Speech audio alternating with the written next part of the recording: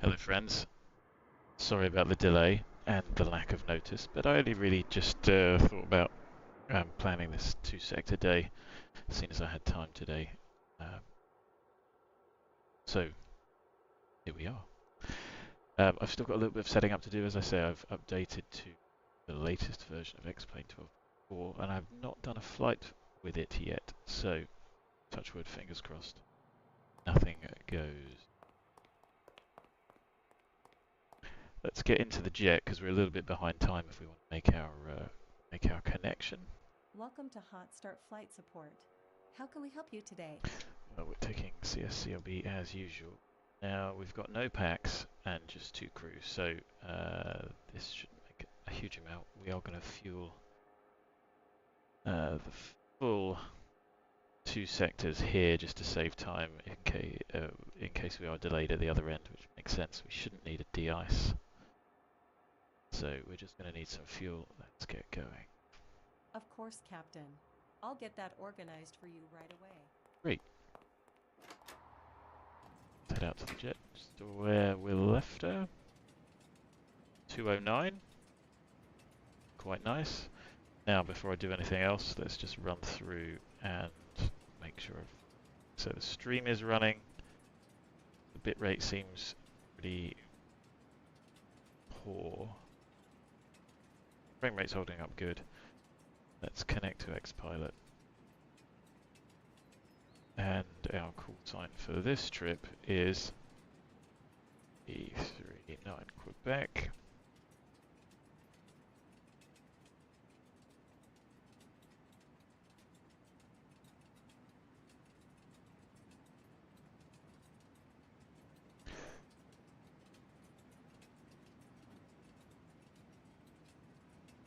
I can't actually see if the stream's running, so I'll get it up on the iPad in a moment. Maybe flight's running, and what I can do is start our flight on VAMSIS and then on Volanta as well. So there's quite a lot to do in the background that you can't see me doing. The anti-aliasing looks a little bit, so I don't know if you guys can see that. Settings. The other thing that I've noticed is shadows, for instance. These, even though everything's maxed out, doesn't quite cut it. So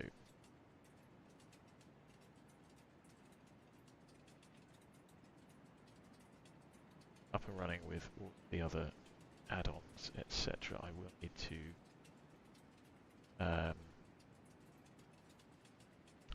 pre-file the flight plan for the next leg, which I think I can do now.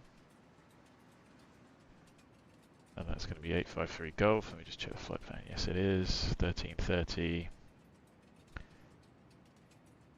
That one is then filed as well for later, but I'm going to keep that browser window available just in case I need it. Right, so now you're good to go.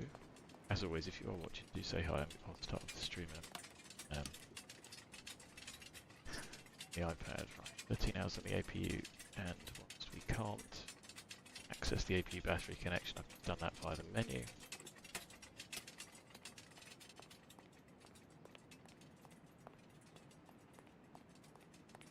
Wings are clearly free of ice. It's about 20 degrees in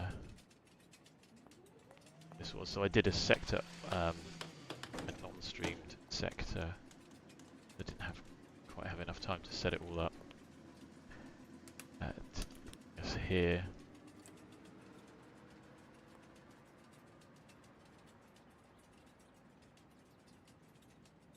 Battery's connected. Have to open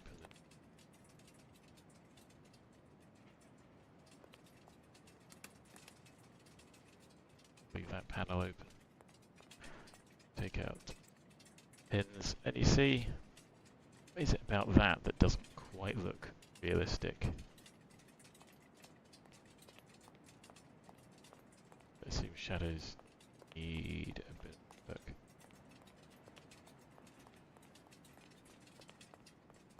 Reflections are okay, apart from this sort of, what's that?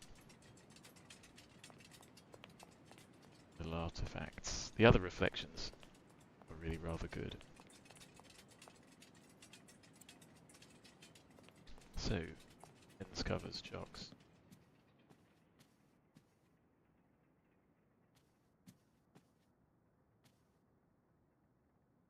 The cabin crew do this, but as they don't.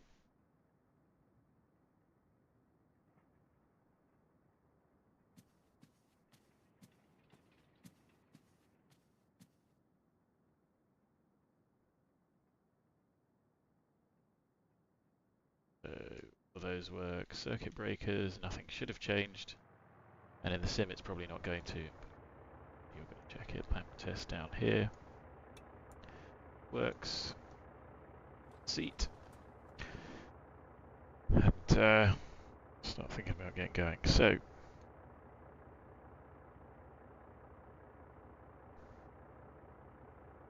just having to look on my channel to see my stream and hopefully any chat that's going. Black Knight, hey, thanks very much. What did I say, 17 degrees? Yeah, an arrival is a bit cooler over in Italy, but looks like it's going to be a fine trip, so shouldn't give us any major dramas. So, airplane and flight pubs, I can't check. Circuit breakers, we've just checked. Emergency equipment, that would be the axe, fire extinguishers, etc. Hydraulic pumps up here are all off. Nose steering down here is mapped correctly and is off on my hardware. Landing gear lever is down and matched. Flight spoiler works and is stowed. Flaps are up and the lever is matched. ADG manual release is done. I don't know yet, Mr. Fueler. You're here too early, so let me just put the battery on. Get the lights on.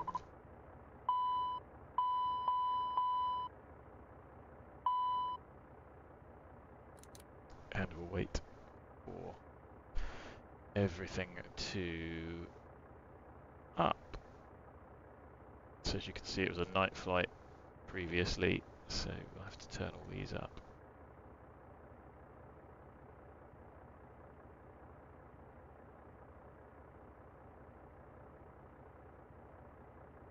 Those aren't on anyway, these will be, so and those have the correct nav data date. Now what I'm using for the pop-outs is, what is it called? Good point. Anyway, I'll pop it out in a moment and then get it on the hardware. So I've still got the portable screen in front of me, not perfectly positioned, so I'm actually going to put the instruments and display them as if I'm sat on the right hand side, just because I haven't quite got enough room at the desk. I'll do that in a moment, because what I do need to do is DC electric page there, 25 volts on both. You might not be able to see it because it's too small. Let's pop this one out. So, pop this out, and I end up with a nice MFD. And then what I have to do, which is a little bit tedious. Oh no, it remembered it. It's on the other side, and I want to swap. So I'm using no more border, which is actually good. So MFD, and I just need to get the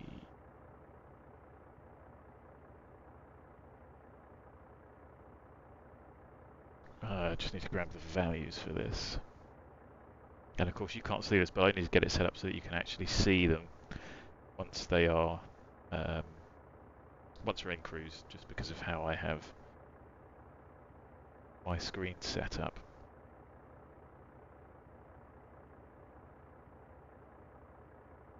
So before it didn't remember it, now it does, which is actually quite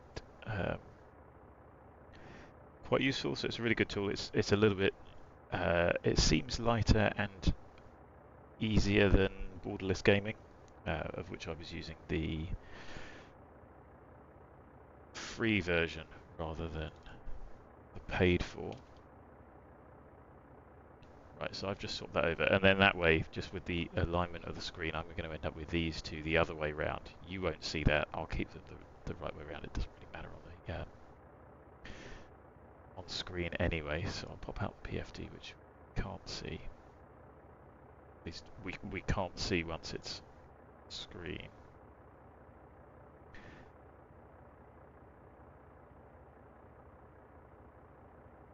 And no more border seems pretty good to me, just because you simply type in the offsets and it just works. So I'm quite happy with it. And like I say, it seems pretty lightweight. Moving the panels doesn't make much difference to your frame rate, for instance.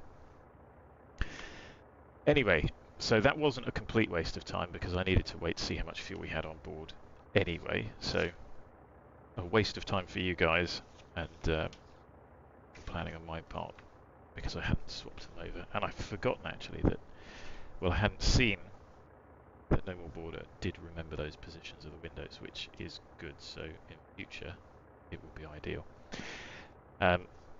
Tankering the fuel means we need 9, I'm going to round up to 9.5, and we've got 3570. Okay. So in pounds, that's giving us 9500, take away 3570, gives us 5930.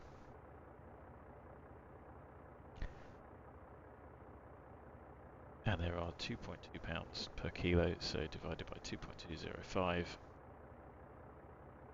means we need 2689 kilos, and I'm then going to divide that. Yeah, can you guys see that on the screen? Just on the left there, by the specific weight, which is divided by 806.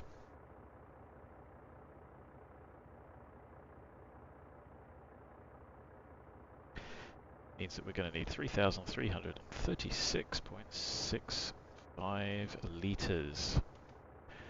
So, B320 doesn't cut it, 3360 does. All right, I'm going to go start up the pump. Happy, and there's a 10 kilo difference there, but it doesn't matter because I've just rounded it up anyway. And I appreciate that you can't see everything on screen, just because otherwise you'll end up with black bars at the screen because of the ultra wide. So let's have a look up here and put those on. I don't think we'll send tanks, test the shut off, close those. But if it stops, we'll just open them up to ensure the wing will first. So cooking on gas from that perspective. Next is fire detection. So FireX monitor, we've checked the D22 volt minimum we have. Engine squibs 1, 2, okay. You guys can't see that, let me just do that again there. So it's on screen. So you've got left and right 1 and 2, okay. Then the APU, 1 and 2, okay. Fire detection, 1, 2, 3, 4, 5, fail. That's the left and right fire and jet pipe and the APU. And then 3 red, 3 green, jet pipe overheat, oral, and 5. jet pipe overheat. It's there. That's those done. Start up the APU. Nav lights are already on. APU power fuel comes on. ICAS gauge comes on. And start the APU, which has started up. I'll just write down that we started at 11:48.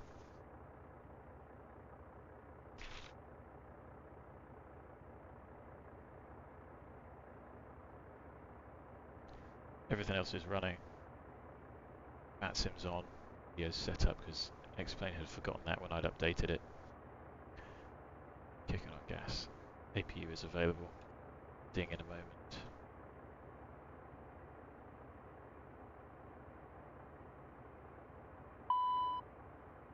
it is. So, APU, AC electric. Sit down there, it's available. Fine. Everything comes alive, is nice.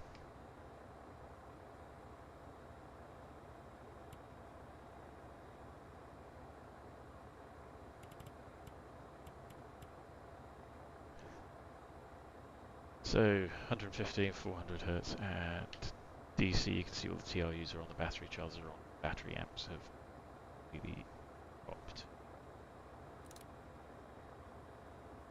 Flight compartment checklist. Hopefully AC you and can hear DC that. electrics. Checked. Nav lights, logo light. They are logos off, navs on. Cockpit lights. Set. And we'll adjust as required. Lamp test. So 2 bulbs in every lamp. One side and the right on the MCP. Coming up there, and same again, the left side. Checked. Duct monitor. So easier to do it from this position. Leader duct. 2, 3, 5. Air. Leader duct and duct test OK on the ICAS. Air. Duct. Red switch lights. A. Echo K. B. Check OK. FMS database status. Did remember to do that this time on Thursday. There we go. So that didn't need a full cycle because it was incorrect. So the active. FMS flight plan uplink. ATIS. So I have generated the next flight, so it won't pick up the correct one. So we'll have to pop this in manually. Excess IRS motion has been happening, especially when there's wind. That doesn't go away. Sheet and align.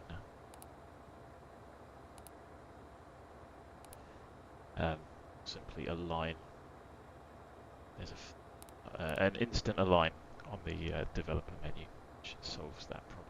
I don't know if other people come across it, but certainly the last flight I had, it was quite windy, and the airplane was rocking about. So, we are going to do the flight plan uplink. I am going to do the ATIS. So we'll do weather first, and could do this whole trip just to save a little bit of time. So where we are going to, I haven't been before. Yeah.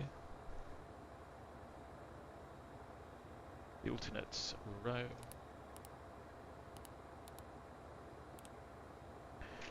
Then we're going to Farnbrough.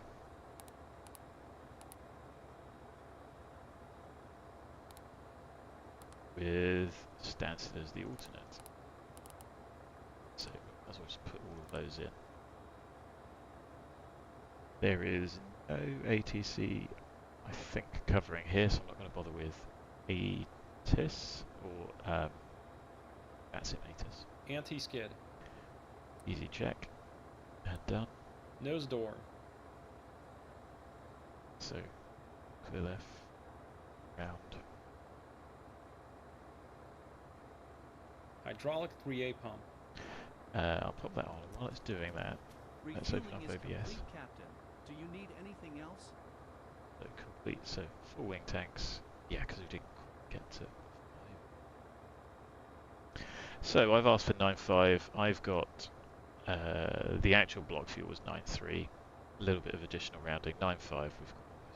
So he's fine. Okay, just one quick signature on here, and I'll be on my way. So we actually got 3, 3, 5, 9, 8. Giving us a 3, 9, 2, 5, 5 cost. Here's a copy for your records. Have a nice day. Thanks. Shut those. back on. So what I was going to do was see if I could find... yes, I can. So the PFD and the MFD look like they are not quite in the right place. Right, brake pressure, caution, I think that was, which is fine. Put that on in a moment. Let me just show you what they look like. So because I had it set up before with how it captures the windows as a screen area, that's given a hiccup. So it looks like that, which is, just waiting to see it on stream. Cut off and not ideal, is it? So what I might have to do is get going and either fix that in this cruise or fix it in the next cruise or on the ground if we've got time. But what I don't really do is waste time getting going now. Not that it particularly matters. Actually, Atlanta has obviously picked up flight plan, so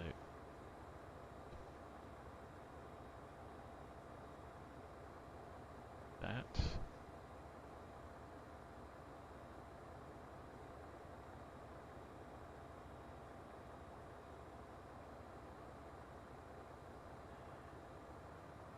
So, pick the correct one this time.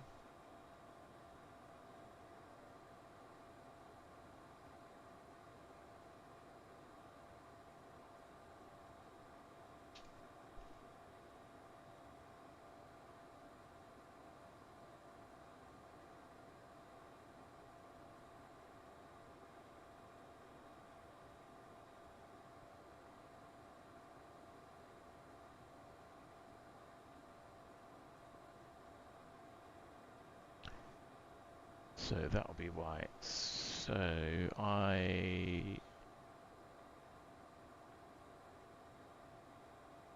it can only pick up the one. That's fine. That will be what it will be.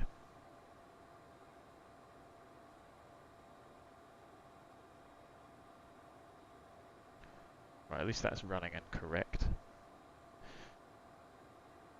So it was only when I went to refresh that source. I went wrong. Over the top. There we go. To check. Anyway, this is enough triv. Let's get back to the actual.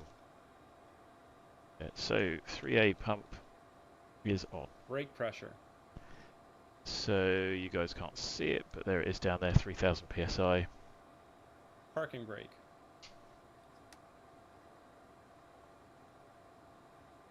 Set. Nose door. So we just need to run outside. Fix that.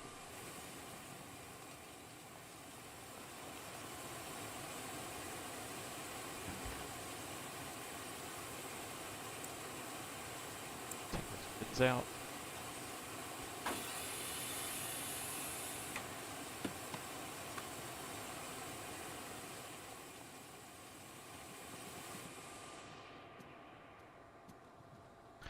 Hydraulic Done. panel and pumps.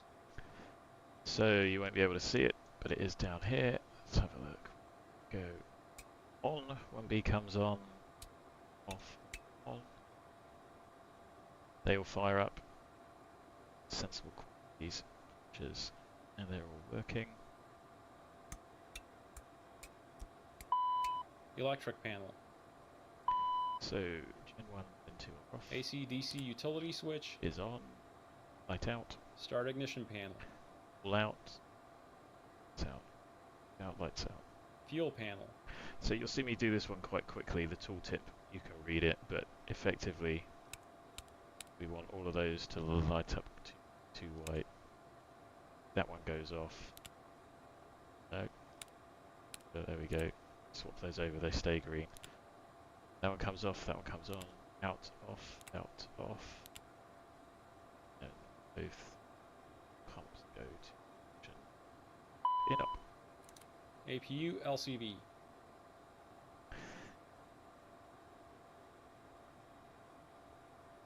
So we need to open both of those if you don't follow the checklist, which is in. So it's a lit valley initially. 10th stage isolation valve.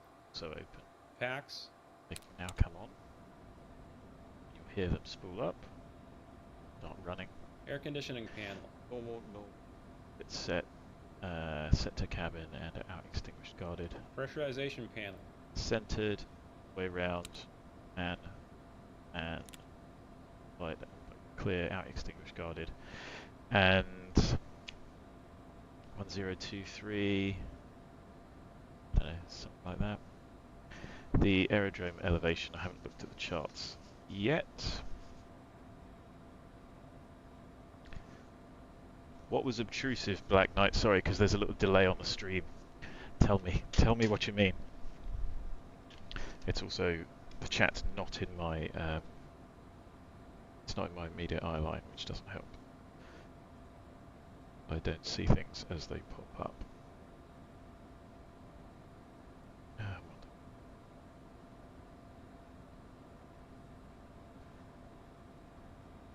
Navigraph is clearly not loading. If anybody's got the elevation for San Francisco, I would love to hear it. I do normally jot it down before a flight. Navigraph charts on my iPad has decided to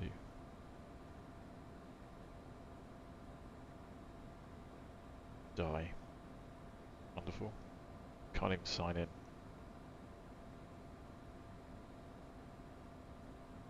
Oh, there we go.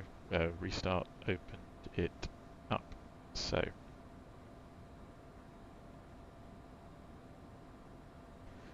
we are going to,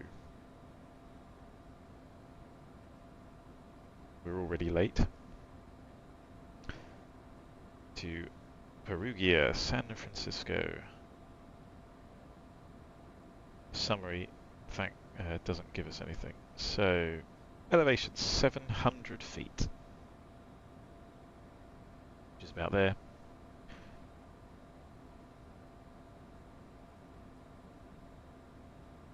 Roughly correct. And the selector is set and the pip marker aligned. Bleed air panel. So all out, all lit. And it's lit valley as we discussed. Supplemental ground wing anti-ice panel switch. Down here is out and extinguished. Cal anti-ice switches. So those in. Look down here for no caution. Back out again. Anti-ice panel. So wing switch off. Wing lights out. Cowl out and extinguished. These go down here. Test. Get window heats okay. And then back to reset. Detect. Get a ice. Overheat. Wing overheat. And anti-ice test okay. Wing Emergency overheat. lights. So on you get a note. Off you get a caution. Armed goes out. Passenger signs. No packs, but we can put those on. I'll tell you what, because it's just crew, I'm going to leave them in auto. ELT. He is armed. Glare shield panel. Let's clear that, and then we'll reset. Crew and passenger oxygen. So we have enough oxygen on board. Let's check both of them. DCU warning panel. Out extinguished guarded. CBR. Light on. The MFDs, right, yeah. Light on. Audio panels. That side set, stall protector set. This side is set. I'm not monitoring 2, and that matches with VATSIM. Is on. SPS You know what system. comes next, so you can see it from there.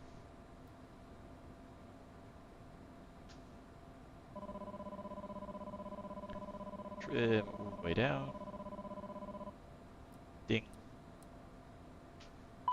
What controls we have, and then we'll do SPS. You can just, I can see it over here, but still fail. Out. G switch.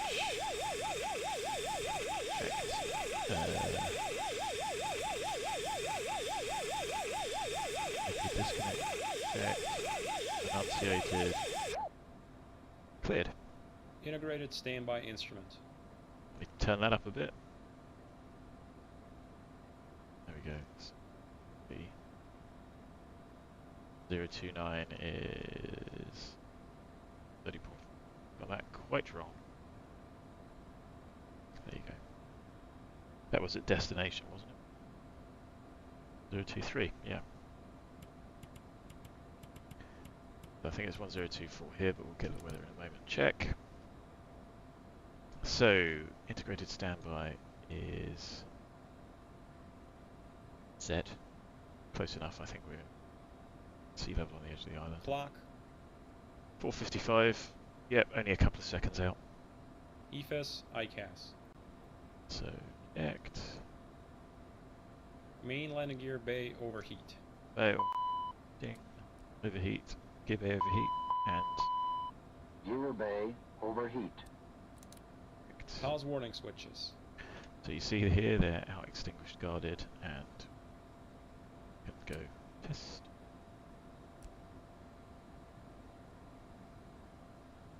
Flight slow. Pull up. So we've still got excess Wind shear. IRS motion. Wind shear. Wind shear. Terrain. Terrain. Pull up. So tools checked. Pitch and roll disconnects. They're both here and stowed.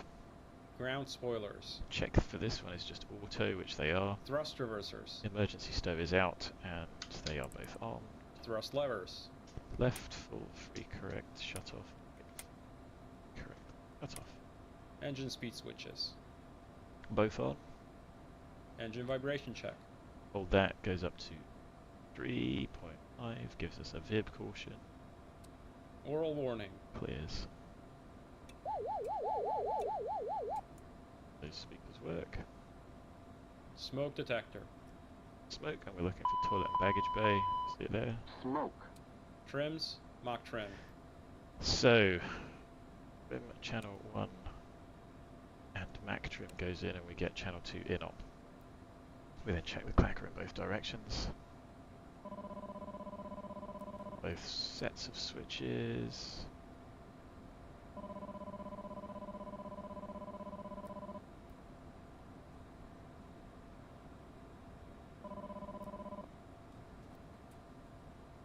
I did already do down, but I'll do it again this side. And then on this side, push the stab trim disconnect. Make sure it disconnects. Lots of jumping around. This side, 2, 1 in op. See, I am using, depending on the seat that I'm in, pitch trim matches.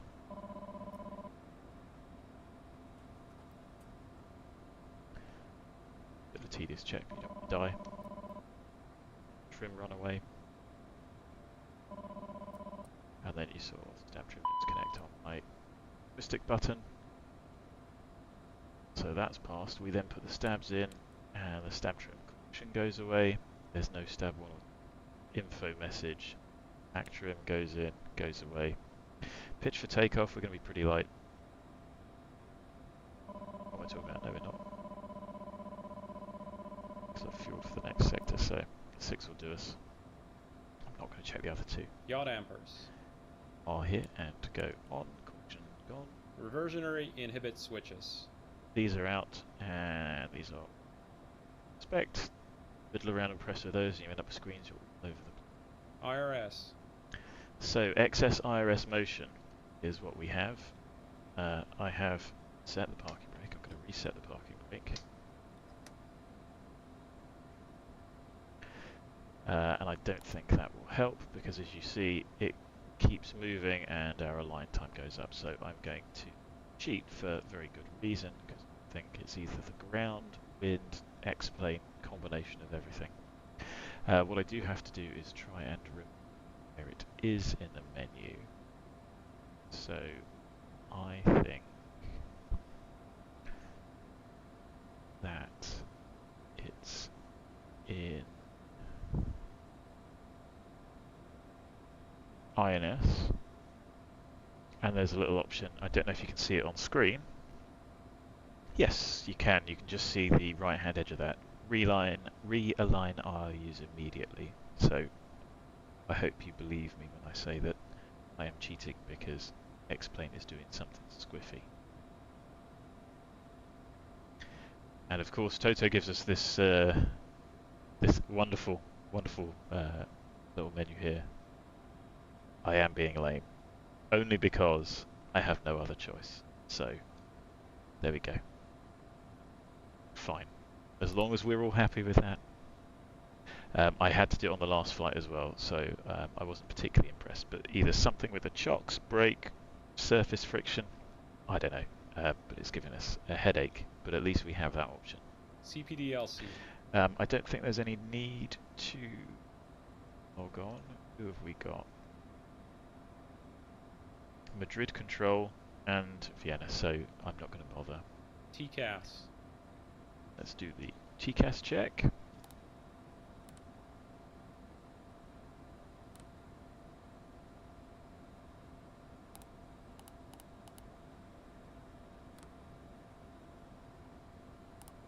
TCAS system test OK. And don't forget to put the flight ID in, because that's something obviously didn't used to have to do, and if you're not operating with a call sign, you're just using the same aircraft reg all the time. That's also something you don't need to do. ATIS and clearance. So let's have a look at the weather, shall we? And figure out what we're going to do. Terminal weather. Yo.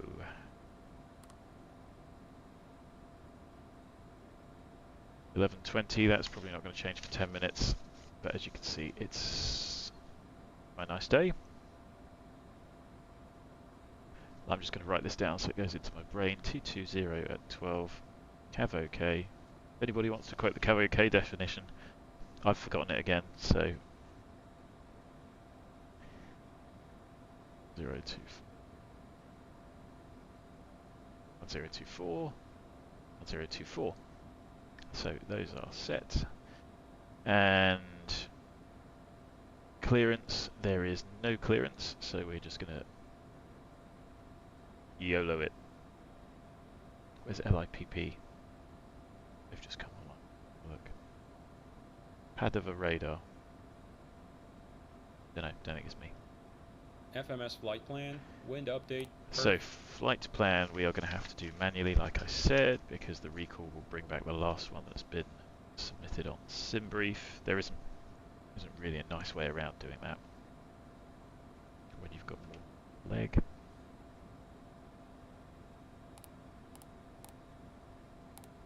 Leo to Lima India Romeo Zulu. Well, so that's what Cav OK stands for, but what's the definition of Cav OK?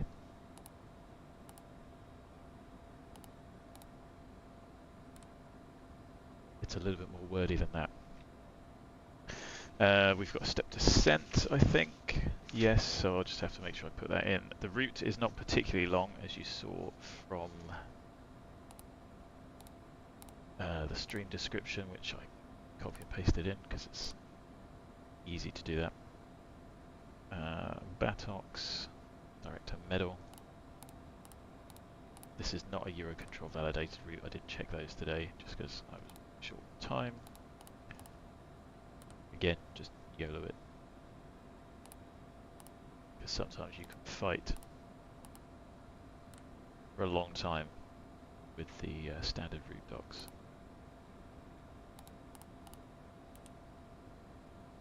And that's going to take us to GITOD. You'd need to QC that, that's why there's two of you, so independent entry and double check. GITOD, fine. We could load the next one.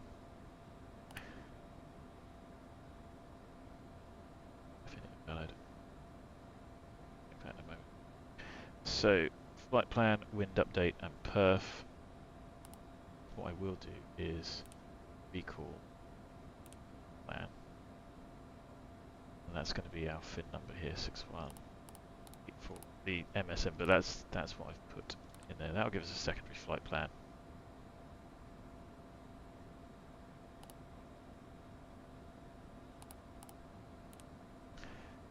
And again, I wrote it down, but I've forgotten it already. 17 degrees outside.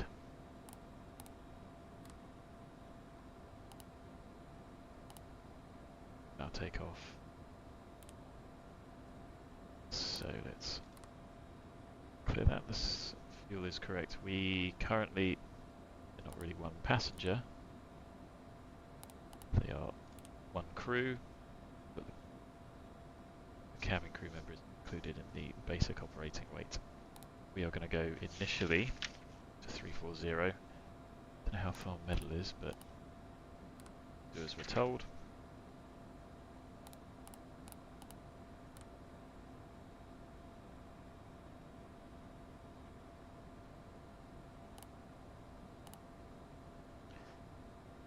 Reserves, are they £1,000?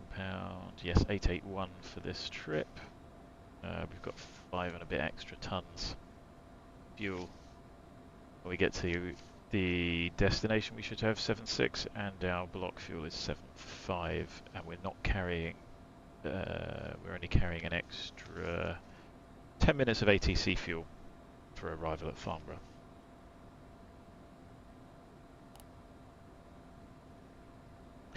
Unable cruise out. Yeah, I did think that might. Right, so that we haven't got the SID in, which moment.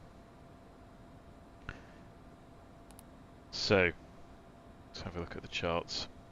We are going to BATOX as we're going east. There are some climb gradients on this. With the wind coming out of 220, we are going to be using runway 23, obviously, so it's still going to be BATOX 8 Quebec.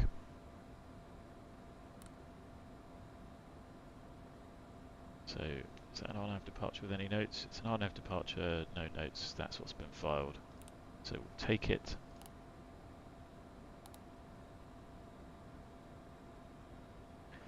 So we go to Echo Oscar 630, ES 233 is our heading initially. I set it there so I don't forget it. Then it's a right turn, 331, 14 miles to 633, ES above 6000. Tub 2 is 053, 15.5 and above flight level 90. Then BATOX 084, close enough, 29.2. Flight level 95. Happy with that departure. And then medal.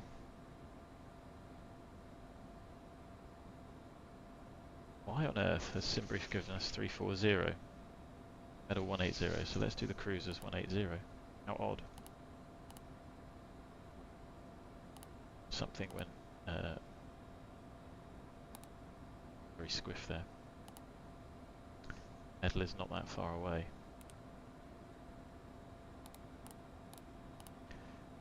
I'll save mucking about. Will that impact upon our arrival? Destination 7875. Fine. A little bit messy. Takeoff 220. 12. 024, 9,000 foot runway, approximately. We could go, we're right down the other end, so we could go from Delta, which is 5,023 feet. Let's see what we need. So we can actually go from Delta, as we only need 3,500 feet. So we can take any departure intersection. I might take Delta just because it's a bit quicker.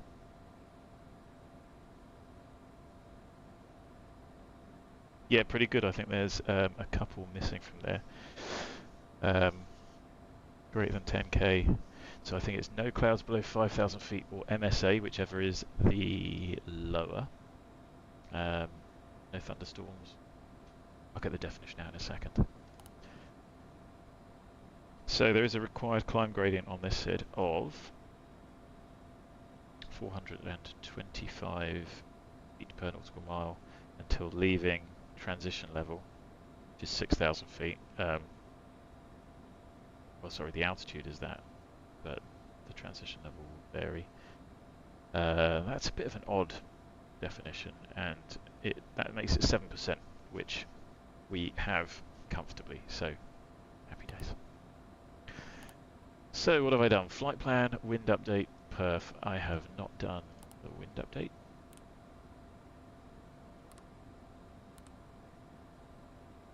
Perf I have done. It has been sent through. Takeoff data. I have done. Avionics and charts. I'm not going to bring them up for you guys, but I do have them. Flight instruments. Let's do that next. This RMP on our departure. I'm going to set just over 6. There's no initial climb given. There is a speed restriction of max 220, so we can go straight to 200, and then we're free once we accelerate past there. So what do I have here? I have Ryzen is level, 246 is sensible, indicating does it match with the compass? Roughly yes.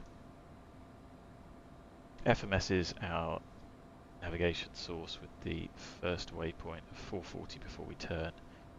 Set. Initial heading is runway heading 233, takeoff speeds V1's 113, rotates 121, V2's 132, and safety speeds 156. We've bugged 200. It's TO left side for flight director, LNAV, and out select armed. We'll set the out once we get to the runway. We just go straight to cruise.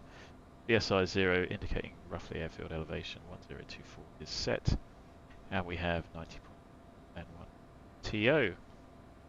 Departure briefing. Departure briefing is easy. Straight ahead to 630, turn right, 633, and we'll easily outclimb those restrictions. Emergency procedures. No, we're not going to cover that. Pins, covers, chocks. There's one chock still in, which I will go and take out now that the parking brake is set. Got no passengers to wait for.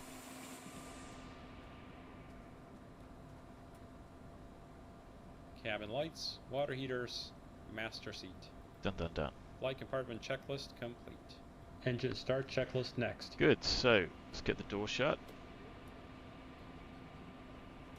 We'll get going.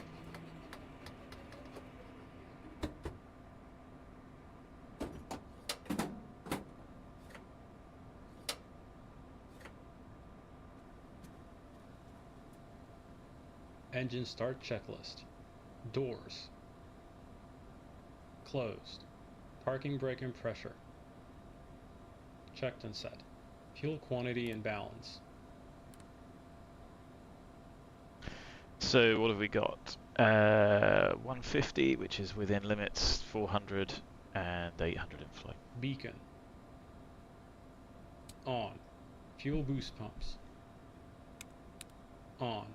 Ignition. Armed. Engine 2 start. Let's start. There's no ATC to request. We are on 2.8. Thumbs up. Clear to start engine number 2. Starting engine number 2. So N2 is turning. Oil pressure is increasing. 20%. Less than 120. M1's turning. Fuel on. Fuel flow increases. ITT is increasing. Oil pressure is increasing.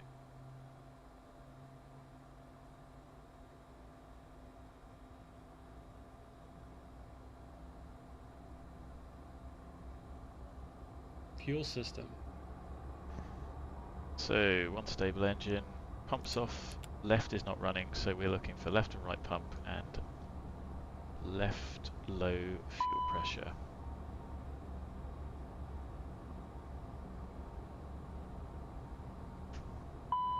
Which we have.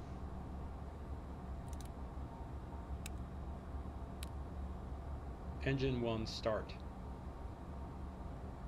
Let's just start engine number 1. Clear to start engine number 1. Starting engine number 1. The same again, N2's turning, oil pressure's increasing. 20% N1, less than 120, M1's turning, fuel on, fuel flow's increasing. ITT's increasing, oil pressure's increasing.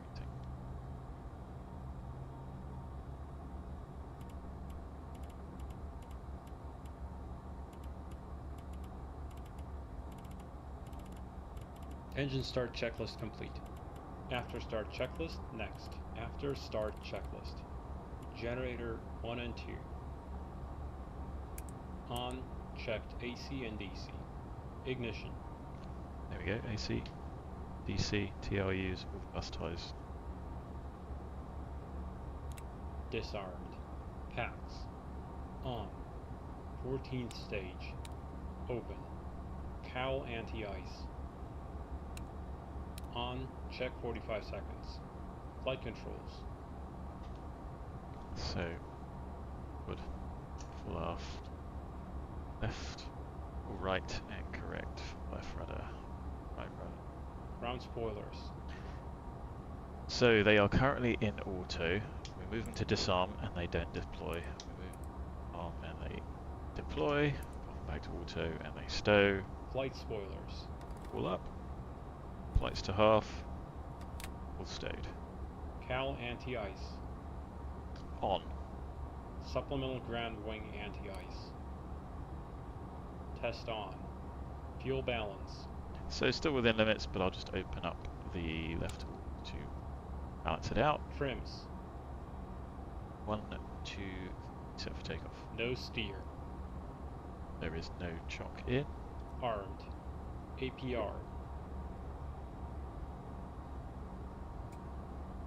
1, test OK. 2, test OK. ADG unit. Light on. Light off. Supplemental ground wing anti-ice. Just waiting for that.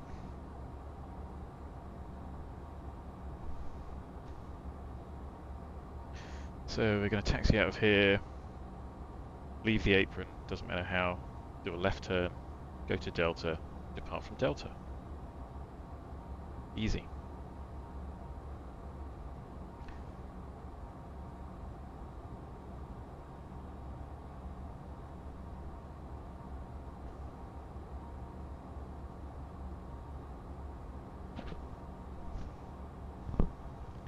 Just looks like we've got the wind update, so I'll wait until this check and then we'll execute that.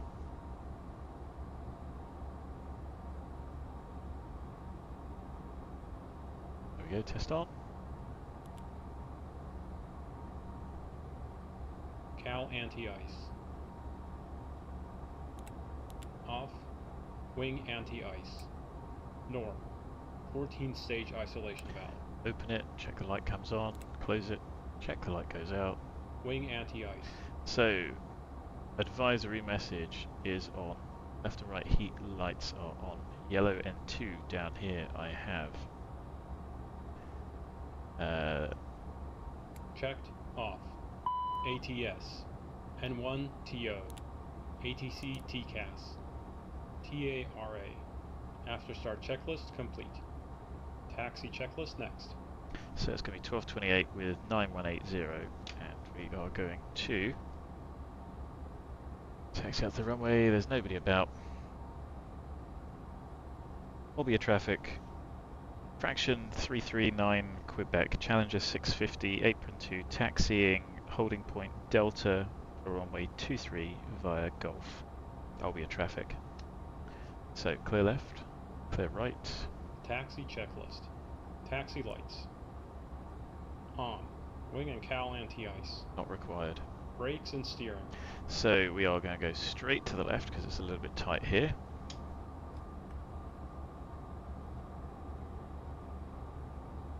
So we know that steering works.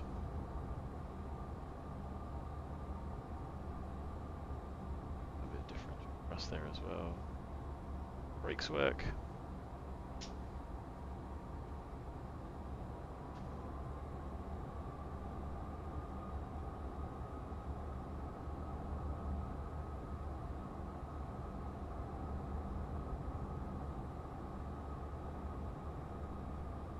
We've got full and free steering. So we'll check that as we go. Reverse thrust.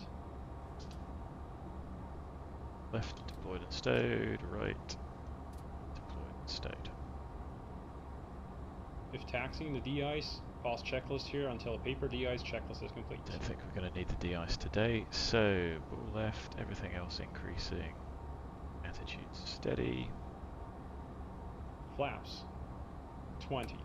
Altimeters. Set and cross-checked. Radar weather. On. Takeoff briefing. We discussed left seat takeoff. Anything up to V1 will, well, stop for anything, will we? Oh, we'll just get hit by a baggage truck. Wonderful.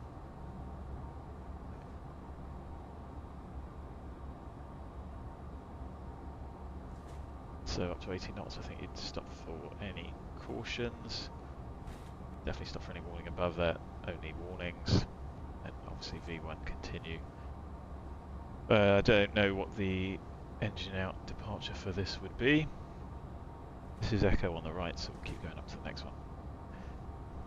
But certainly with the terrain that's around, the MSA is 6,200. Turning right is not going to do you any harm initially, although actually straight ahead might get you through the valley. Looks like the highest obstacle is 5,000 feet and it's off to the right. So straight ahead would probably work just as good. Taxi checklist complete. Before takeoff checklist next. Anyway.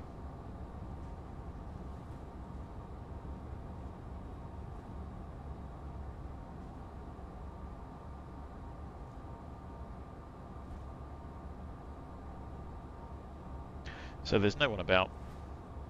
We can just get going straight away. We're going to be about 15 minutes late. That gives us a little bit of a tight turnaround when we get the other end.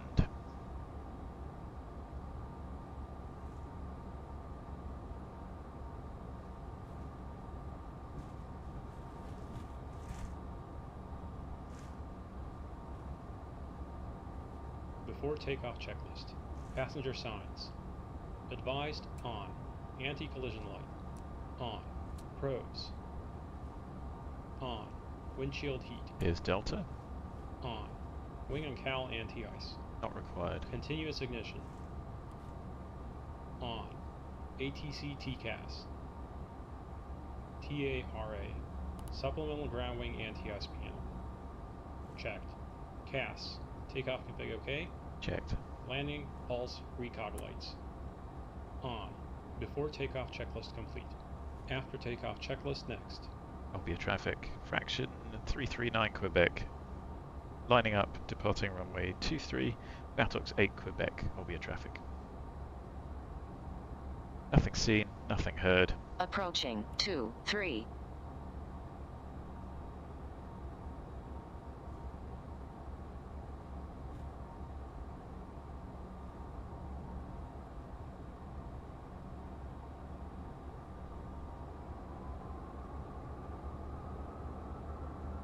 On runway 23. Try and actually maintain the centre line this time, eh?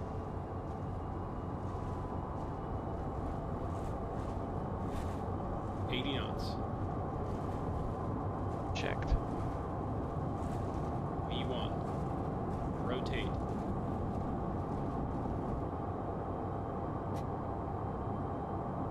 Positive rate.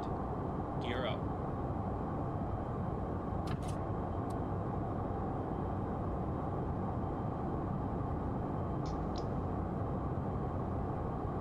Middle marker. Interesting. After takeoff checklist. Landing gear. Up. Flaps. Oh, I've got to do that, have I? Cheers.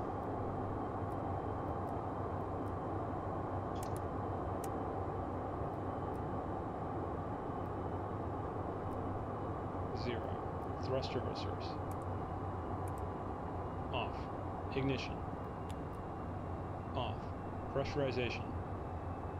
Checked. PAX transition.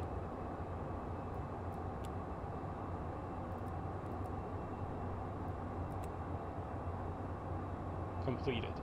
N1. Climb set. APU generator. Off. APU. So, Shut down. I'll select Passenger set sounds. cruise. They're in auto. CAS. Checks clear. We are max 220 to our next waypoint. LNAV, AP, pitch, out select, cruise set. And we are climbing to a flight level. Set something sensible.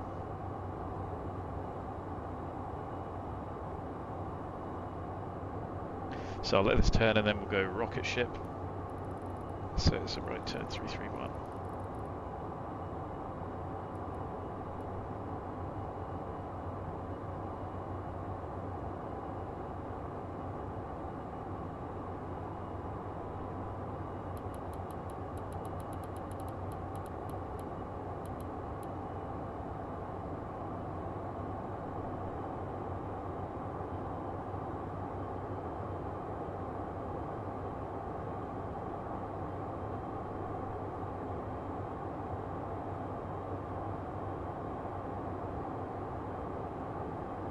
So I think there is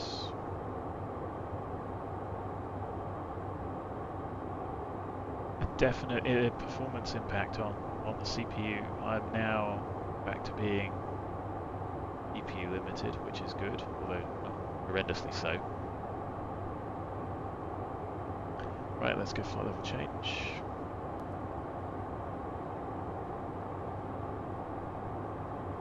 FLC 250.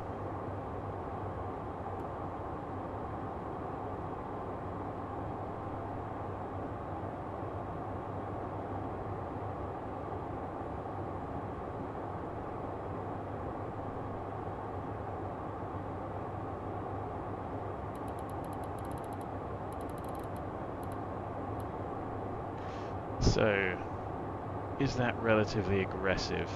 Dunno.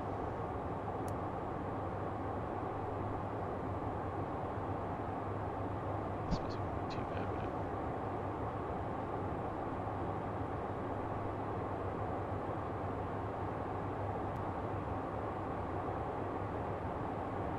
So, pressurization, cabin out's 1000, climb at 500 feet a minute, delta P's 4.3. So we're pressurizing.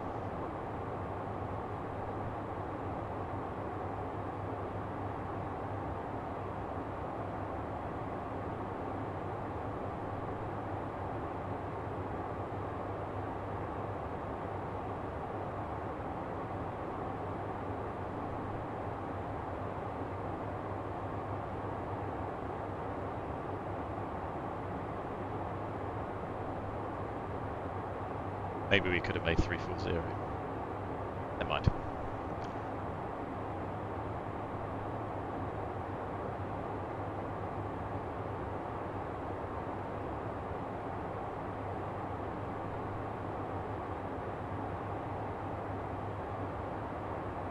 So lights off, logo lights went on. Let's see if I can't sort these out.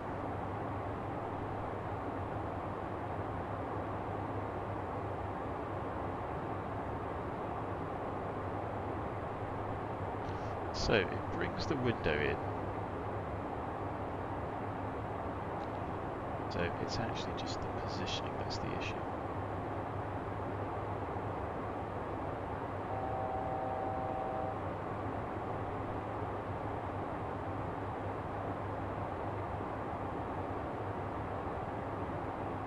$1,000 to go, going to be an uncomfortable level off.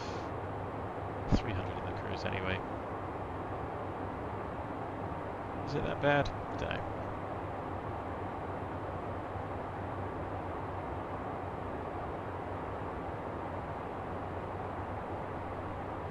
Anyway, we're cooking on gas and we've got 35 minutes to destination.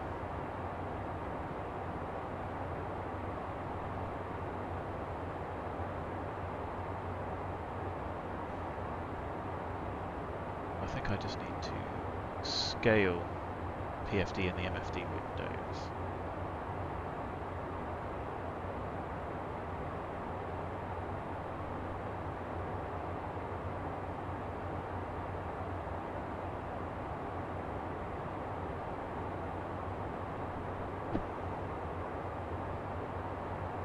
Easier said than done.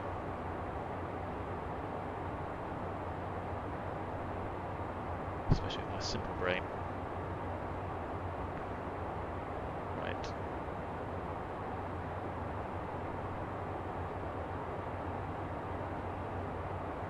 Goodness.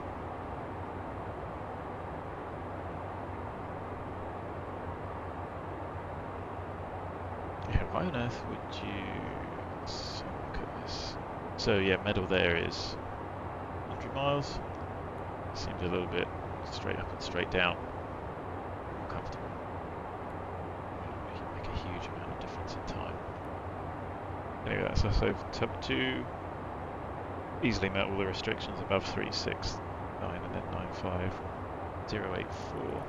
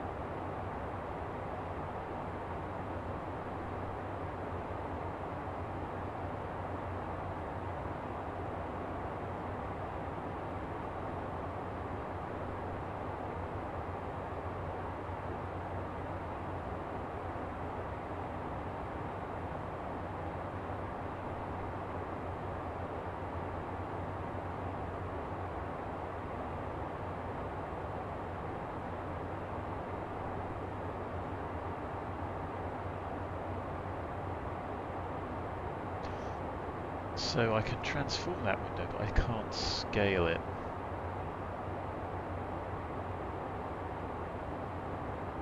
Interesting. How long till descent? Well, it's not in there yet, is it? So we'll look at the arrival. I think there's a note time for our arrival that there is no ILS available. We do have an arrival that takes us right over to the top of the airfield, which is tedious. So ILSs are out. It looks like it will be the RMP. Can we jump that from anywhere? No, we go overhead and then join. Can we take a shortcut? Probably.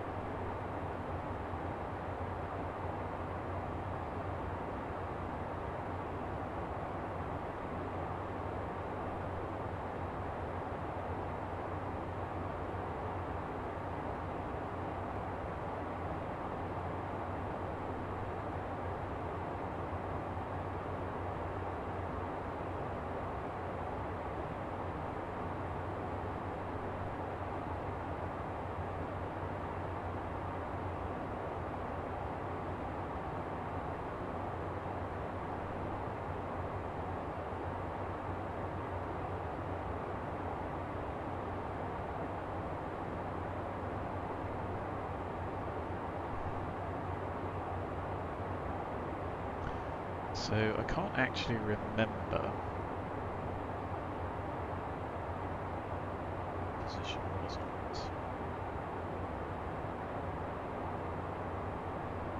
I'm going to assume that there is just all for you guys.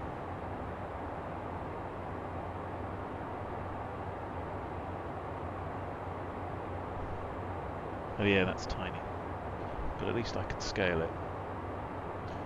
going to leave that for the moment.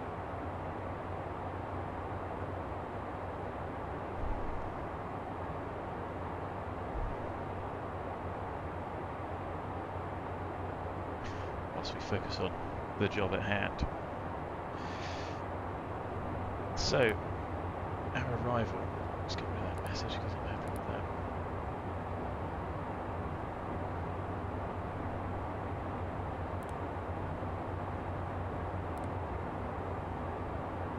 We're going to have to take the RNAV 01.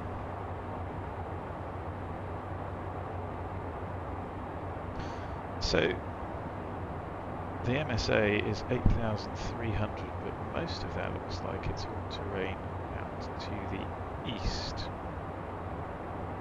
Not where we're coming from. We are coming from GITOD. So remember that from the flight plan.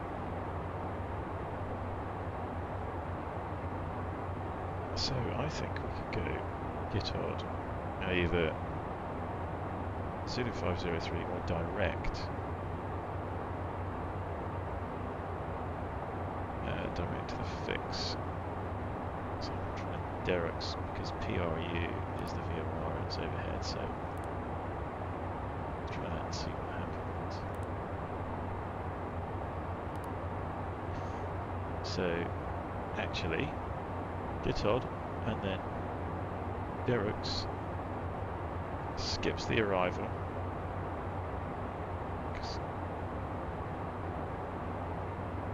Charlie will take us direct to DeRox, so we'll do that.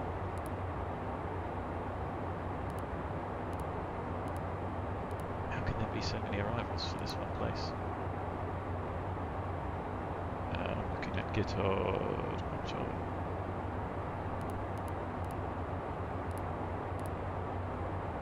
I don't see it.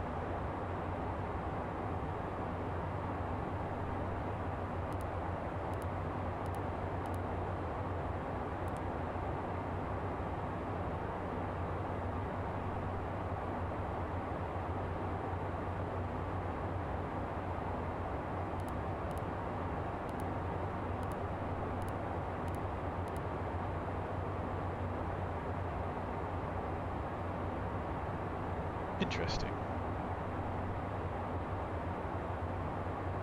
Why would these are RP arrivals for runway 01.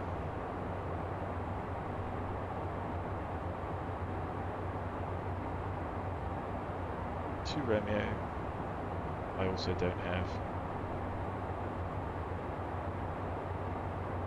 Nav data is correct. Interesting.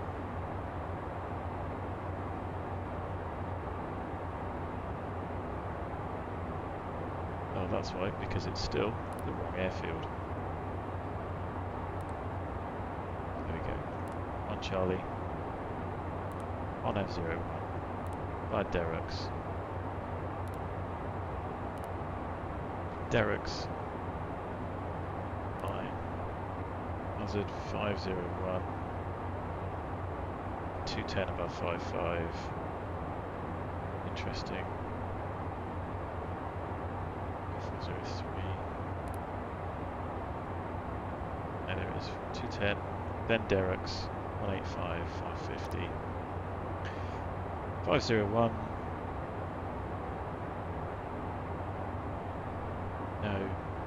Got none of these.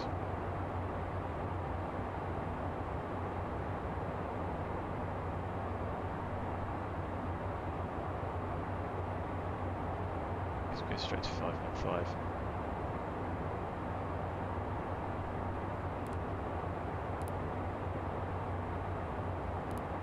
No, even better, let's just take 515. That would be too high otherwise. So, what's that? So, 231.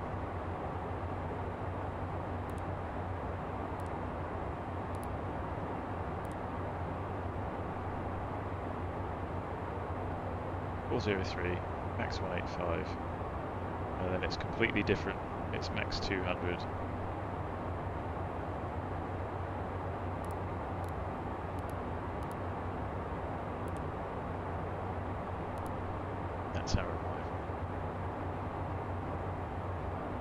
17 minutes to top of descent.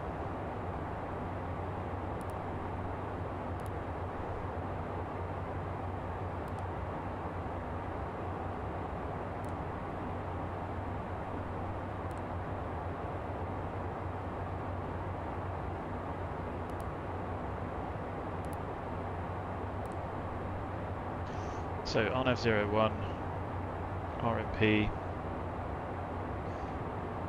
yes. Barrow because it's LNAV, VNAV, fine.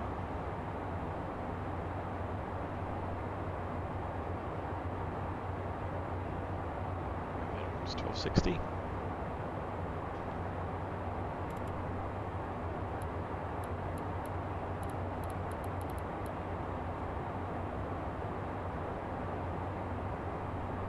Set. Get the weather in a moment.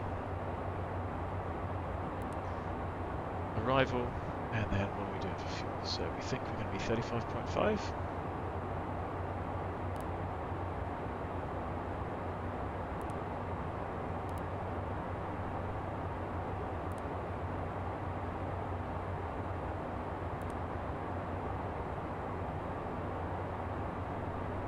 So the transition levels by ATC, the transition altitude is 6,000. Which on a day with 1024 is going to give us 70. Checked, set.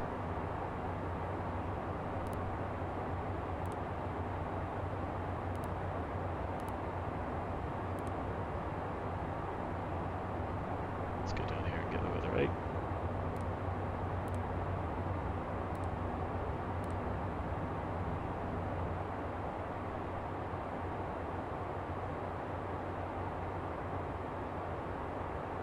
So road looks relatively busy.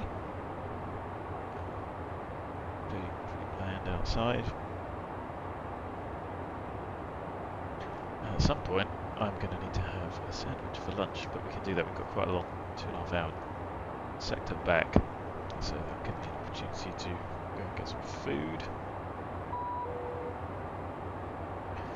What do we have here?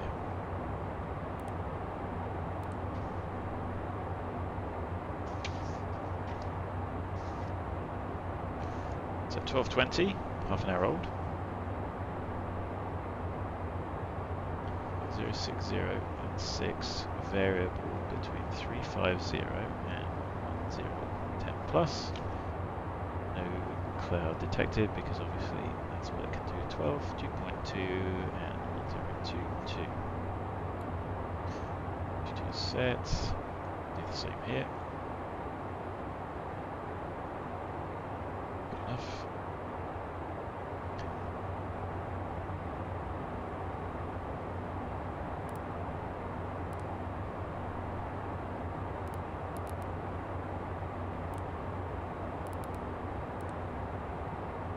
Set 0606.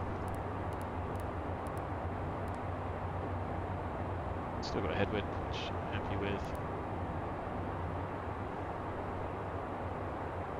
After takeoff checklist complete. Not bad. So we think we're going to be 35.5.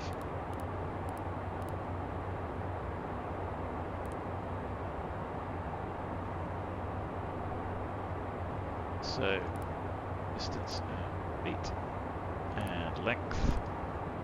So we have ample runway available. So we'll take those refs, 128 plus 5 gives us 133. They are sent. There are no restrictions on climb gradients.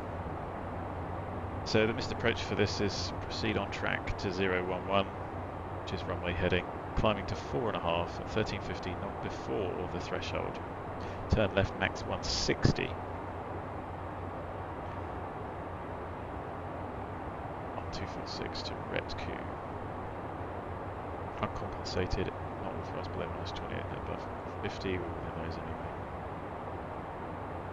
Not going to circle for 19. Set our minimums.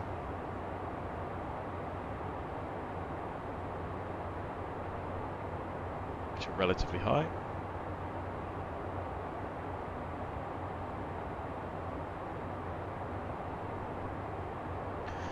There's a level segment on the chart. Will easily meet the best approach gradients. So our level segment is actually, well, 31 is the minimum.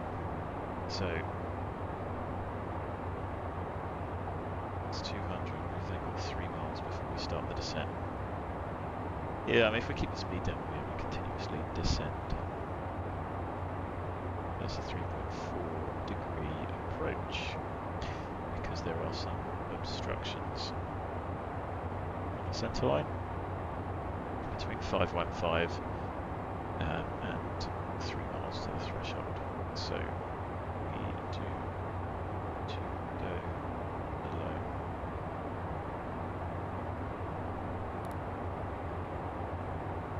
Nobody online.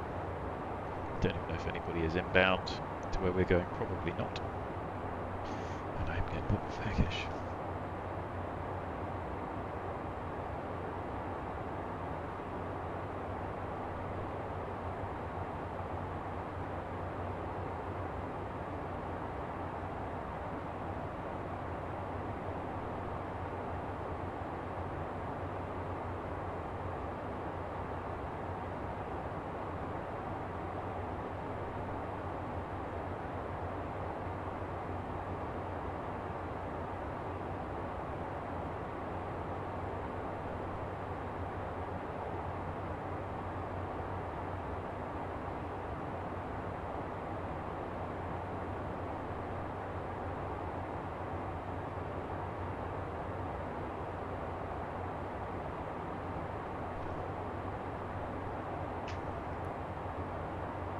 Anyway, 5 minutes to top of descent, so set flight level 100.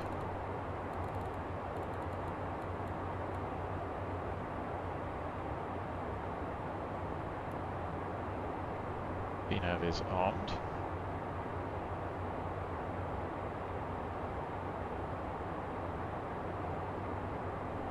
So how do I say it? San Francisco? Anyway, it's Perugia approach, Perugia Tower. Should probably get into the habit of setting the CTAF. I mean, I know it isn't, but it would certainly be so much better with VATSIM if top down was a little bit more limited. So that'd be 118105. And then I guess you can just use the charts. There is no ATIS frequency listed. So you don't want to get out. The aerodrome is just a single straight runway. We might be able to vacate before the end. I have to be a little bit aggressive. There's a terminal, there's some small things, so we will just figure it out. On the southerly side of the terminal.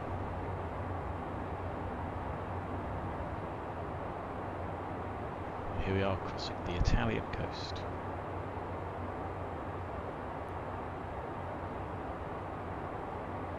I'm just going to go for a quick comfort break. I'll be pushing it. Well, the airplane should start descending. If it doesn't, give me a shout, and I won't be too long anyway.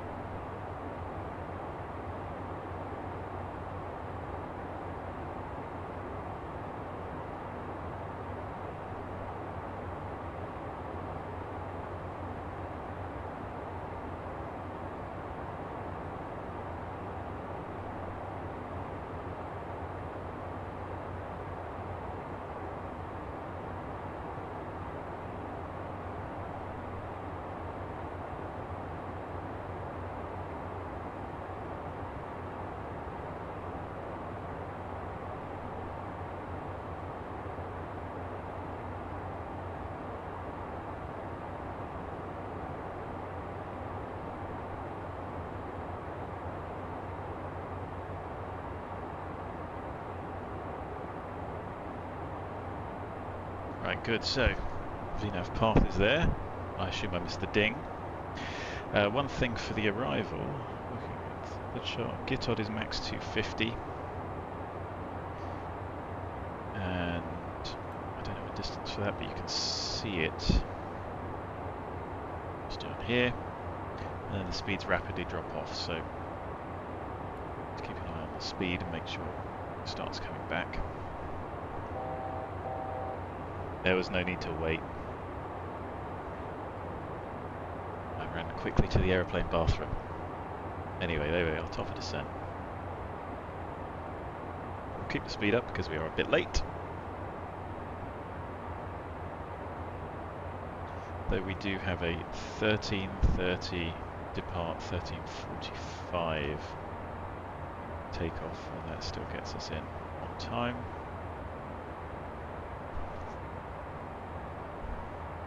We're only 12 minutes out anyway. Descent checklist. Shoulder harness. I am simulatedly strapped in.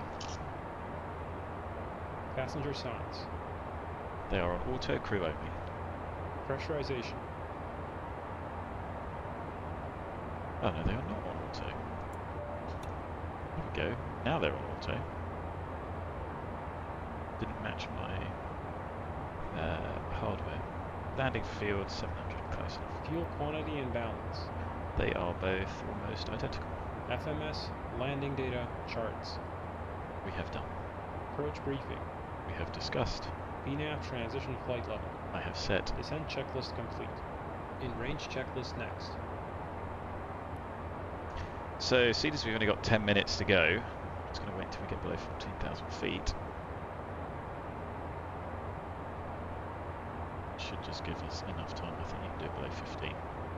Anyway, FO Toto knows the limits. I probably need to memorise the limits.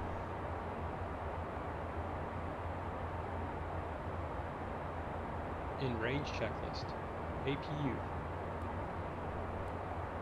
Started. Altimeters. Come back to those. Avionics. Checked and set. External lights. N1 target. Definitely do that, so I'll just skip the last one. Set. So it's important to get through those checks so that we do the weight and the PAX transition and get it done early.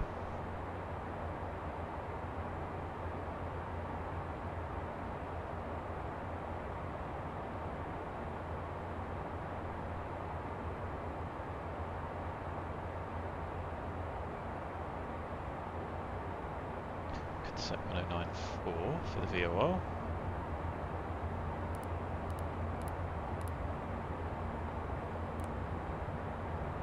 We'll at least point us towards the airfield.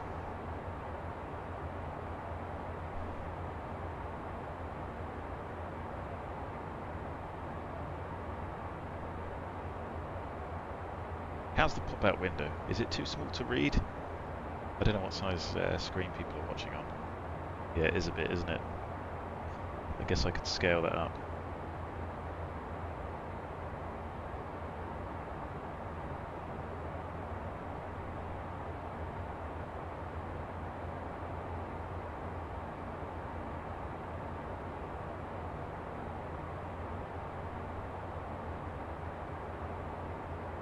I mean, at 1440p, is it readable? Yeah, it's not terrible, is it? It's not ideal.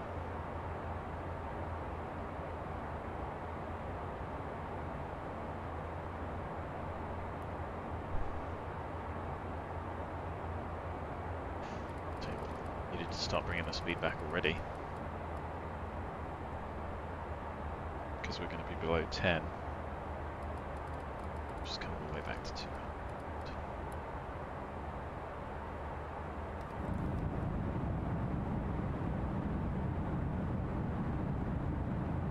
Got no packs, so we can be a little bit more aggressive.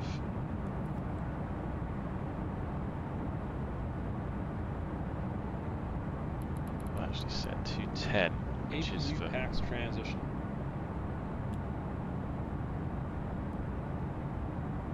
do that. 210, which is overhead Romeo Zulu 403. Veil completed. APU generator. On. CAS. 1000 to go for 10. CAS checked and clear. In range checklist complete. Altimeters.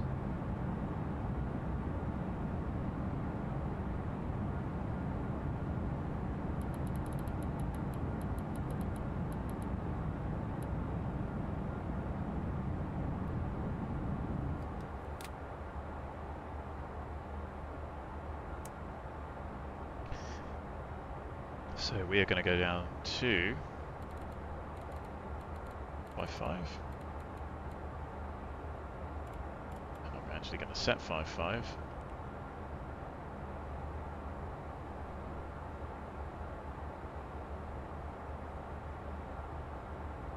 Wait, why is he not like that? External lights. On. Before landing checklist next.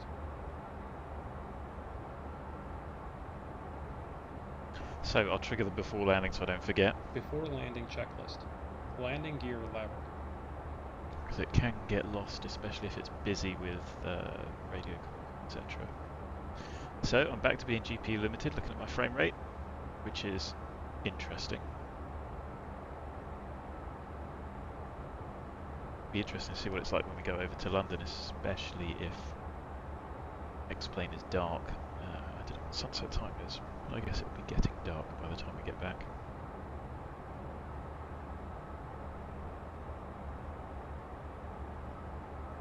But I mean, you can't really fault Lamina for doing the work.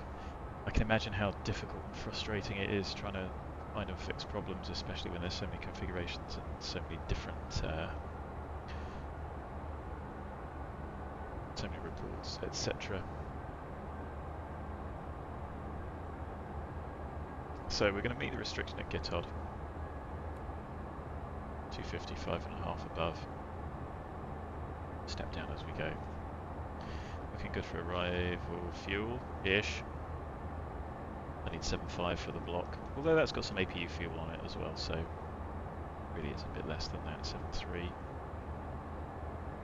Won't need as much for taxi. That'll just give us a little bit of additional fuel when we get to London in case it is chaos, but I don't think many people are going to Farnbrough. I certainly haven't been in there in the sim for a long time. I'm not going to go there in real life because it's too expensive. Blackbush is just up the road. I haven't flown in there just because it's a too busy place and the difficulty of getting into Farnbrough, or avoiding Farnbrough, ever since they made quite a big airspace grab.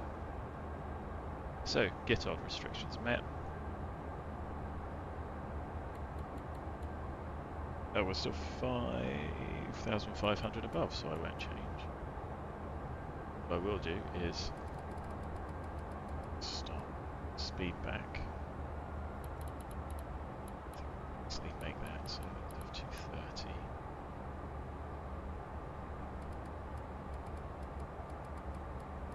Set the next restriction and get the aeroplane slowing down to 210, because then Derek's is 85. And that's a 5.5 as well. No, 3.1. 5.5 cleared, checked and set.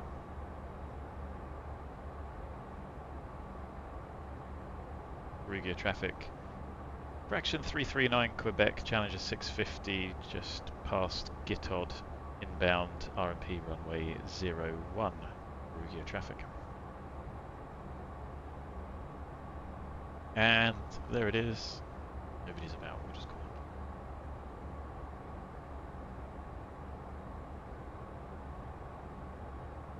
So yeah, there's the aeroplane slowing down relatively comfortably, but 2.7 is still just on the limit of being able to keep control of the speed.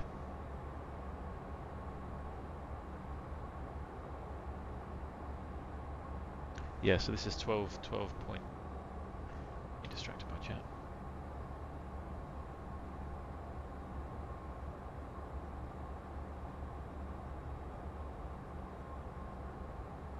But we do also need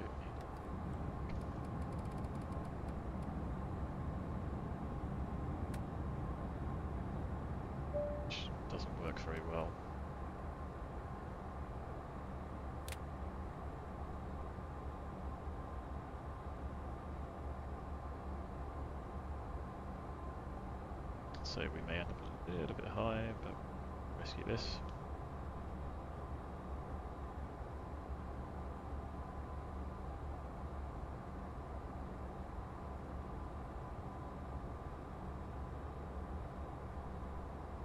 There you go, you can see the banana coming in.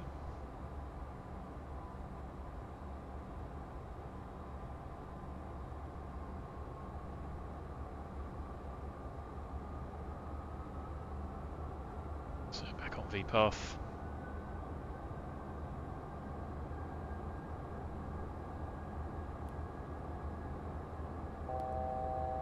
Approach arms. BGP has captured. 3-1 is set. And we are therefore going to set 5 down to the runway. Approach our nav. E.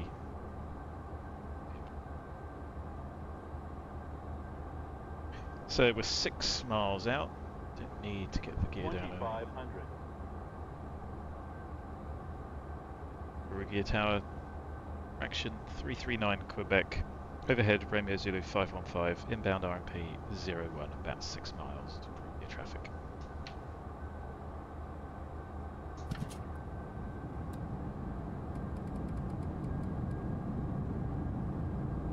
A little bit of a steep approach, so let's configure slightly early.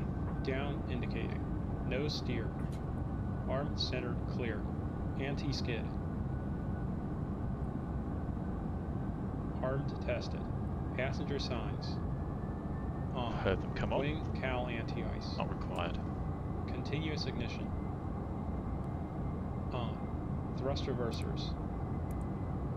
Armed. Spoilers. Stowed auto. Flaps. Just holding on the landing flap. Got 5 miles to the runway.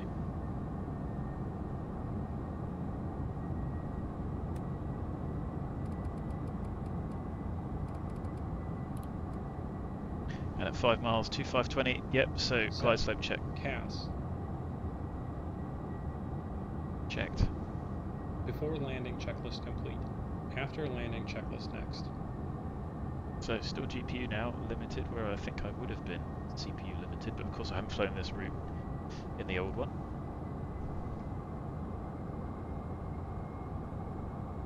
Landing check is complete, and our final approach was 133, so we'll start just dialing that back now. Visual of the runway. Looks like a nice day in Italy. Be nice to get some ortho back again, but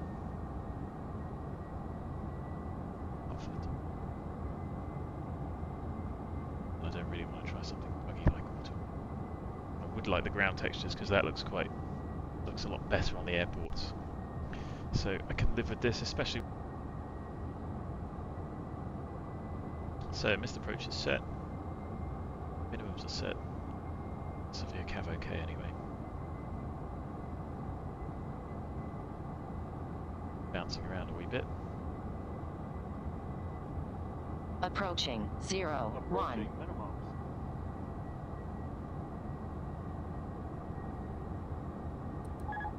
Minimums. Continue.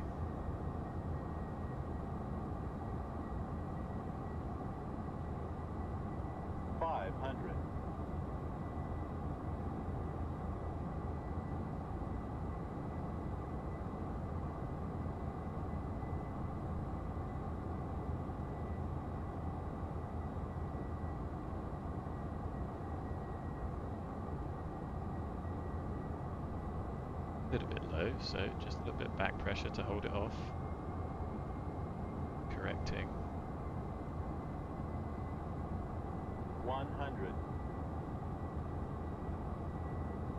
50. 40. 30. 20. 10. 1,500 bit. meters remaining. A little bit poor. We're not going to make that exit, so go for the heavy braking.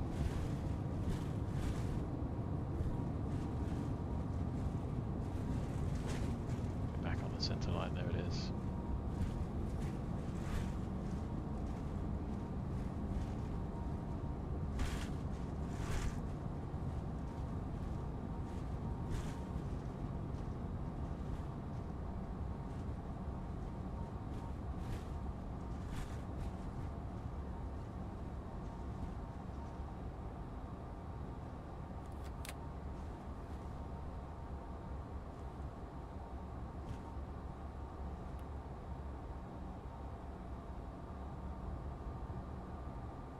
Somebody's put some effort into this scenery. Looks nice.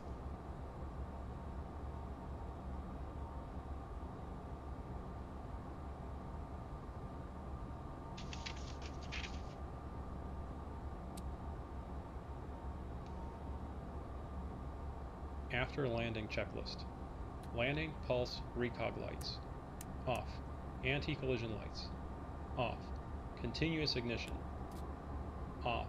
Windshield heat. Off. Probes. Off. Wing anti-ice. Off. Cowl anti-ice. Not required. Spoilers. Stowed. Flaps. 0. ATC TCAS. Alt on. Radar mode. Standby. After landing checklist complete. Engine shutdown checklist next. The colour washout with distance does look really good. That's one thing that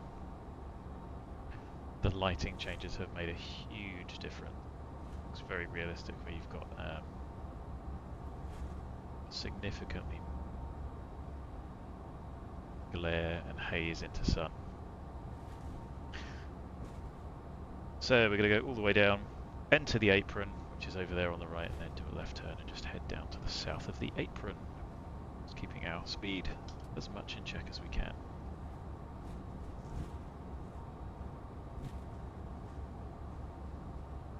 Stay on taxiway centre line.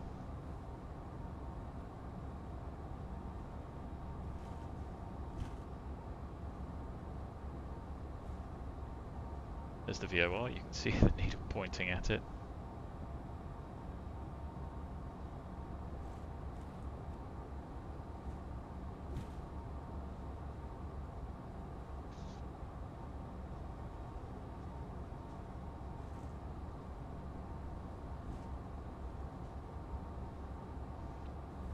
So how quickly can we do our quick turn? Guess we'll find out. Actually be able to get back on schedule. So somebody's put some effort in. You can see, look here, the dust, the dirt. Pretty good. Makes things extra immersive. The these central scuffs, don't know. As keen on. Certainly better than some of my work.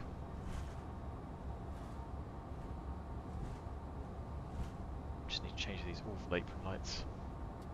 I've expressed my hatred for them. Especially seeing as they don't really do anything with shadows or anything else.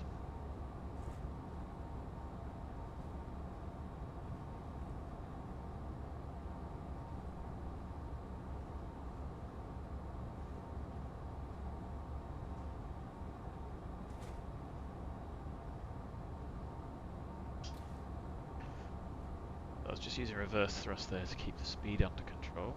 Bit of a stutter, annoying.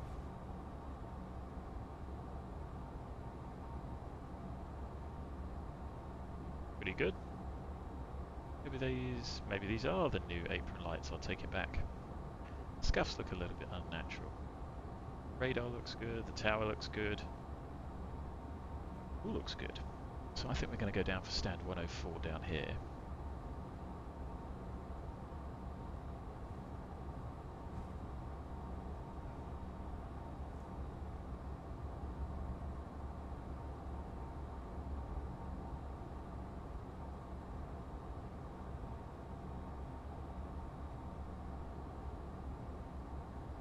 So we've got a little bit, I'll tell you what though, let's do 102 here. Swing the aeroplane round.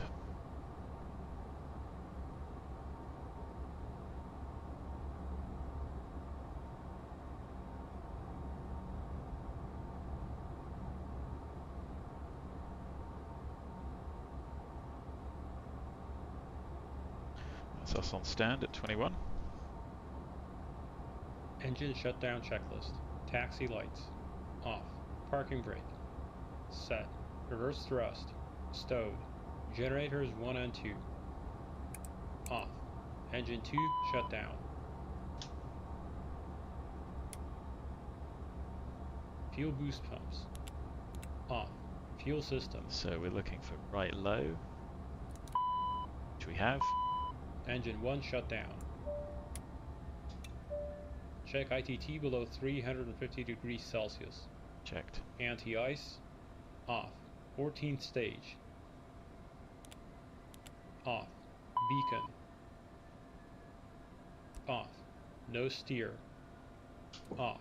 ATC TCAS.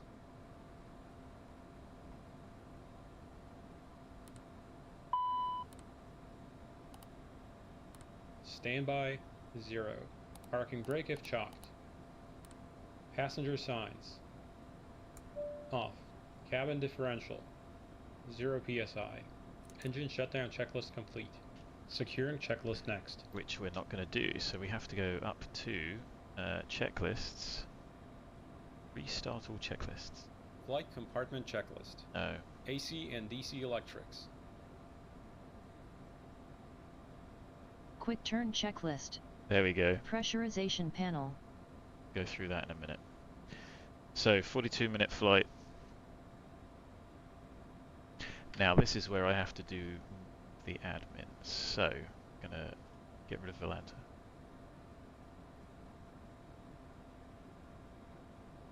So that one's worked. Complete. Flight on here. Perugia to Farnbrough we're going to do. So I'm going to get that running. Wait. Stand 102, correct. We are going to file that flight plan. No, that's already been filed, hasn't it? Well, I've done it again. So I have to disconnect from VATSIM. Reconnect with our new call sign, which is 853 Golf. Reconnected. Okay.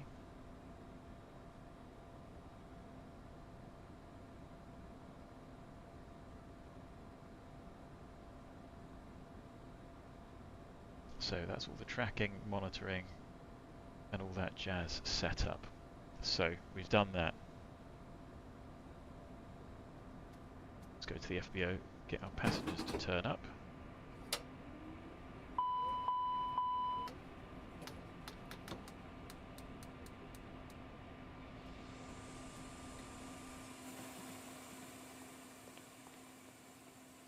Oh, we've got shadows off these ones. Interesting. How far the shadows go? They look better.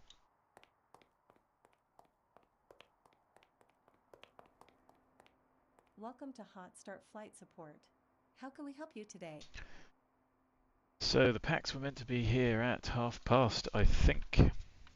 So they're going to be unhappy. We are going to have 3 and 3, and we don't need anything else. Of course, Captain. I'll get that organized for you right away. Should have pushed it back a little, never mind.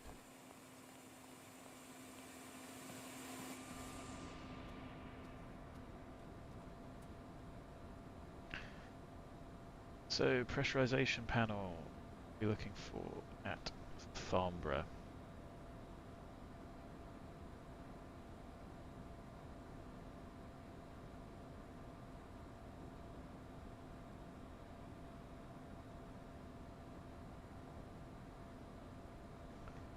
So Farnbrough is 238 feet above sea level. About there, right? The Barrow's 1020, which is 30.2.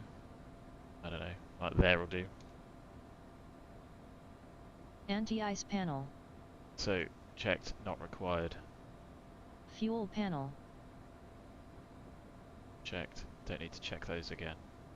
Clock and FMS fuel used. So, flight reset. Done. Now fuel, I always forget how to do this. So we had 12:33, landing 13. 15,1710 pounds of fuel and 42 minutes en route. Good.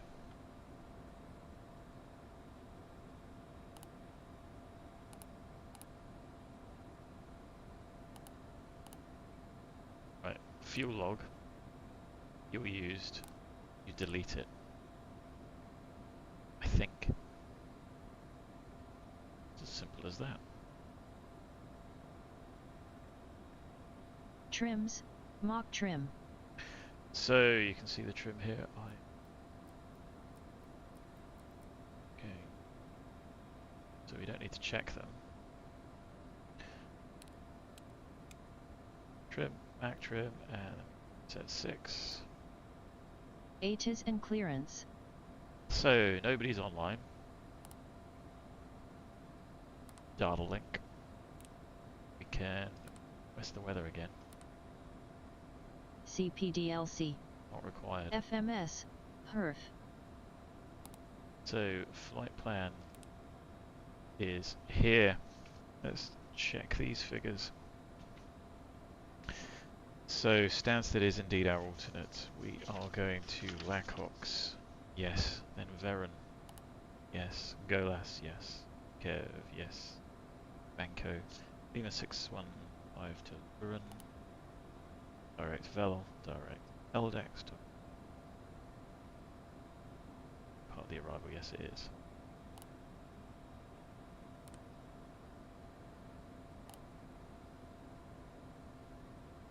So that's cleared everything out of the FMC, V speeds, happy. So FMS perf.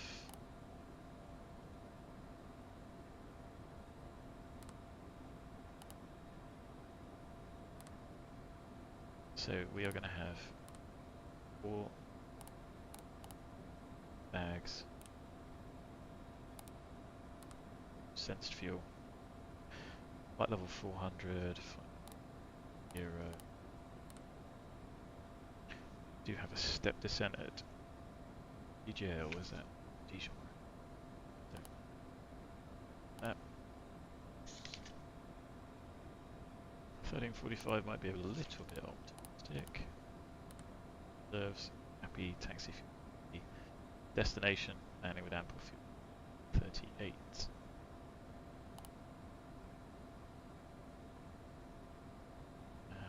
Do is update. Do need to do set in here outside.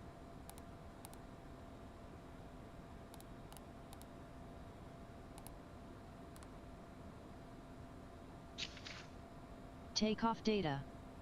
Need the weather for that first, which I know you've already kindly provided, but I'm going to get it from Sim.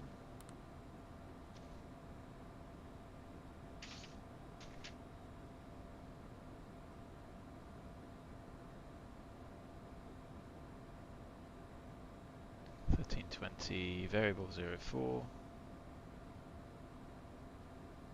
10k, no cloud, 13, 3 and 1, 2, which is already set. So what are we looking at? Sure.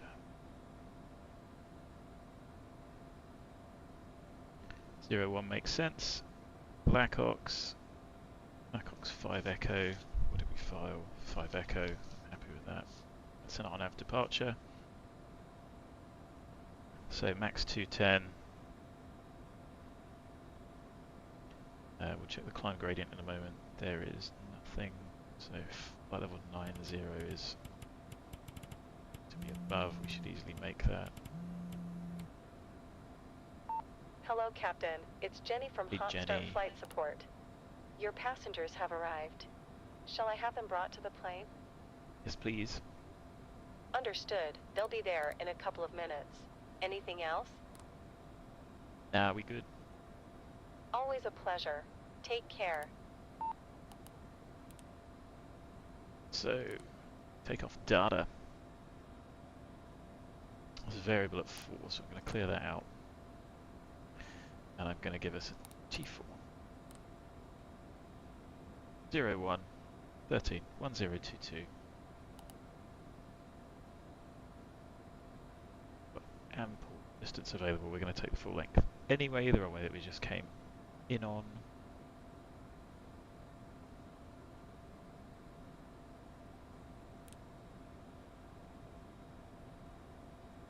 So 115, 121, 132, checked, sent. So the climb gradient is 8.5% to level 70. So we can make that.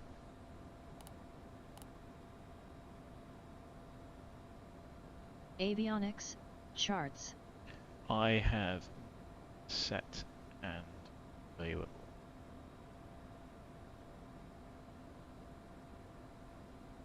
And once I get more proficient, I'll put them up on the screen so everybody else can see them.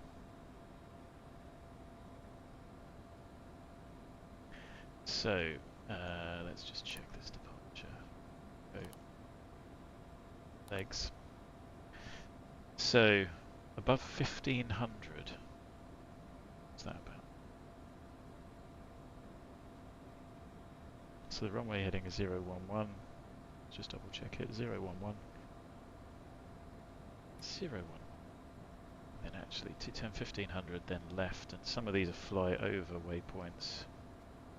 Max 210 in the turn, so we'll set 200.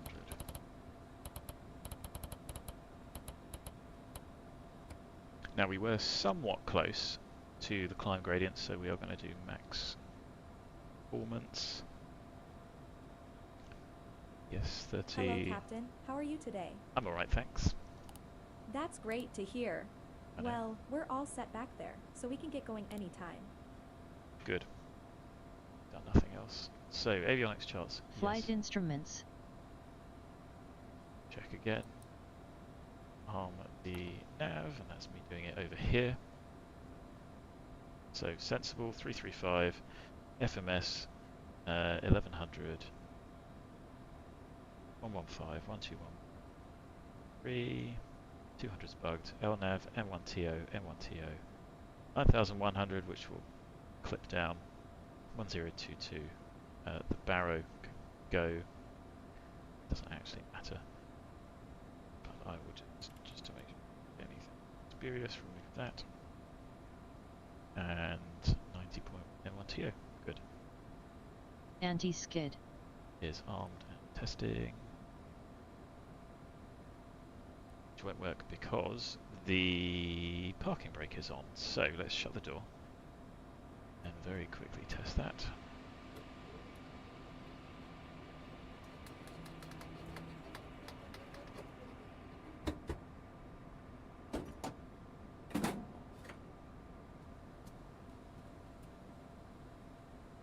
So parking brake coming on.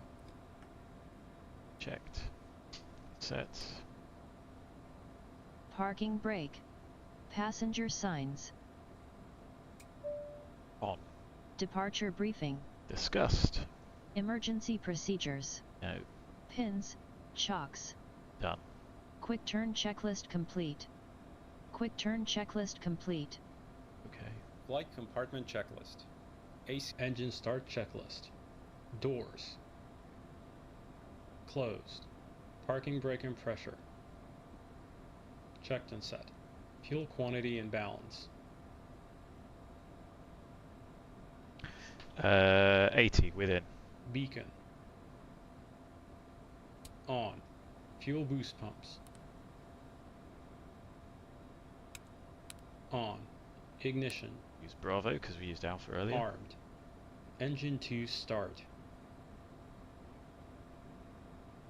If we start engine number 2, cleared to start engine number 2. Starting engine number. So, N2's turning, oil pressure's increasing. 20%, then we're looking for less than 120, so I'm actually having to let the engine motor, the ITT, to cool down. N2's turning.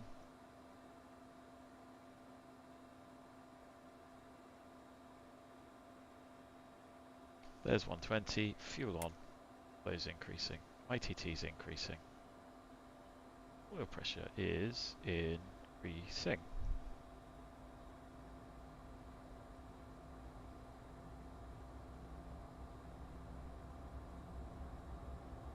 Fuel system. Don't need to do that. Engine 1 start.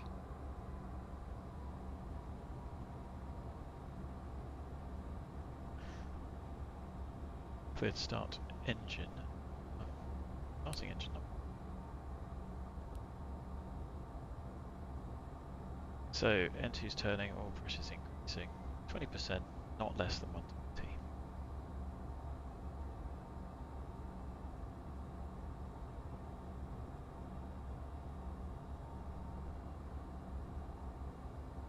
Wait for it.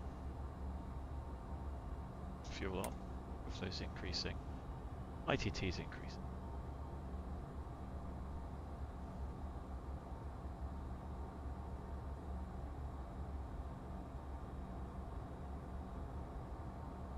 Engine start checklist complete.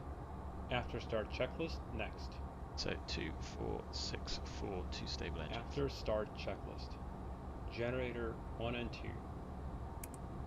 On, checked AC and DC. Ignition. Disarmed. Packs. On. 14th stage. Open. Cowl anti-ice. Not required. Flight controls. Down here. Left. Left. Right. Full left rudder. Ground spoilers. Not required. Flight spoilers. Not required. Cowl anti-ice. Not required. Supplemental ground wing anti-ice. Fuel balance. £100 difference within. Trims. 1, 2, 3 set for takeoff. No steer. No chocks. Armed. APR. You have to check this one each time. Got test 1. Got test 2. ADG unit. On. Light out. Supplemental ground wing anti-ice. Don't need to check. Cowl anti-ice. Don't need to, Wing anti-ice. don't need to check. 14th stage isolation valve. Or that one. Wing anti-ice. Or that one. ATS. N1 TO. ATC TCAS. TARA. After start checklist complete. Taxi checklist next. Well, we did pretty well for the turnaround there, didn't we? So we're going to come out here, do a right and go and hold at the runway. From the intersection we've got 6604, so let me just double check that.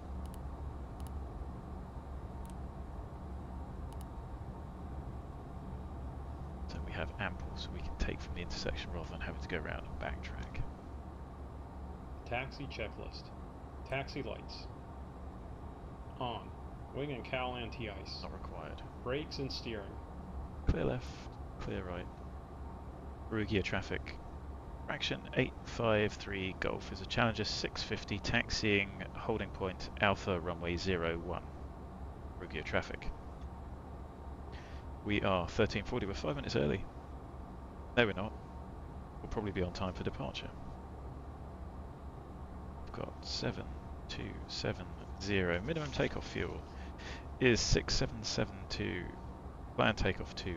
Planned takeoff fuel is 7309, so we're a little bit short on that. But we have a little buffer, because that's not the minimum. So we've got £500 ATC and APU fuel. So off blocks at 4.1.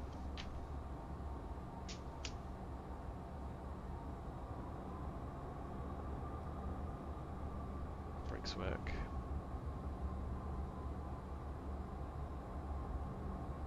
This is a really good bit of scenery. Someone's done really well here, I think.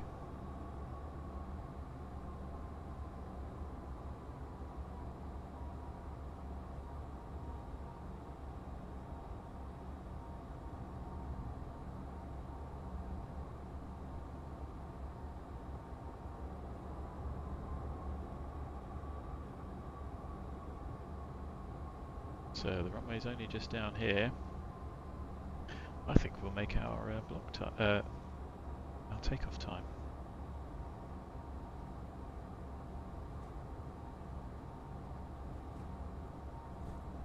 Nobody about. I don't think these guys are coming in here. Reverse thrust. If taxiing need the to do that. de-ice, pause checklist here until a paper de-ice checklist is complete. Flaps. 20. Altimeters. Set and cross-checked. Radar weather. On. Takeoff briefing. Easy left seat takeoff. Discuss the departure routes out. Left turn. Follow the RNAV, avoiding the terrain that's scarily in front of us. Taxi checklist complete. Before takeoff checklist next.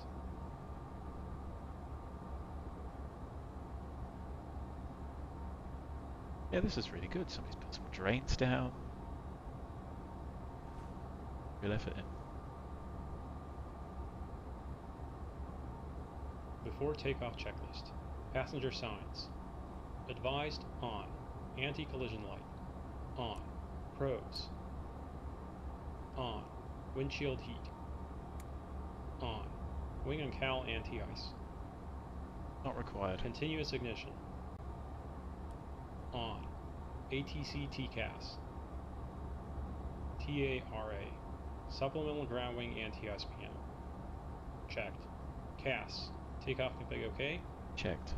Landing, pulse, recog lights. On. Before takeoff checklist complete. After takeoff checklist next. Perugia traffic. Fraction 853 Golf. Entering backtrack runway 01 for a LAKOX 5 Echo departure. Perugia traffic. So as soon as we've got a minute to spare, I might as well just go down here and Approaching 01.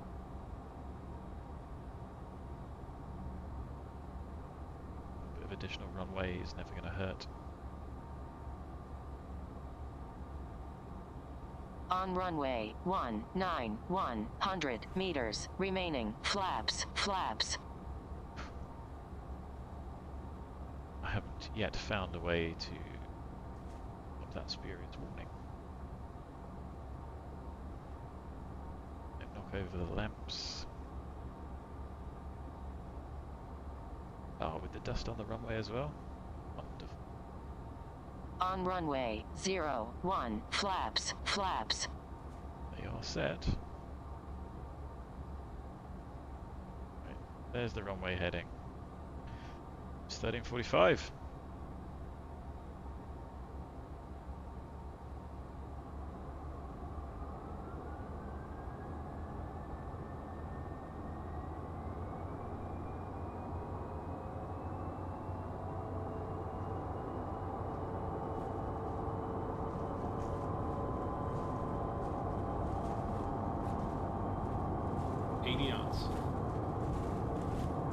Checked.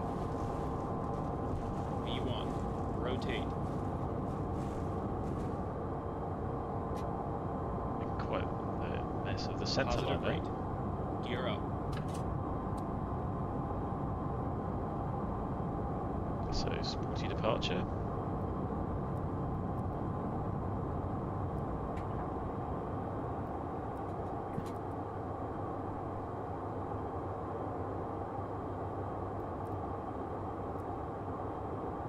Safety speed, flaps up. After takeoff checklist. Landing gear. Up. Flaps. 0. Thrust reversers. Off. Ignition. Off. Pressurization. Checked. PAX transition.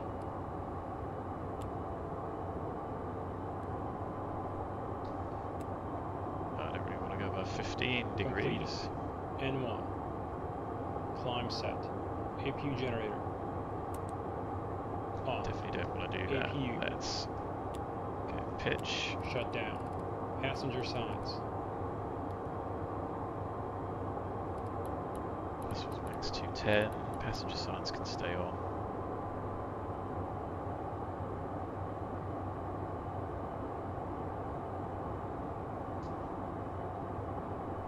CAS. Checked and clear. After takeoff checklist complete.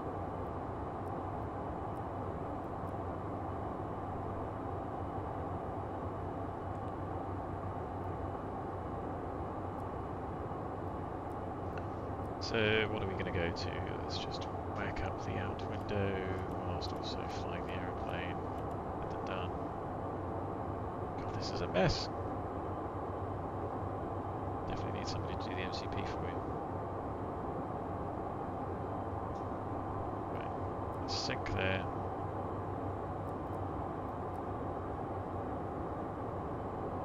Would have been a pleasant ride in the back.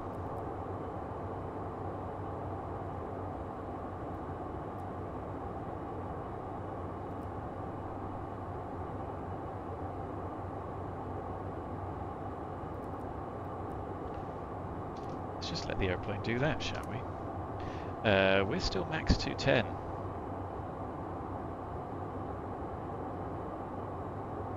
Not so sure about that.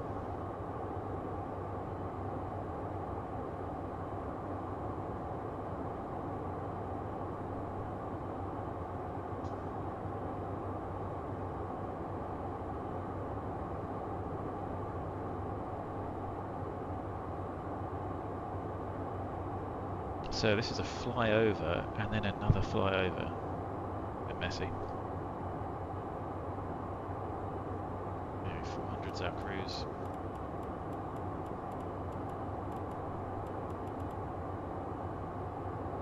Probably just to make that turn.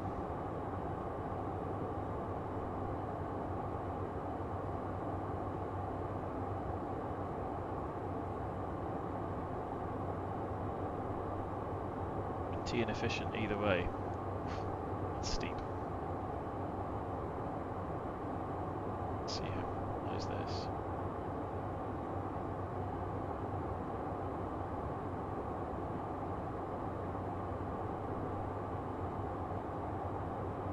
Turns and it goes direct.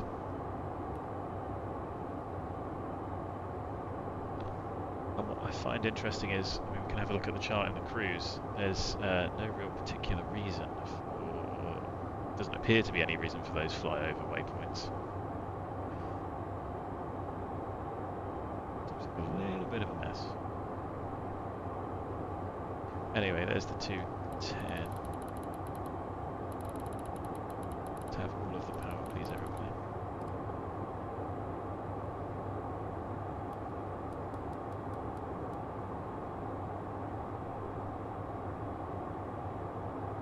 Something a little bit more comfortable.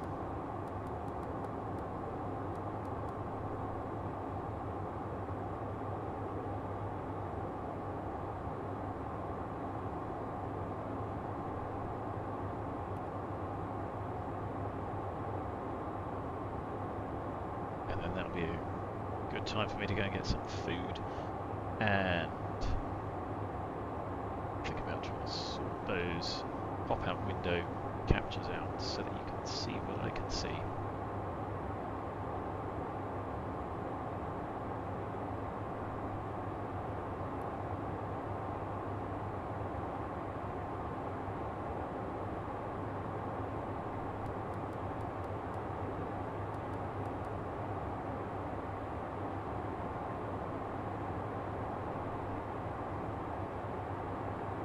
Anyway, down the overhead LAKOX.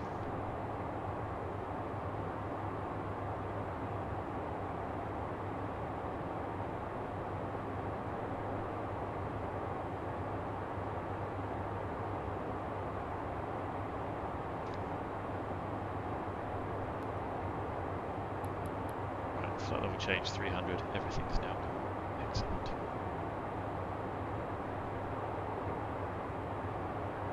.200 pressurization check. Something's going to come off.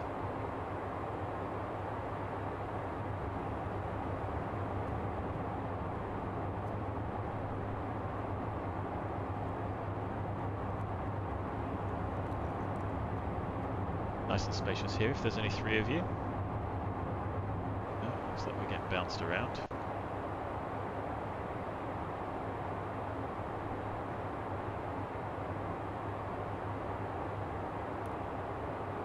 So it's not really turbulence, it just looks like the wind shifting slightly, doing that thing that X-Plane does.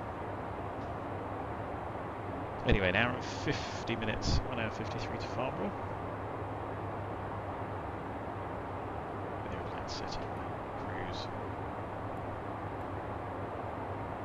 Grab some lunch. Get rid of this MFD window for the time being. Obviously, that one's less than ideal. How does that look?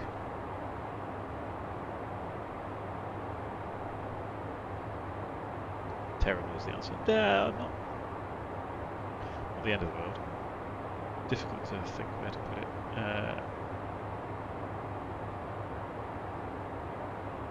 Let's see. But what you can see from there is, as the wind changes, there's some shear and some, I don't know, it's just a bit messy in X-plane. Overhead VERUN at 5.3. A little bit late. Slightly less fuel than planned.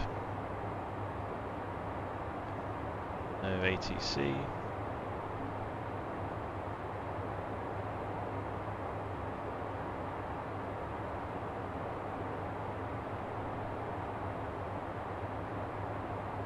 And then just waiting for back changeover at 7.8.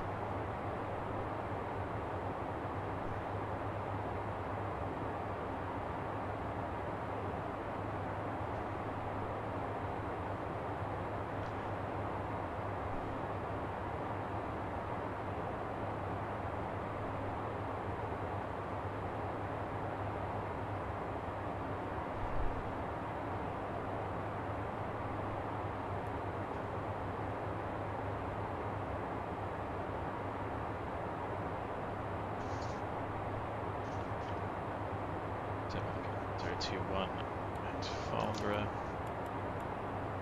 So if you set the expected QNH in climb, it should prevent gross errors creeping up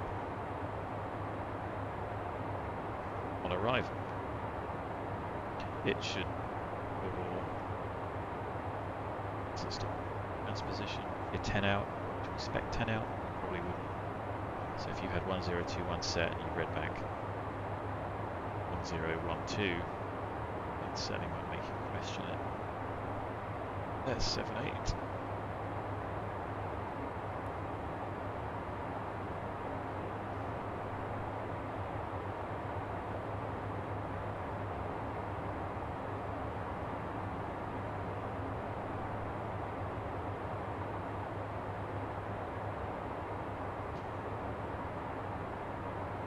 Happy.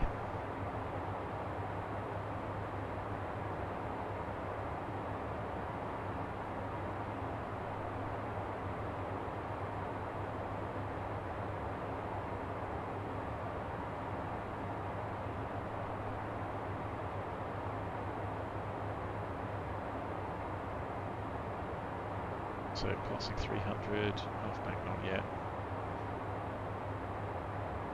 Final level change at 7.8.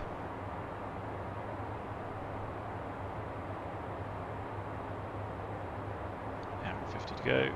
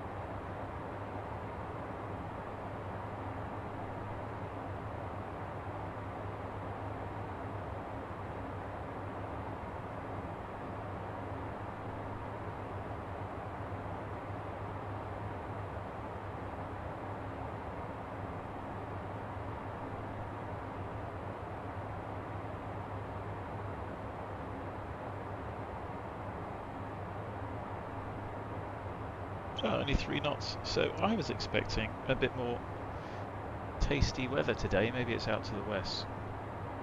I thought the winds were going to be picking up, hence why I didn't do any field flying today.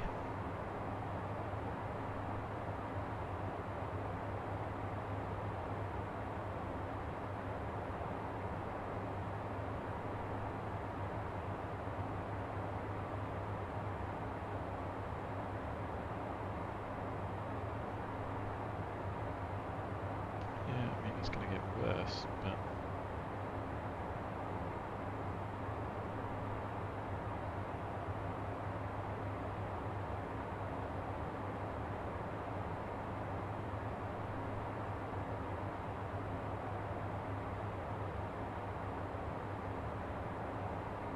anyway, almost a cruise. I'm surprised not giving us only 7 knots. Okay, so definitely got that forecast wrong. Read it particularly well. 5k broken height, broken clouds at 600.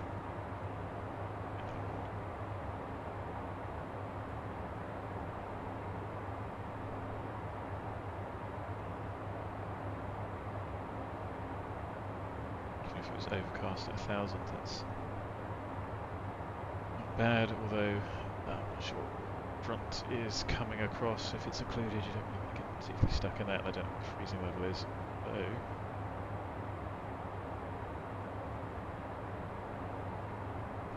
it looked like 13 degrees down here. Not going to drop off too much, is it? So we could have got something out of today, even if it was just in the clag constantly.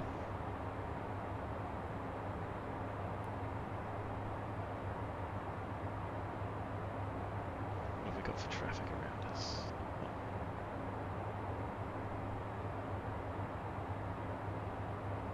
It's nice. Good to see the shadowing. That adds a huge amount of realism. The anti-aliasing around the clouds looks still a bit shimmery.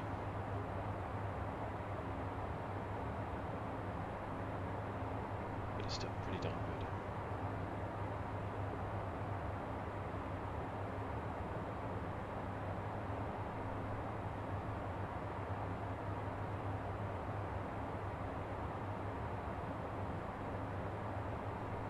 Yeah, I don't know why this particular bit of weather was so difficult to forecast, but I didn't plan on going flying this weekend, so I wasn't really paying attention during the week to what was happening.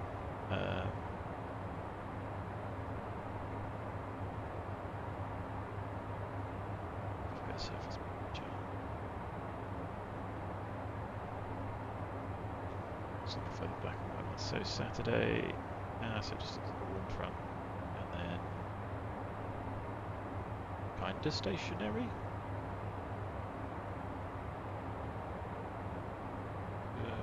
High to the south. Maybe that storm is tracking east. Tomorrow looks like it's picking up. But with the isobars, it still looks like it should be a bit windier than it appears to be. And that, oh dear. There we go, there goes the sim. Wonderful. So that is a Vulkan device loss error. Great. Well, at least we can think that we were going to be on and redo it. So let me just pause the sim.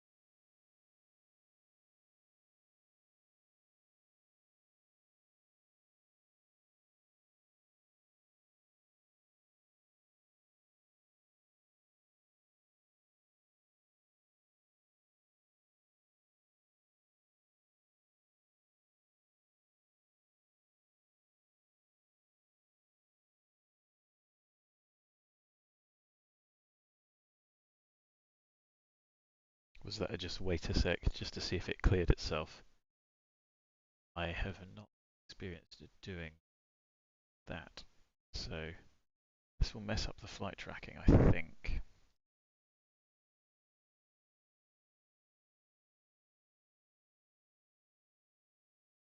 Thankfully, we can very quickly cover to where we were.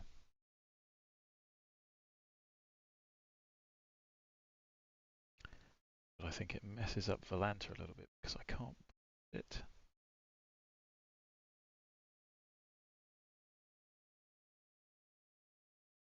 Oh, I can. So you couldn't. So at least I can pause, and timings won't work. Be a couple of minutes out, but it doesn't matter. This really is one of the reasons why it's worth flying this particular airplane, because when you do have these issues, you can very, very quickly get back to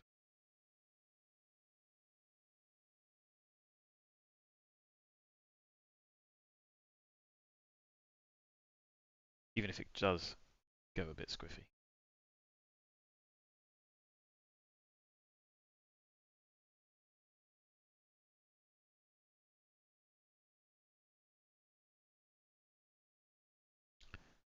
So, paused, happy, timings are going to be all wrong.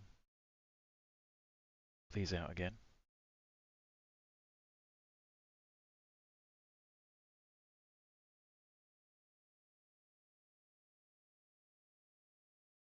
A little bit of a pause delay there.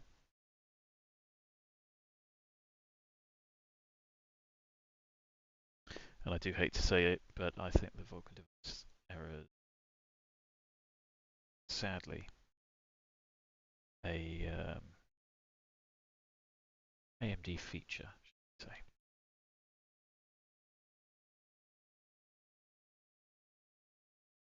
So the airplane gets settled down.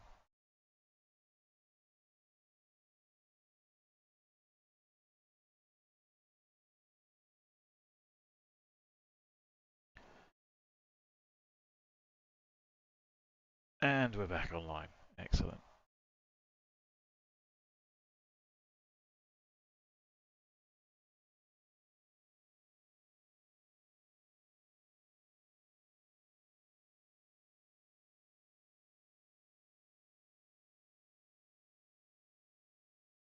Reaching 400, happy.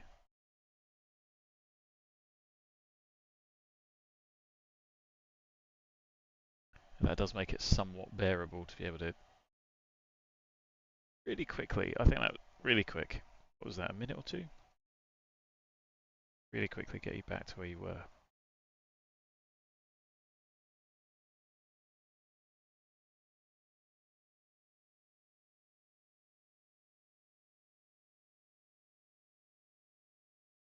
And then apart from X-plane being a bit jank with the wind.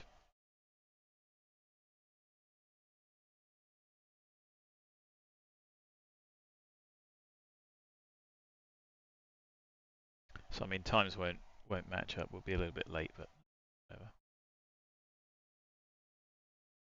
And I apologise you can't hear any sound because I had did it. That was fun. Well, we're 80. There we are at flight level 400.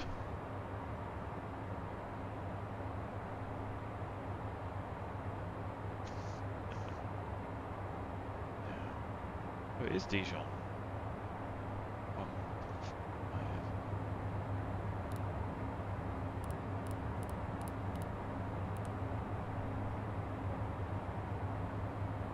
300 miles away.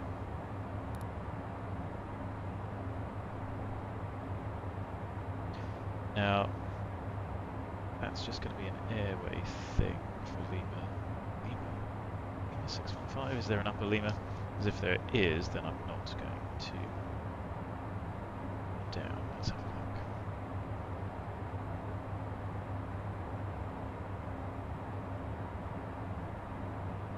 So free route airspace. Free route airspace with airways. Okay. Gives us an ident. Gives us segments. 3, 4, 5 is the highest.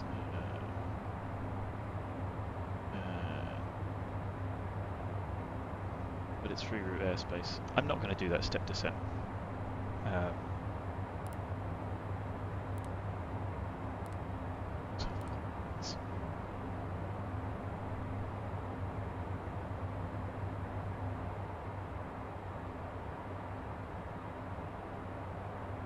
Aeroplanes all the way around, but everything fine.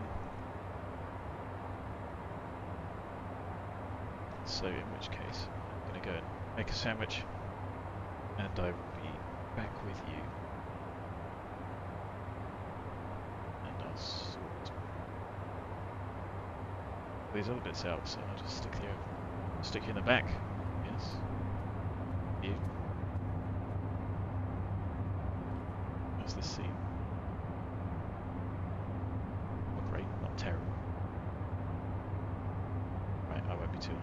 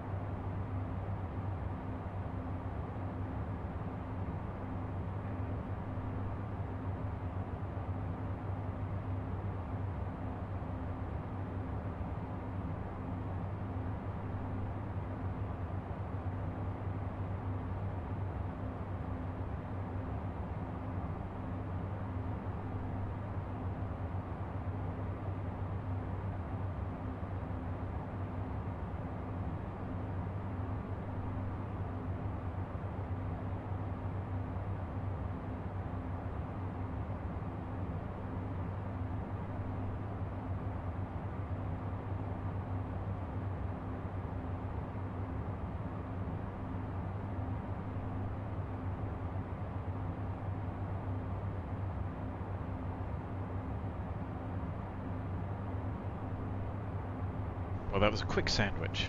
So.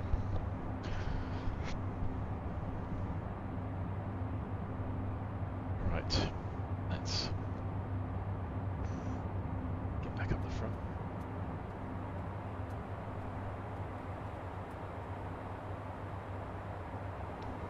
Wind update. Actually a bit slower. No? Okay, it's fine. I don't think I have the OFB handy. So the difference in the winds is. Can I find it anywhere?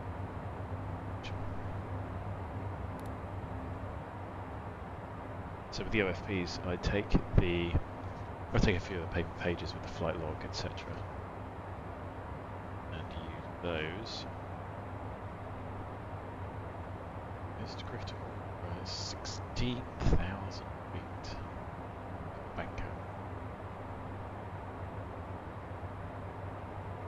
Up ahead. That is pretty high. Next shear is at KUKEV, which is just after, which is what we're on our way to next. Seems to have settled down, but I don't know if you can see these X-plane altitude jumps. I think Laminar are having trouble. I think they're having trouble trying to find these, but I can't believe that they can't see them. It's all over the place.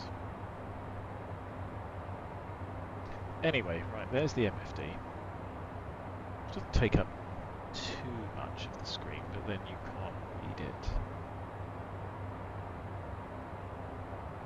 So I can do the same with the PFD.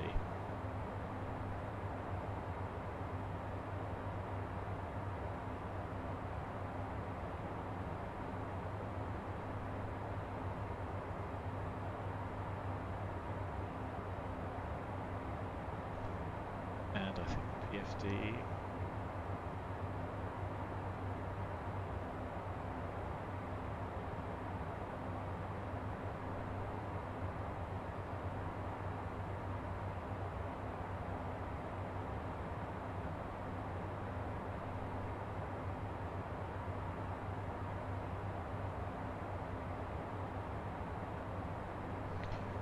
See what that looks like. It's probably not good enough.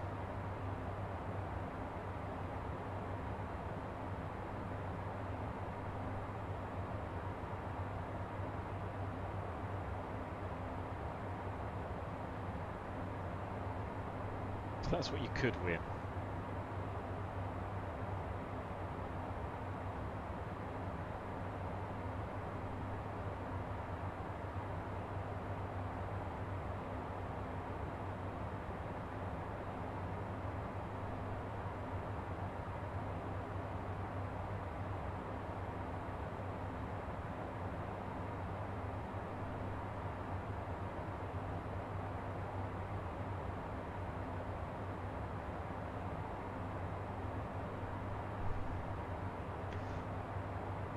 Little bit too small.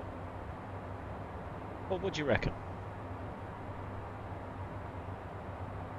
So if I maximise that on a normal iPad, I guess you could just about make it out, can't you? How much bigger would it need to be? I'm just thinking on the left side it doesn't really matter how much space it takes up, because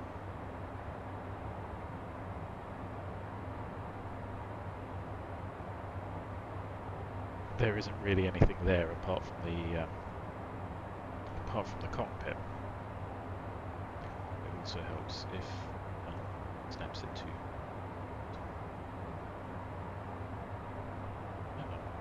Okay, that's great.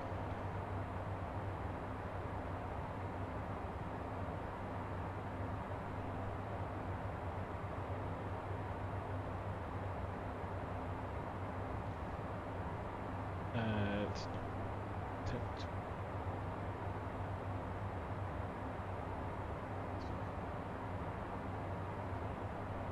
Little typo there. That's why that didn't work.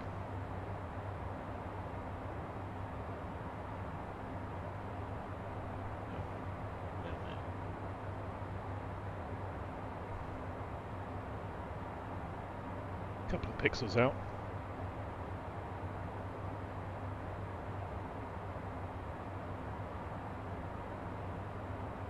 Don't know if that's going to improve the clarity, making those any bigger.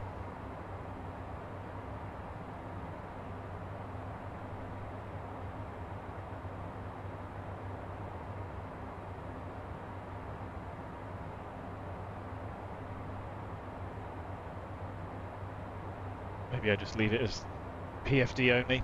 I don't know.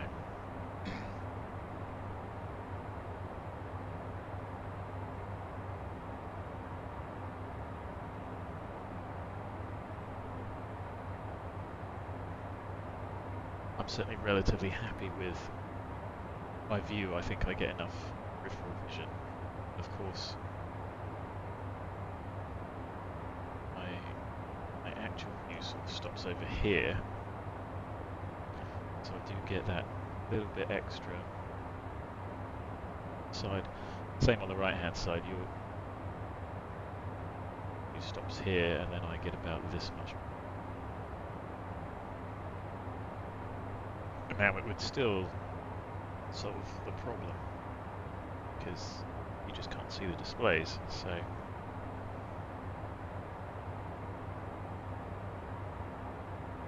guess I can make the left side a little bit bigger. I just worry that the right side will then, I suppose, what is there on this bit of the screen here to see? Not a lot, maybe? If I scale it up by a little bit more.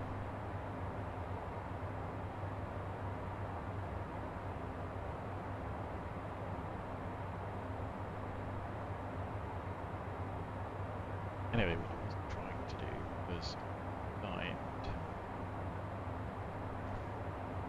the OFP, so I guess I'll just look at the browser and have a look at some of these wins.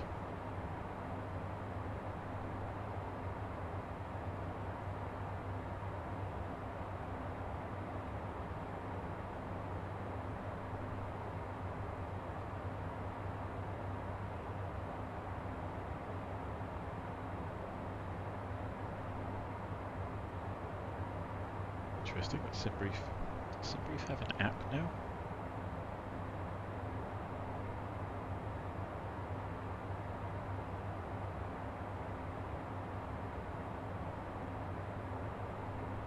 Oh, I've just installed it on my home screen. I thought I already had it saved.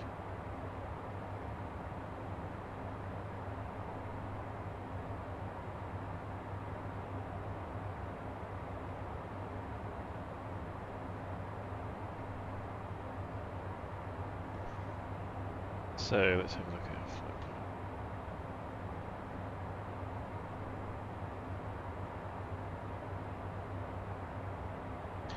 So we're between, well, we're heading towards KUKEV.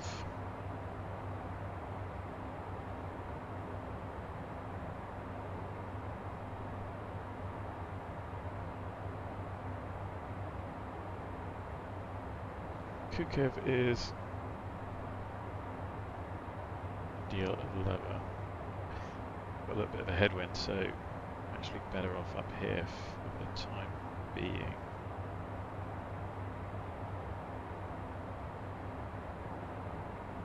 It was DJL we were going to drop down at, so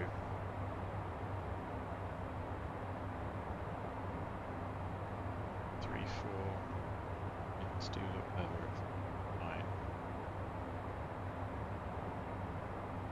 Head on into maybe 5 knots. That'll offset a huge amount.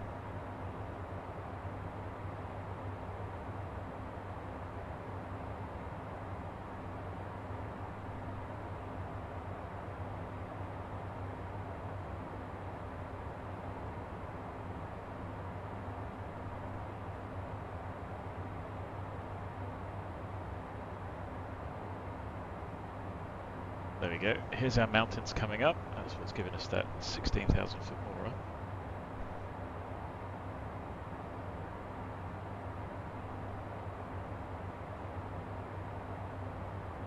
Yeah, I mean, I don't really want to make a make them too big, because then you can't see anything, but obviously for nothing. Sticking them in the middle of the panel where they would be at the moment is also less than ideal, so they're somewhat less intrusive at the side. Obviously if your view is this, then that's what people use. You know what? Looking at that, they're roughly the same size, aren't they? So even if that was your standard view, then actually these aren't far off the size they would be from natural seating position. So while I can make them a little bit bigger, it doesn't really make much difference, does it? I guess this is the sort of position that you'd have to fly in if you didn't have an external monitor. But I'm going to keep on banging on at this. I'm still really impressed with this. With this little portable thing. 50 quid. I mean, what is that? 60, 70 bucks.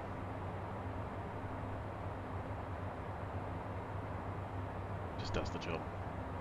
It's USB powered, it has a power adapter, but you can run it over USB-C, you can send data over USB-C. Obviously I'm not doing that, it's running over any HDMI. But I've got two displays, I've got two cockpit displays and one physical monitor, so you could have quite a good little cockpit setup with two monitors. And if you put some bezels around it, it would look relatively like this. So, like I say, with borders, really easy, simple, lightweight tool that seems to work a lot better than this gaming. So, as long as you can pop out a window, as thankfully you can here, then you're literally laughing. And X-Plane's going to start supporting external monitors in monitors for instrument a bit more natively. The only problem is that I think they still need to look at that 1200. Wonderful jumps, and then we go down.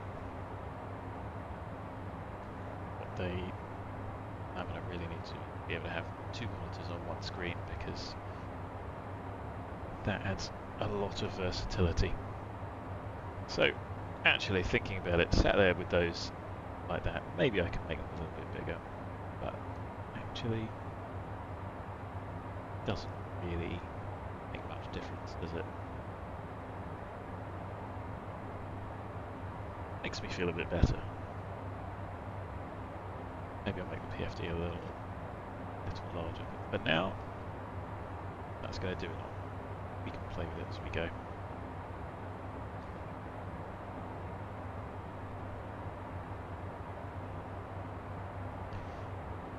So, views, there we go. I've set up a view here, because that's down there. This one here is for looking at charts. So, the only issue is I have to push. That's interesting.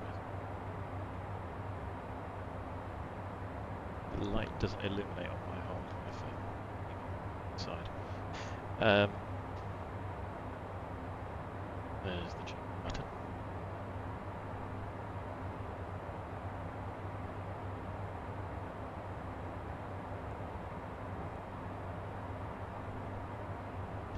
And then I just have to remember how to use it. There we go. So, that's where we're going.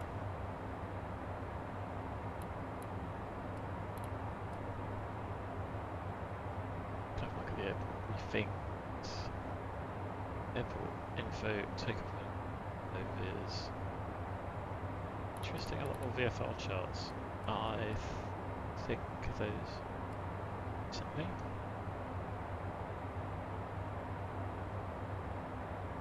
But actually. So airport is all the same.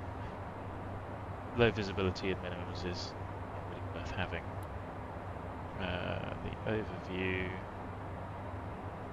Oh, I wonder how this comes out. And actually, there's no VFR aerodrome chart, but then I have my setting to airline, so why would there be? How that? Nope, it's the wrong. Let's do that one. Hey, it comes out in full, which is that's exactly what I'm seeing on the iPad in colour. I didn't expect that. Isn't that cool? I think that is pretty cool. Yeah. So there's Farnbrough.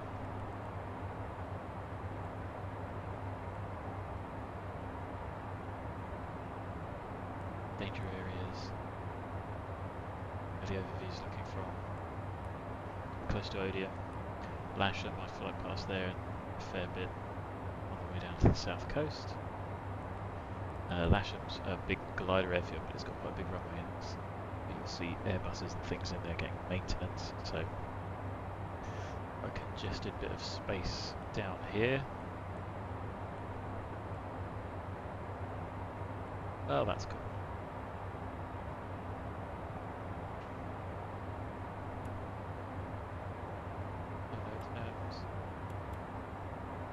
What is that? None.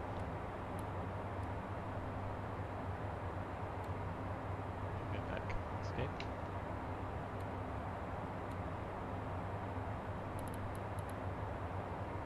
Like, kind of the same.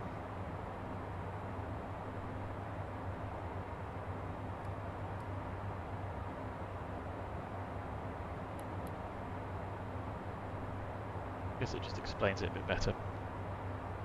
Anyway, we're overhead KUKEV, which on page 1. So we are overhead KUKEV at, I'm going to call that 3.5.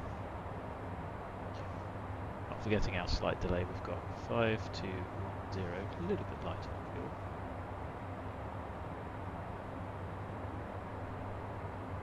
So our estimated fuel.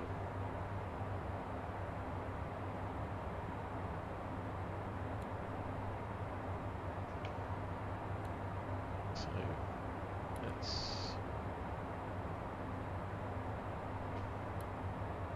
change that to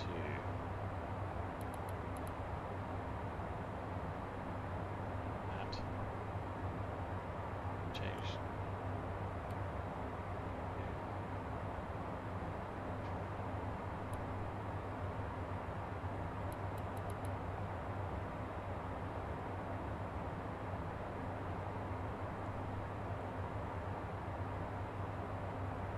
Intense glid.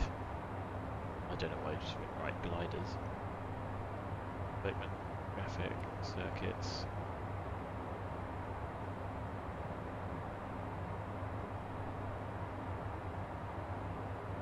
Don't know.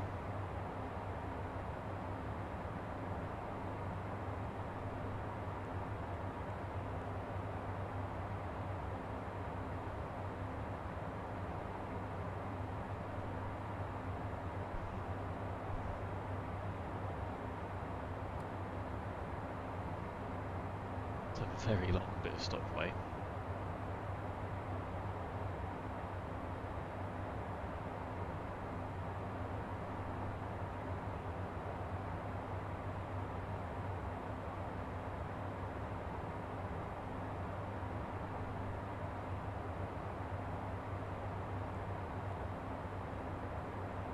So this just takes away between south and one with it.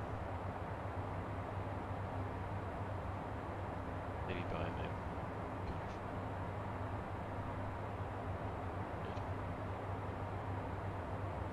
Good. Stop bars shows you how busy this place gets.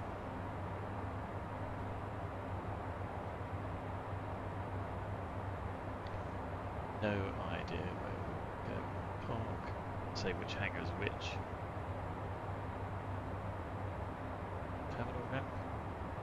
little ramp in North Apron, we can then think about heading up there, can't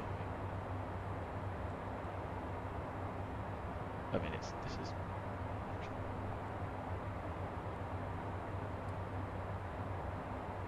arrivals wise, it's quite interesting getting in. You can see there, so we're going to be coming over the LDAX. It is planning coming in, and then we end up in sort of position there. Let's get the weather map. I tell you what I might do is let's my ATIS.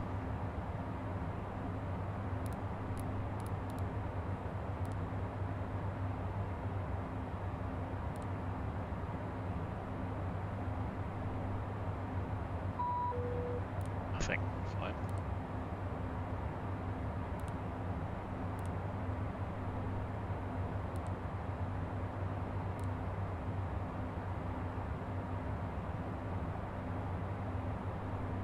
There's an overview weather chart located in the southeastern part of England, approximately 30 nautical miles north of the English Channel.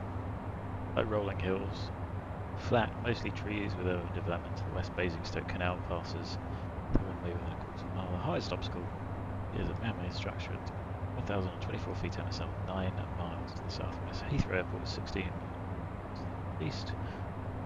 Gliders at Lasham, Blackbush and Odeon. Aircraft conducting instrument approaches to runway 27 at Odeon, pass within 2.5 miles south of Farnbrough out of below 2,000 feet. Yeah. Danger areas as a herter. Large birds including geese and heron. Circle to land restrictions. Class A airspace. Lower limit is 3,500 feet. LVPs exist. Seasonal data for monthly values. Prevailing winds. Good. Anyway, what are we looking at? 240 at 12, so we're going to be looking at runway 27. 100 miles to go before we get to Dijon, and I have to decide whether we're going to step down and continue.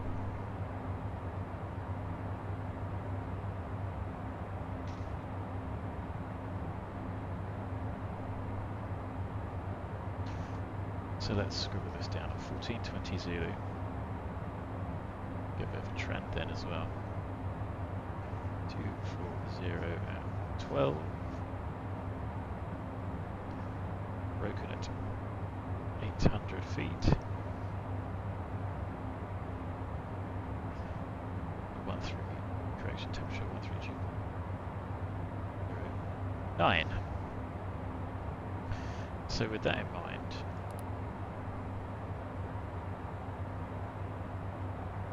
I think it's 27, it's 24. Ah, 27 at Odeon, yes. Got it.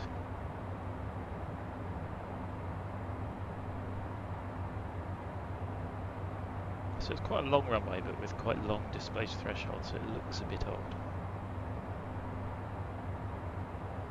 Bare Oaks, Blackbush. Something around 3.5 degree glide path at both ends.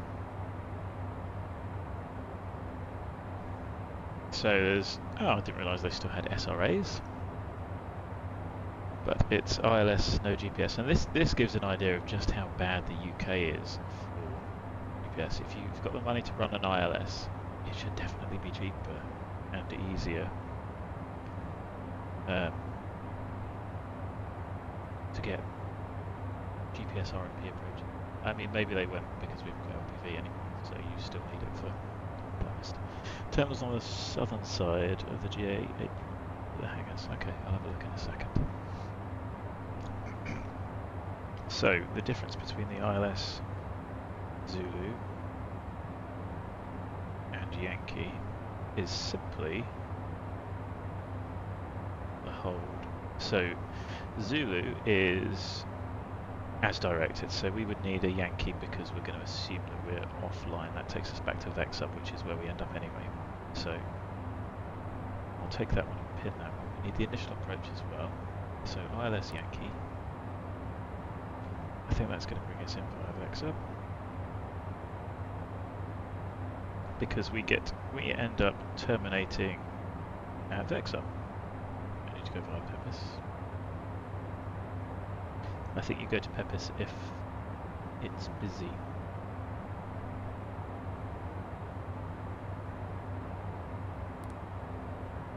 VEXA will do.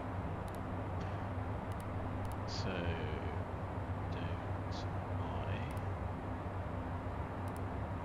I remember how to get this into plan. We are on the left hand side now.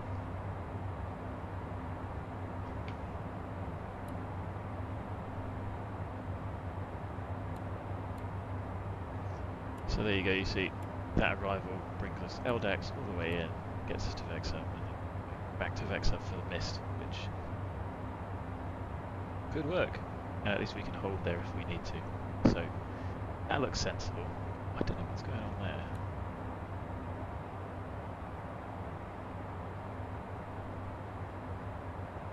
Which tells us to do a turn as required.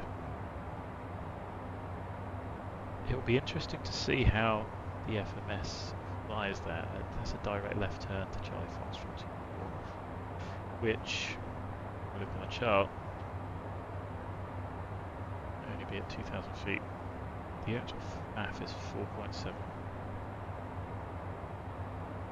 GME.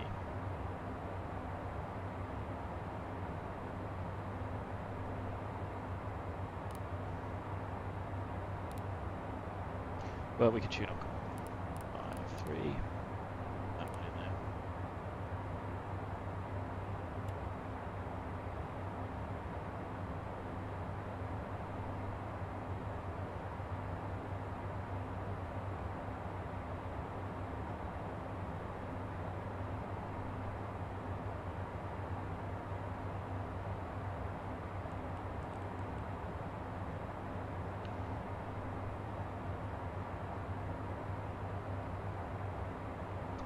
Delta 236. So let's have a look on our charts, shall we?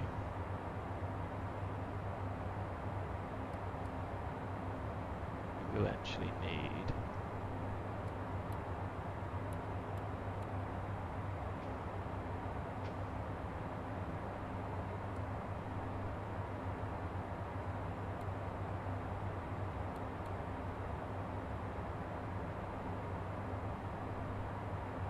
interesting. Because we're not looking at the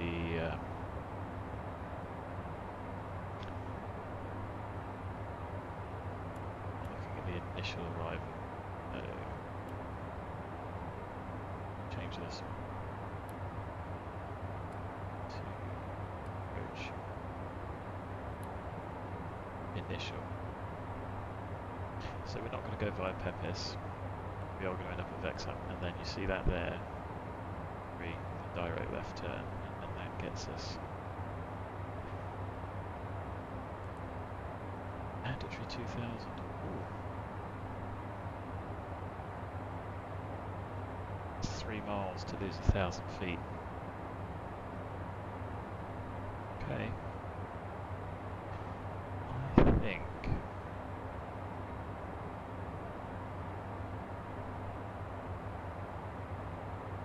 it's going to be a stretch.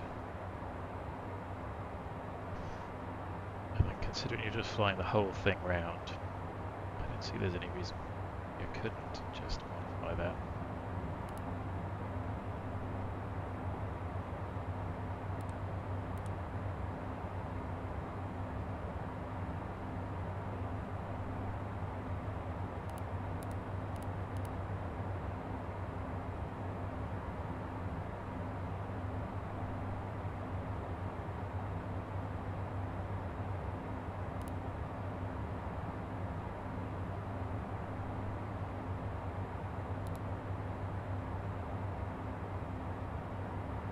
Let's just get a massive dirty dive.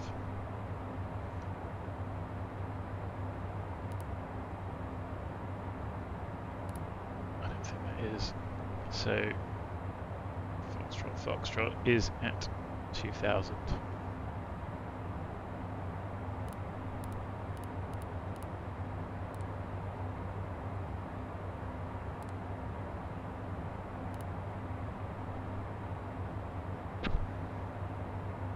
So, interesting arrival. What did I say I was going to look at? I was going to look at the terminals, right? So, I think South April or April. I've never been there in reality. Terminals on the southern side of the GA apron outside the hangars. Which one's the GA apron?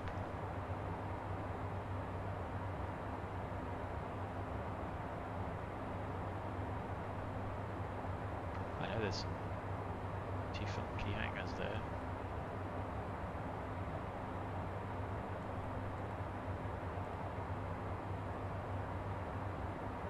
East apron. Don't know anything for that. I mean, we might just take a nice scenic view of the airport. So LDAX and 80 is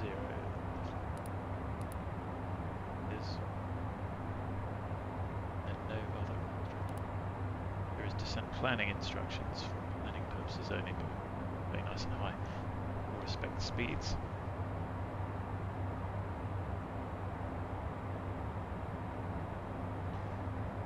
VATA 4, that's hard at 210, well max 210, but actually by then maybe 200 would be more appropriate.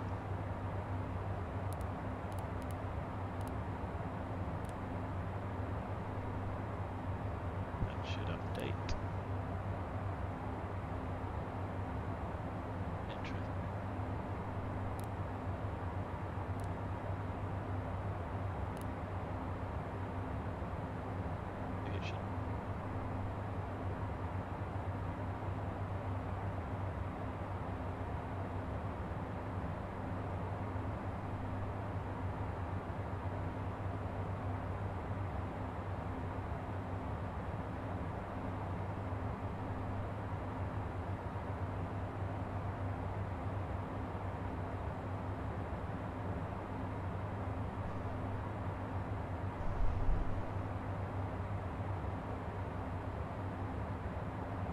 To the west of the tower, the Tower of London.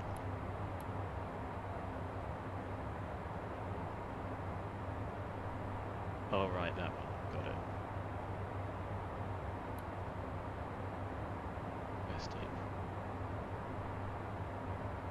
Well, I'll tell you what, since we're coming in that way anyway, we'll probably try and vacate at Echo, do a right, and then have a little bit of a tour. I guess in reality, we drop off up near the terminal.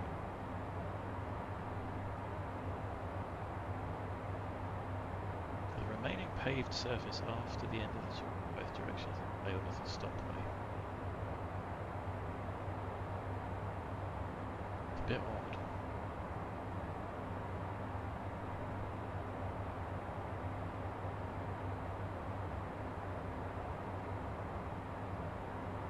So I say that that's a bit odd because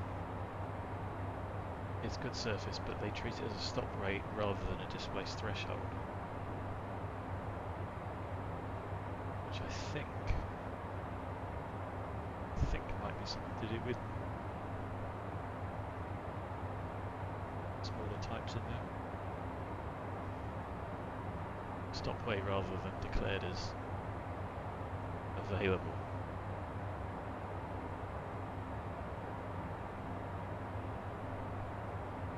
Reality means you have your distance take up all of that. No real factor. Yeah. Done.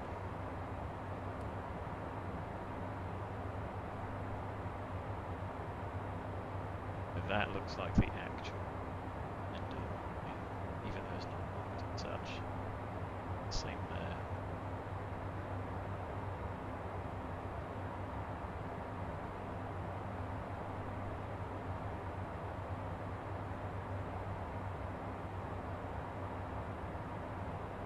So, UK Echo, right, and then have a look up here. Be interested to see how this is modelled, because I know it's pretty, like I say, a pretty funky airport. And we'll find out in about an hour.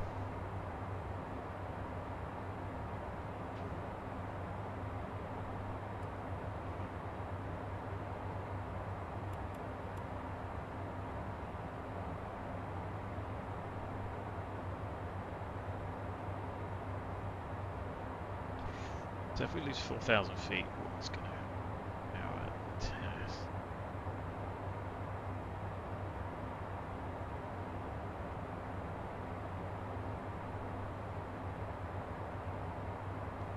Where is my handy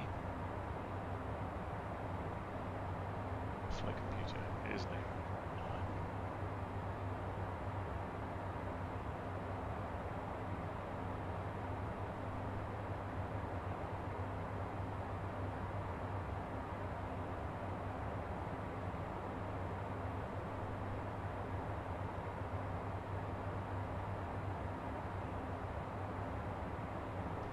If I lose 4,000 feet, it's roughly 2% per 1,000 feet, and then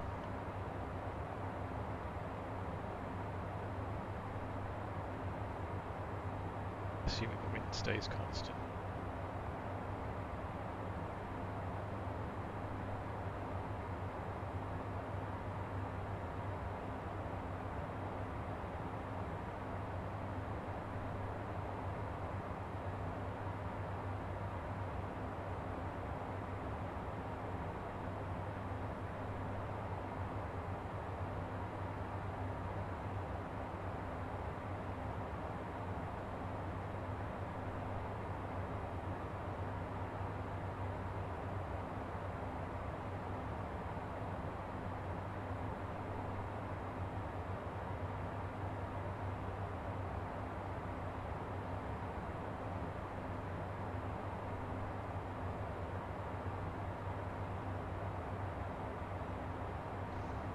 So 1% would be about 4 knots. I'm going to lose 9 knots. Are you going to lose 40 knots?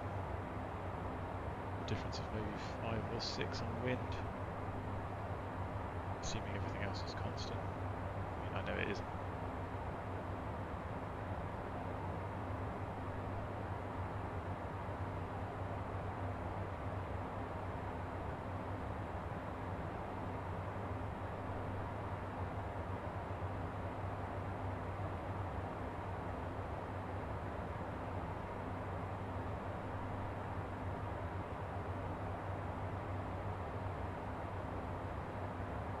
We'll just yellow it.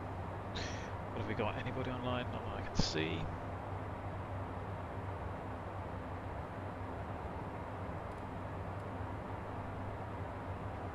Oh, I'm on the wrong side again.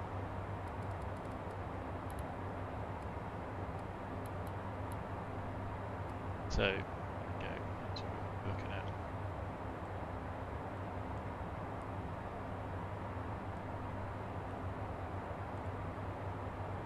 These are relatively low.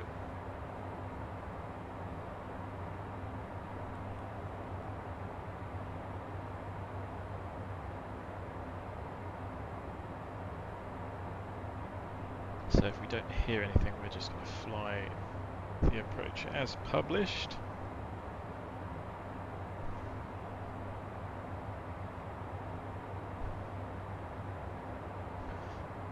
So just overhead. 10 knot, maybe a decrease in TAS. Headwind anyway.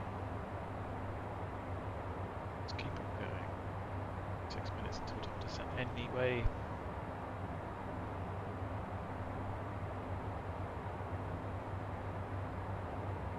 Maybe that before 2. I've done that already.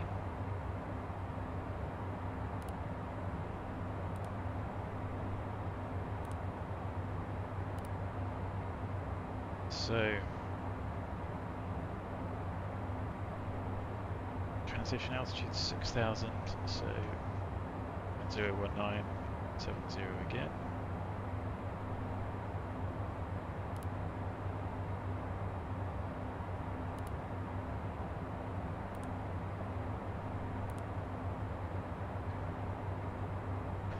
Farnbrough, yes, 24012.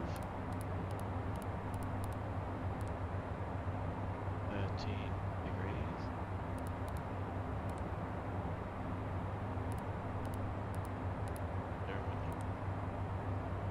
That 3 HP does make a difference. Or headwind. So field length of 4101 in feet. So it's an 8,000 foot runway, but it isn't quite, is it? It's over here again.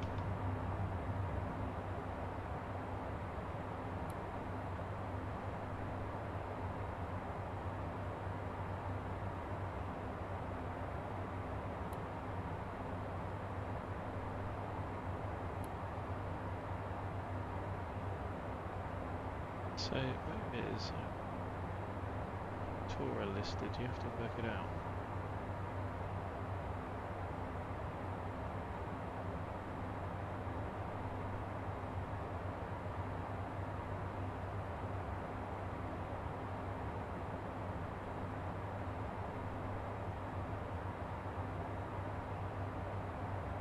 So an hour of APU use is in the notes. It gives us 1800 meters LDA. Now thankfully, Charlie's was it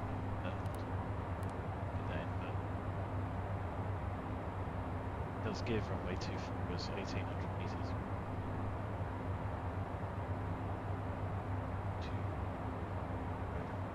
And that's not even the 32 gross weight.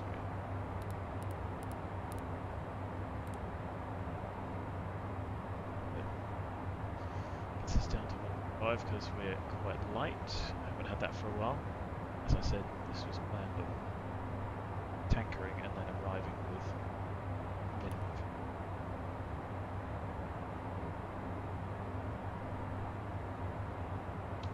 What was that, Black Knight, about Heathrow, Gatwick arrivals? That just the janky bit.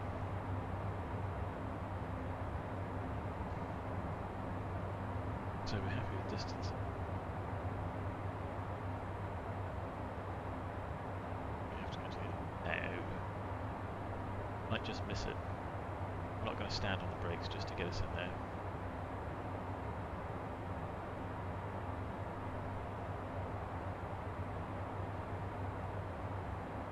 Other threats of that is the sight picture is going to look pretty odd. Maybe halfway down a runway.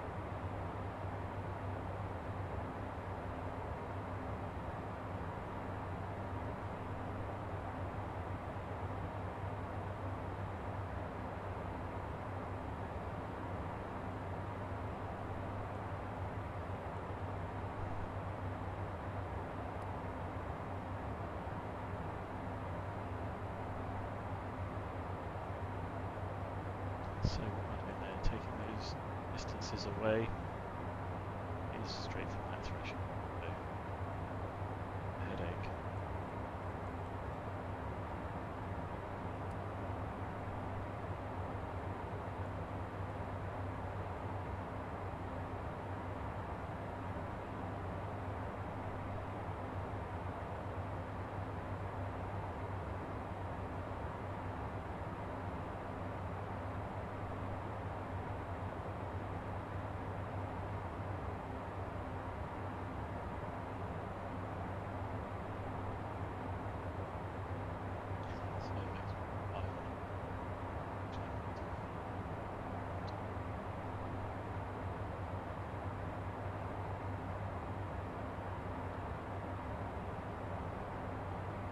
DME, that's one thing that is good in the UK, is DME is biased to 0, so the DME is placed in the middle of the airfield.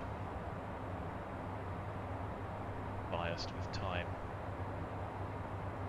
delay in the signal, so that it reads 0 at both of those points. Over.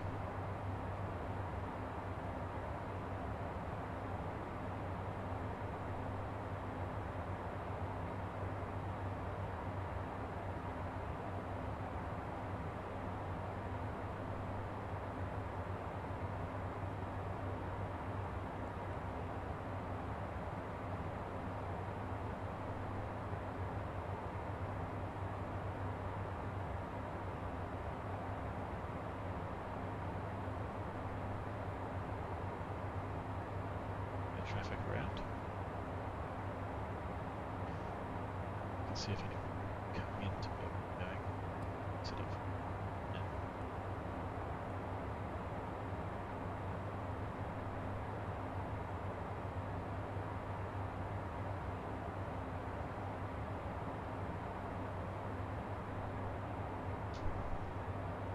weather's changed a bit. Action artifacts going on here.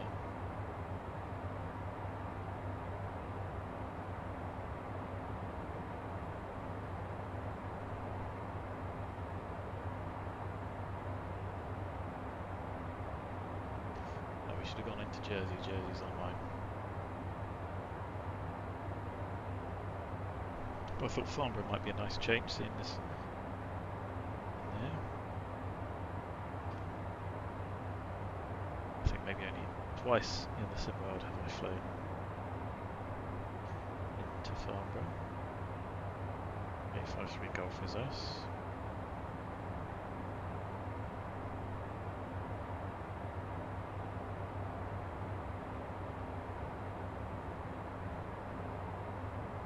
So Heathrow ground, Stansted ground, Gatwick ground, town.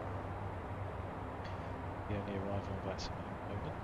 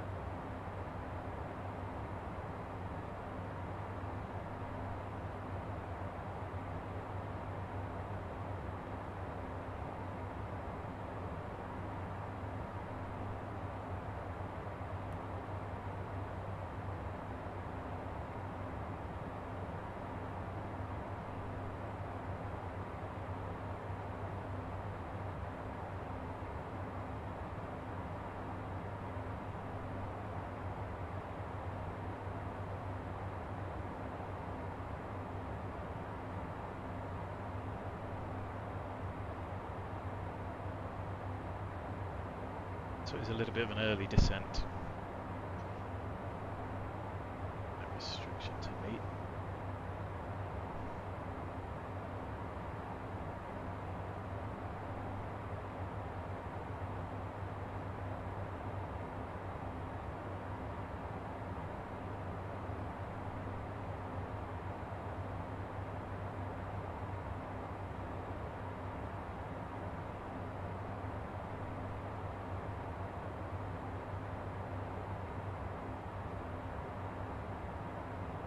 VATSIM looks pretty busy.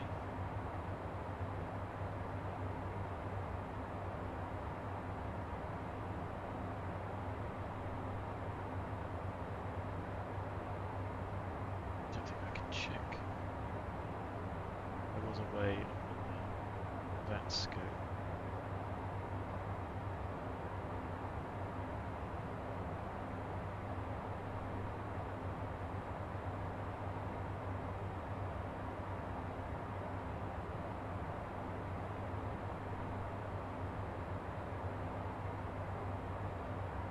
Told me how many were at any one time. It does, it's a shame.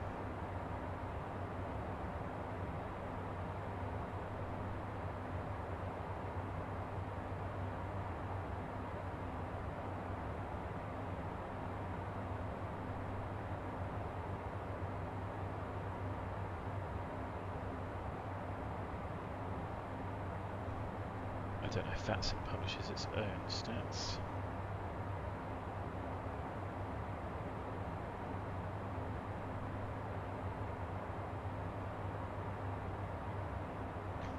VATSIM's radar page might do it.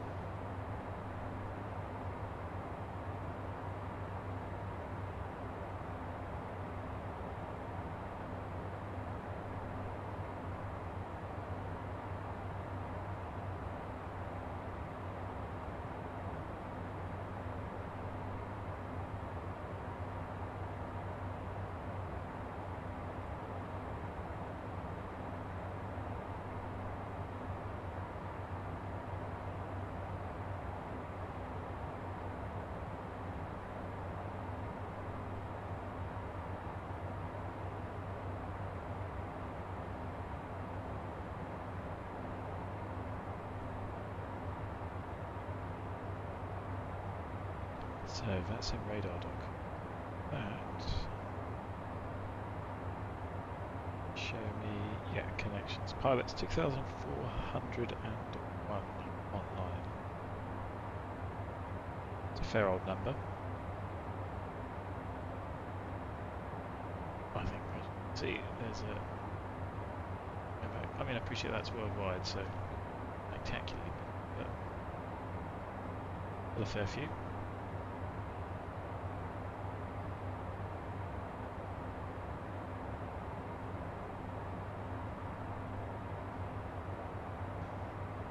Jersey's nicely lit up.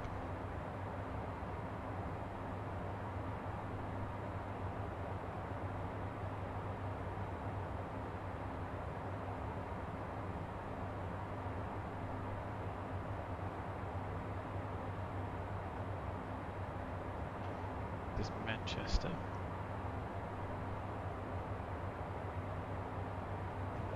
Relatively quiet. Belgium, Luxembourg. Shrink shirts on.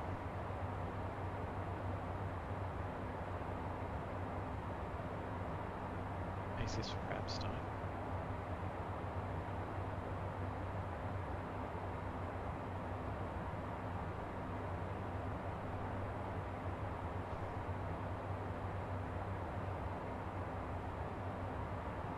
So, now.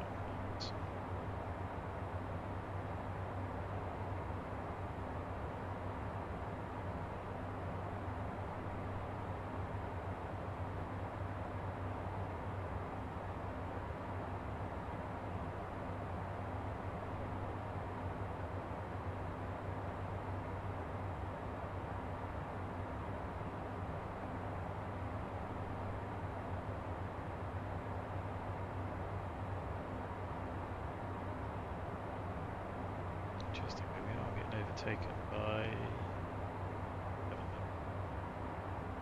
going a wee bit quicker than us. What is 777? What was that? 82, 83.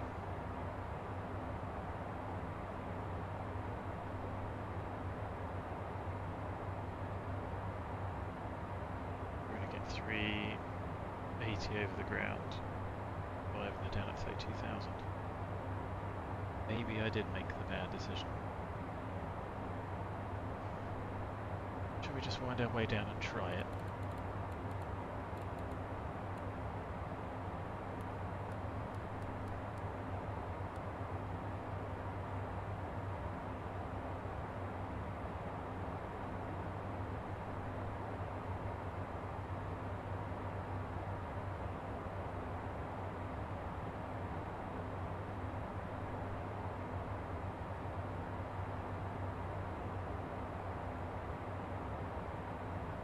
It's a 450 TAS and about a 380.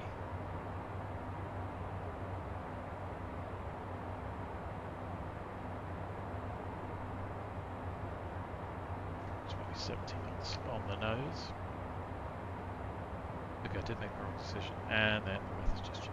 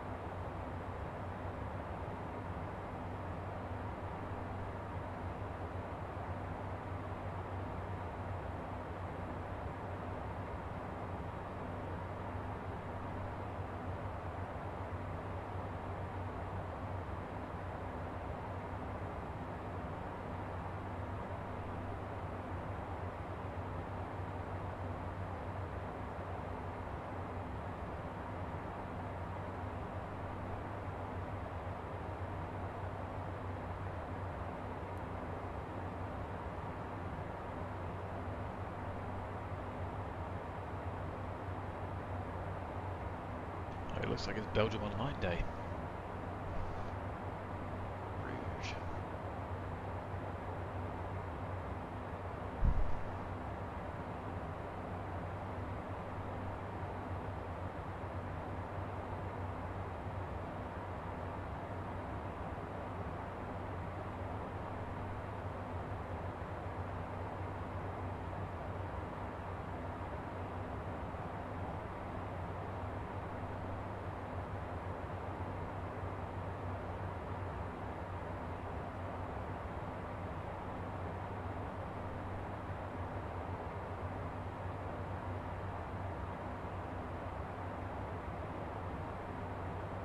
So interesting, the TAS is not changed.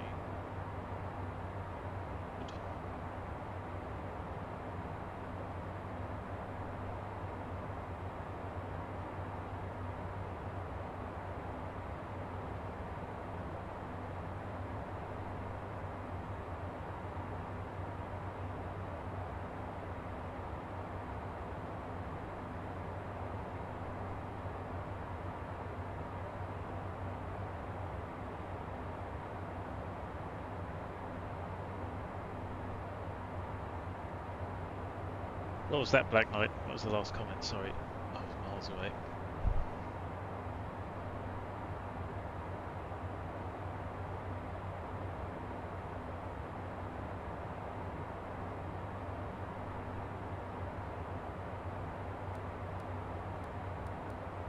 The altitude bouncing around. Get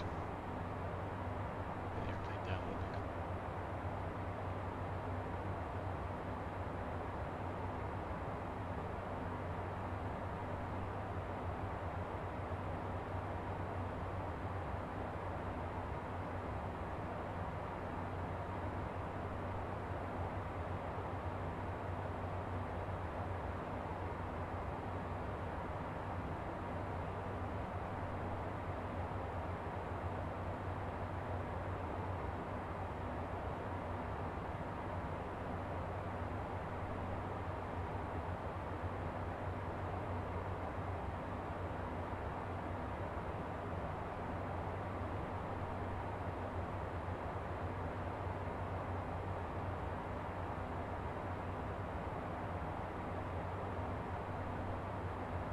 Actually, our TAS is about the same.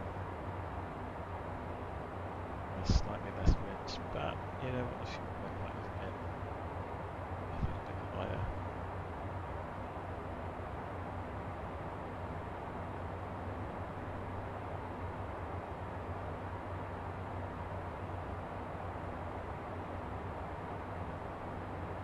Anyway, what's our final approach course? Let's have a look at this as we go.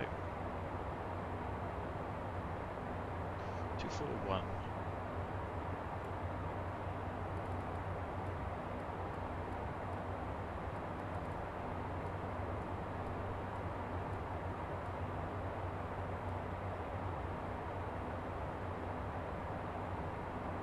I know I don't need to set it up.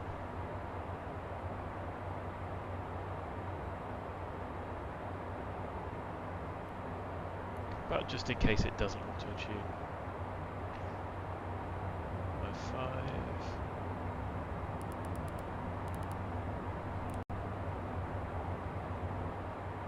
I'll update the weather again in a moment. Oh yeah, it does look like Belgium online today, so should have gone there. So the wind's a little bit lighter down here. We've got the same TAS. I was expecting the TAS to drop off. Maybe I need to brush up on my airplane jam.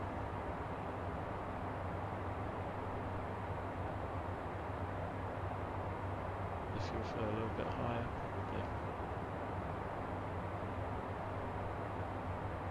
Oh well.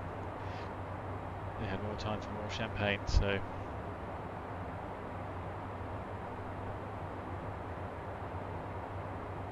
1450, what was that, a half-hour update? What was the last one I had? 1420. So still 240 at 12 with a bit of variability. Fuel line broken off 13. 1311 and still 1009. Good. Well, we might as well pop our riffs in, which are 200 foot, so 419.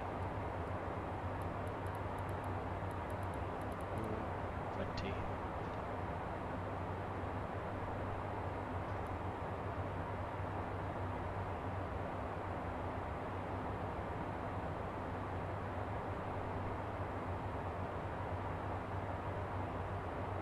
Still 45 minutes out.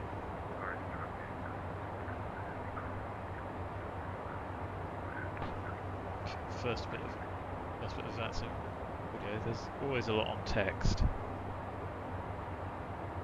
I can't believe that there's that many which is another reason for doing it all tower approach. I can't imagine that there's that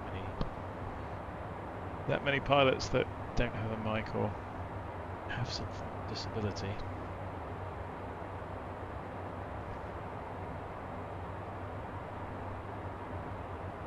So 50 miles and 7 minutes to top descent.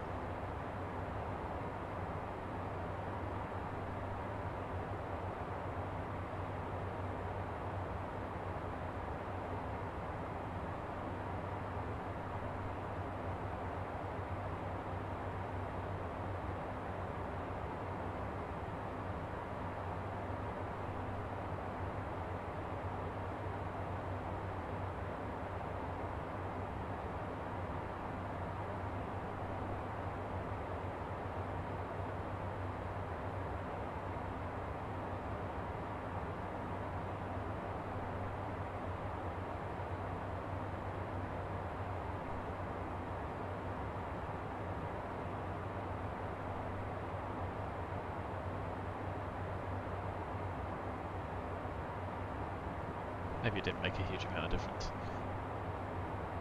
Because what's the difference of 5 knots? Less than a minute.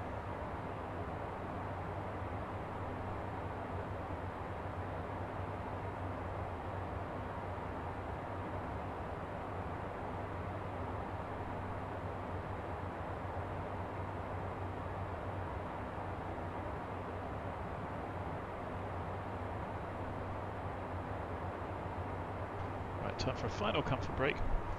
I'll be back, get into the descent, and I'll tell you what I'll do just to make sure I don't miss it. I'll set 180. Can't go wrong with it.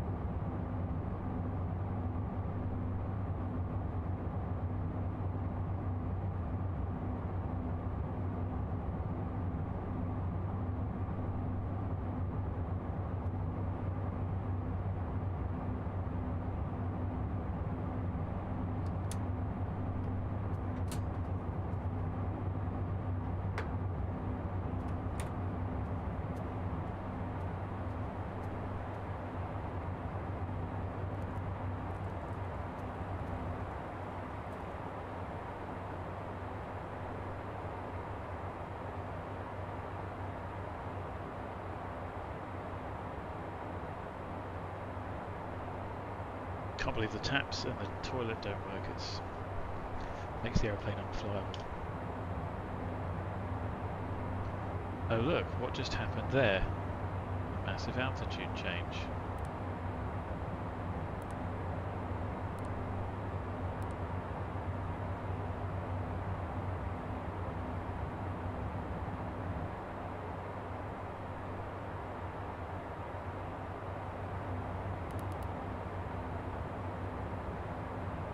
So it thinks we're in the descent already, even though we're cruising.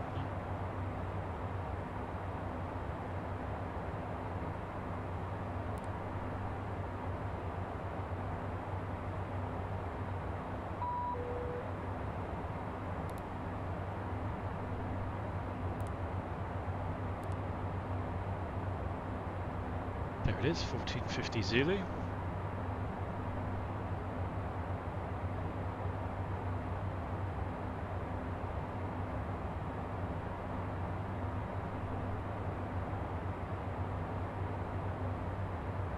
So the base has lifted a little fewer, 900 and 1300.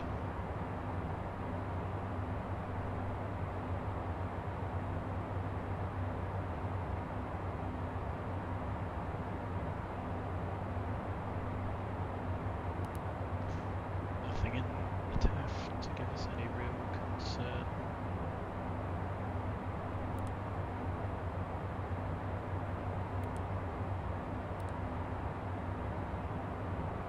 So I'll check again in 5 or 10 minutes. Should have updated.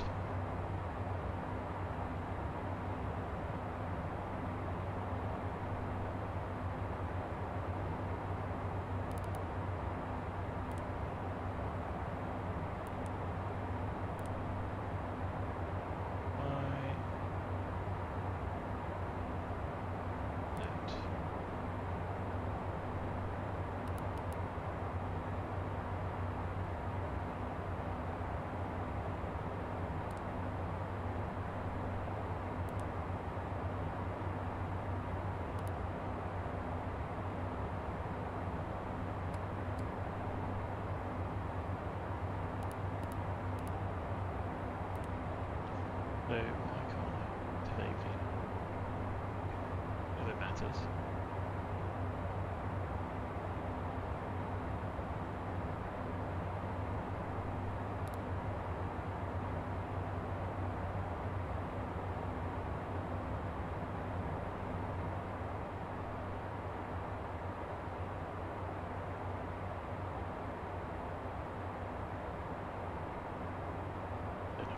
Belgium from here? No, we can't. Oh, wonderful. Nice weather to go through.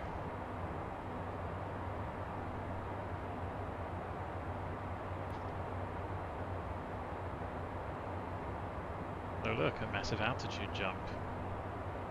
This has got worse. I assume that it's X-Plane doing it, so it shouldn't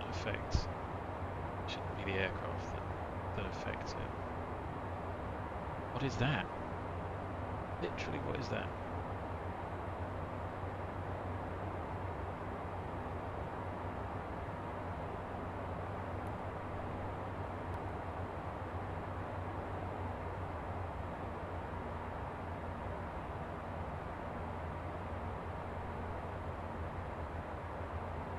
Spend too much time troubleshooting that rather than getting the airplane to go down.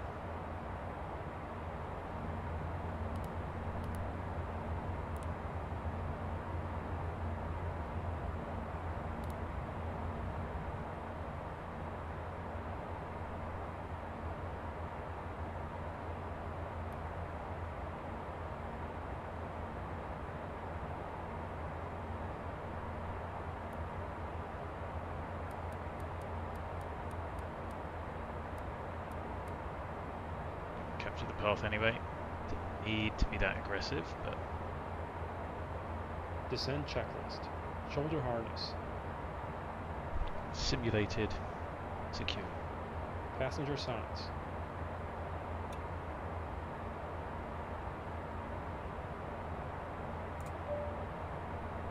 Pressurization. Yep, close enough. Fuel quantity and balance. We're 120 out, so let's resolve that. FMS, landing data, charts. So we've done. I'm going to update it as we get a bit closer, once we get the next weather update in a few minutes. So after ELDAX, we'll definitely aim to do it before not GIKIN.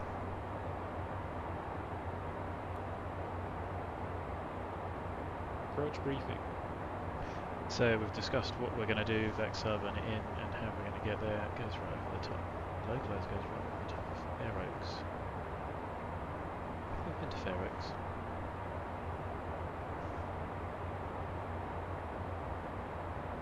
Yeah, I guess we're going to find out. I mean, looking out of the window, it's actually not too bad, and it is breaking up a bit. Could have got away with a nice day, especially if this isn't actually that thick. And you never know, you can have an overcast layer and a nice break in between, which can be quite nice. You just don't want to be getting stuck.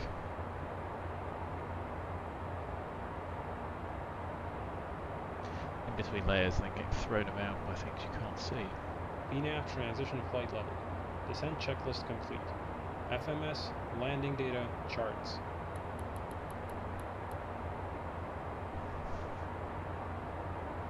So there's no real reason to go particularly slowly.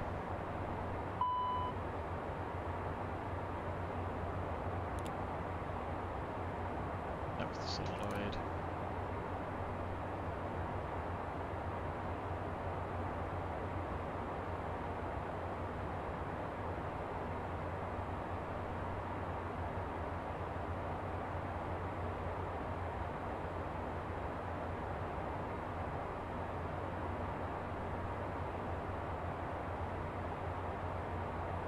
So bear in mind we've got 40 odd mile leg before we then start getting in another 10 miles and another 6 miles before we even cross the coast.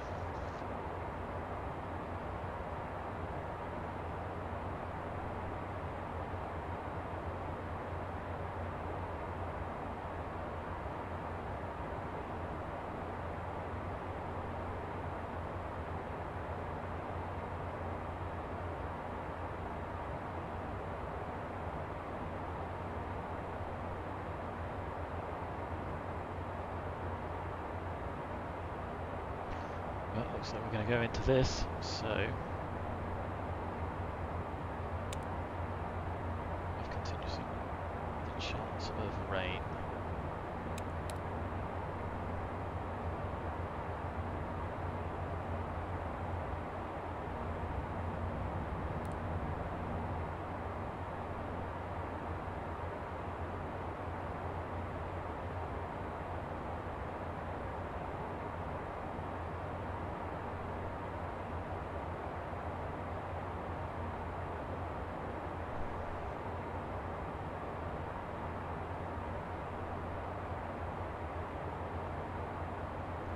Some quite heavy rain in here. An announcement.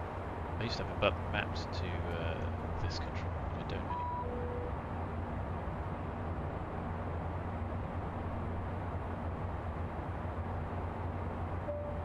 The captain has just turned on the seatbelt sign. Please be seated and securely fasten your seatbelts. No descent, just the landing. I thought it was a descent announcement, I could be wrong. I think it just says we're surely going to be landing something like that, doesn't it?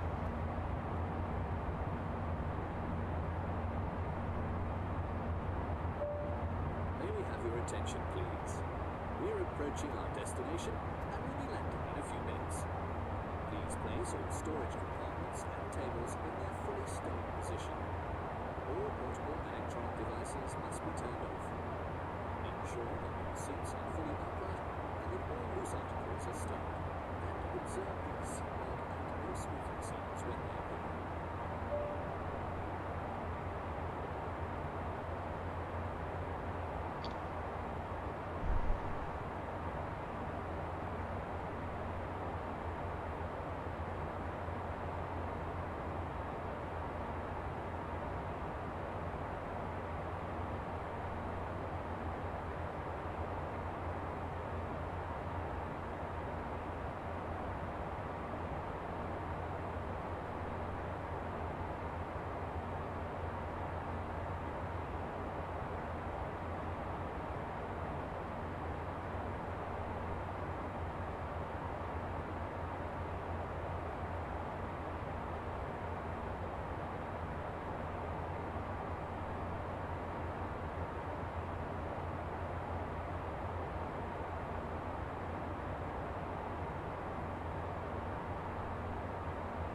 looking pretty ominous.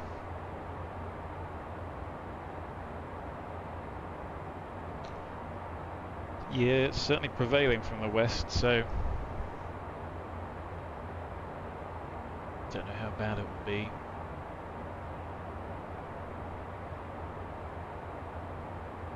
Here it is, bounce time.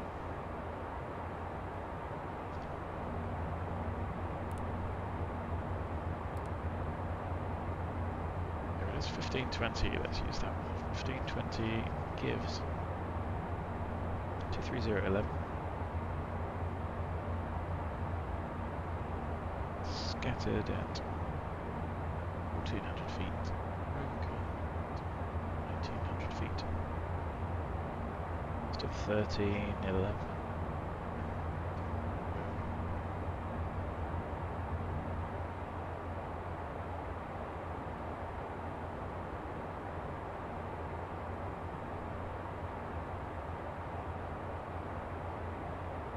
Anybody around? Really?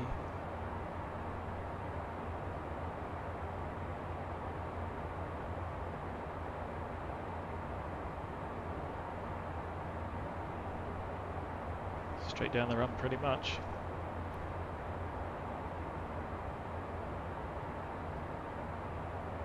I'm surprised it's even that much crosswind, but then MDR is good enough.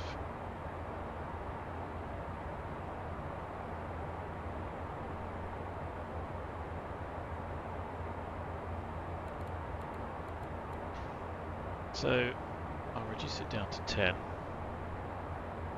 Ah, it doesn't rain. It's quite a heavy rain, but that lighting, I have to say, is really rather good. It's not perfect.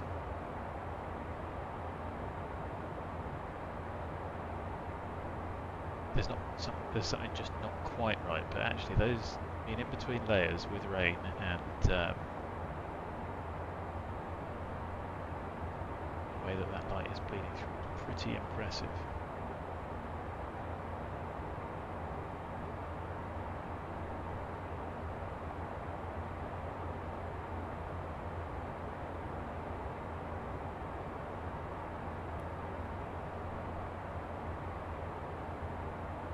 So we're on the arrival, 277.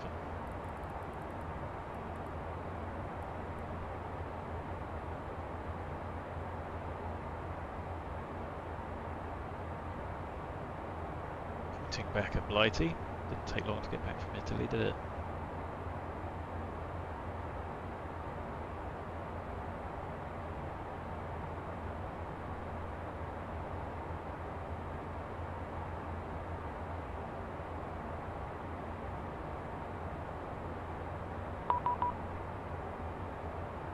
Where did they come from? 13444.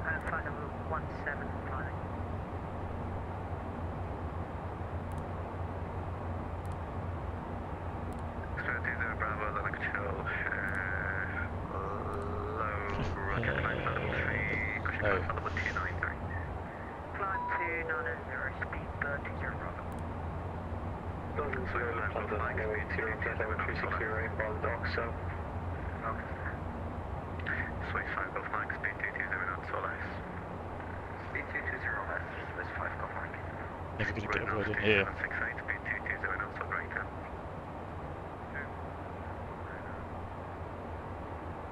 fraction 853 Golf, if you let me stop descent flight level 160. 160, fraction 853 Golf, sorry, trying to get in. Sweet time, Golf flight time, altitude 5, Nope, wrong one. Sweet time, Golf flight time, altitude 5, feet. Climb 5,000 feet, this 5 Golf Mike. Echo 856, good afternoon. Echo 856, hello, descent flight level 80. Flight level 80, Echo 856. Hold the control of Tanzania 80.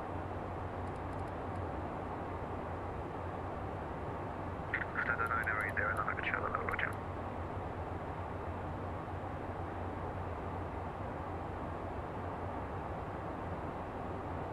Sweet 5 Golf Mike, turn left heading 070 degrees. Left heading 070, this 5 Golf Mike. Fraction 853 Golf, Squawk 0257, and it's the LDAX 1 Victor rifle. Squawk 0257, LDAX 1 Victor, fraction 853 Golf, thanks. London control hold of Thunder 980, Hotel 360, around Oxford. Lufthansa 908 there, London, roger. 1 Victor, Control, good happy. afternoon, easy 67, Yankee Victor.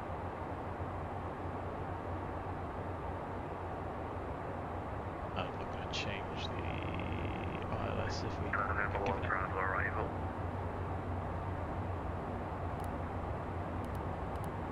Easy 67, Yankee Victor, Hammer 1 Bravo arrival.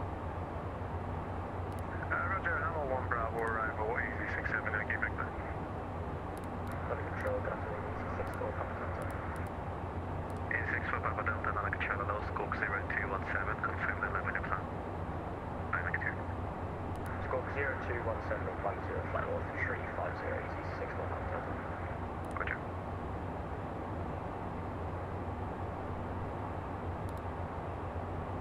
John X2 Whiskey Romeo with me. John X2 Whiskey Romeo with you.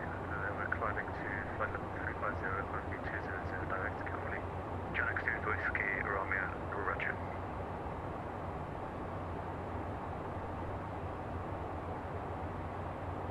Speedbird 20 Bravo, Unicom 150, that's 79, bye-bye.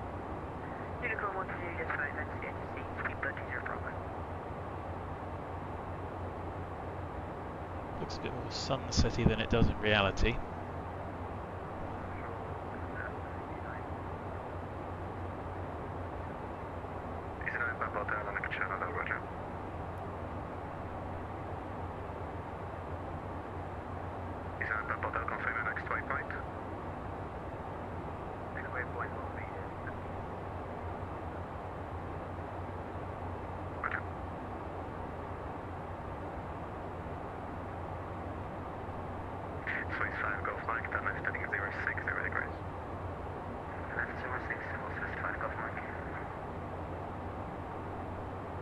So we will need to get down. If not, we'll end up holding it with VATSIM, I guess.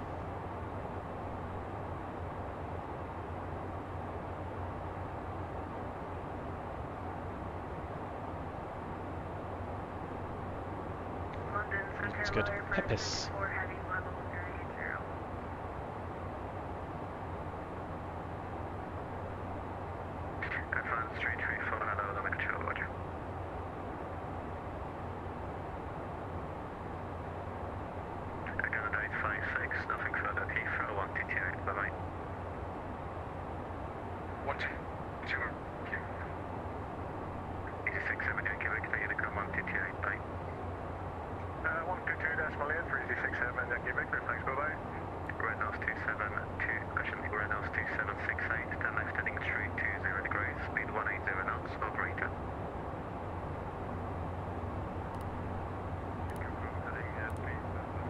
So landing data charts, we're happy with our fronted lengths. In range checklist next.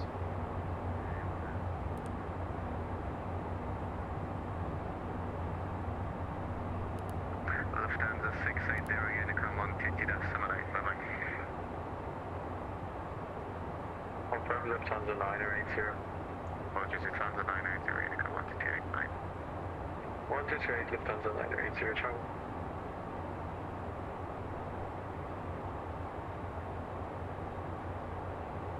Yeah, a little bit early. I've always thought X-plane sunset times have been a little bit squiffy, and I don't know why. 5 Golf Mike, speed 180 knots or less.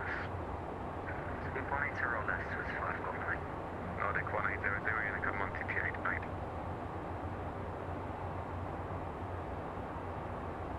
I guess the rain stopped. Well, I'll leave the anti-ice on anyway.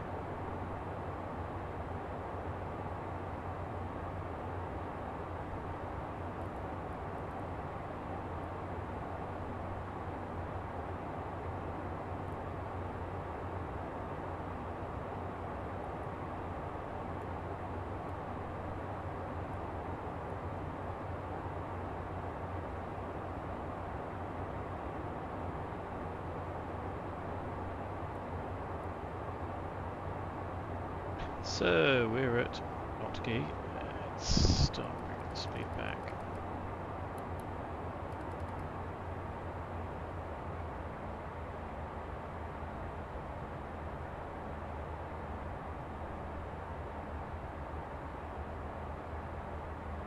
Fraction 853 Golf, descent flight level 90. Descent flight level 90, fraction 853 Golf. Swiss 5 Golf Mike, turn left heading 340 degrees. Oh, a bit of lightning out there to the left. 340, Swiss 5 Golf Mike. Right nose 2768, turn left heading 290 degrees, and we'll establish localizer runway 26 left, descend on the glide path.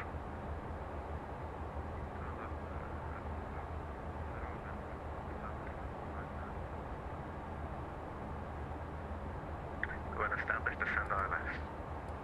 86 for Papa Delta, route direct at Strat. 86 for Papa Delta, direct at Strat. Was that for easy 6 for Papa Delta? 86 for Papa Delta, direct at Strat.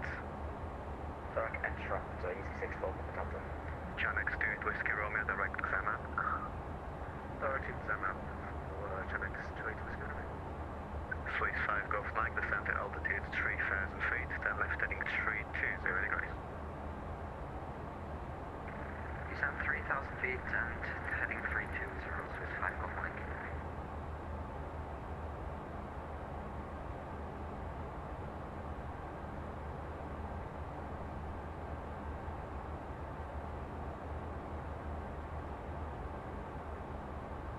London Control, good afternoon, 586 Mike, 5,000, jetting, correction, max, did 1 off departure.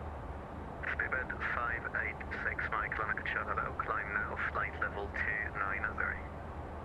Climb now, 290, 586 Mike.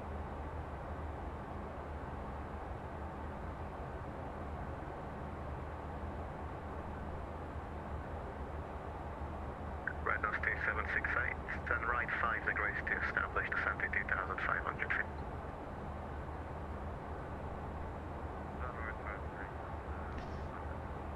Busy is it?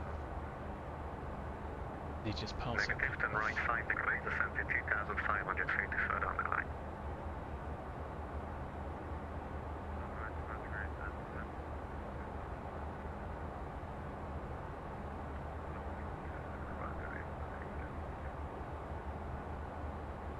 Ryanair 89 Echo Delta, Lana Conchella Low, Delta 1 Lima arrival, when ready, descent flight level 260.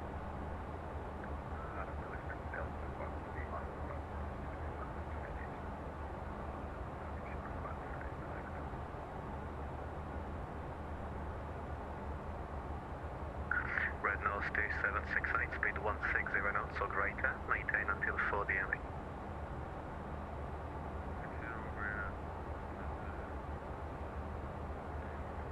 So I think VNav's given us a good lie. Front Street 34, Unicum 1TT-8. 122.8. But what I have missed here is the need to get back to 210. Unicum 1TT-8. Fraction 853 Gold, descent at altitude 4,000 feet to be level by IVATA, the QNH is 1019. 4,000 feet Ivata QLH 1019 fraction 853 Golf.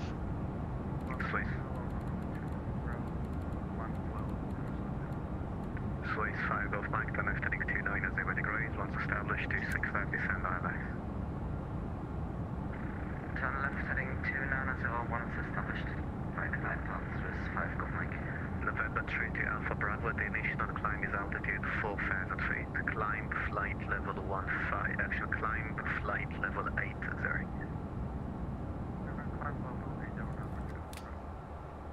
November Alpha Bravo, flight heading 095. Flight heading 095. Red nose 2768, Konagawa Tower, call send only 124.230. In range checklist. APU. London Control, Started. good afternoon. Altimeters. 3 set, cross-checked. Avionics. Jax 195, External London Control, lights. hello, Squawk 0337, stop And climb on for level target. 200. Set. Squawking 0337 and stop climb at flight level 200, chance 195. Swiss 5 Golf Mike, speed 160 knots, all S. Speed 160 LS Swiss 5 Golf Mike. Ryder 89 Echo Delta, descend flight level 190 to be leveled by Tel2.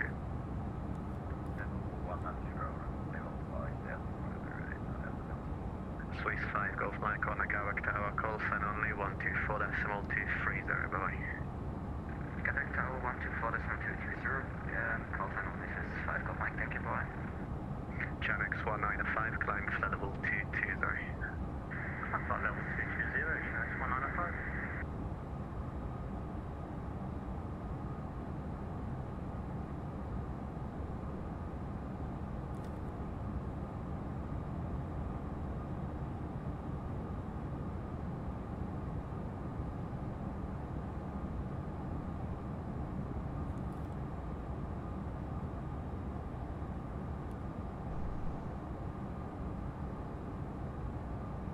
And then it goes all quiet.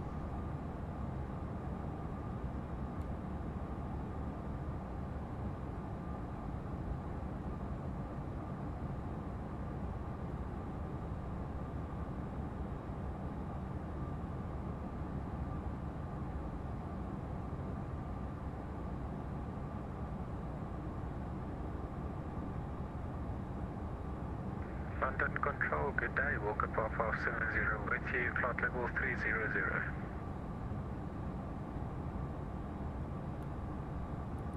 Walker 5570, London Control, Rocksock 1 hotel arrival for Heathrow.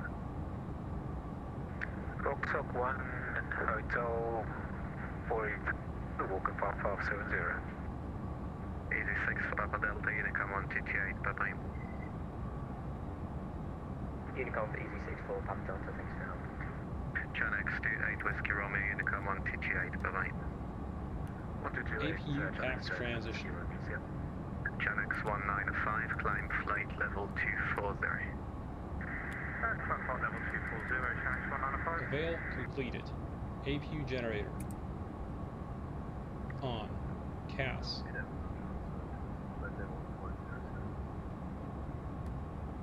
CAS checked and clear. In range checklist What's the complete. confirm time? Before landing checklist next. Here, Oscar 876.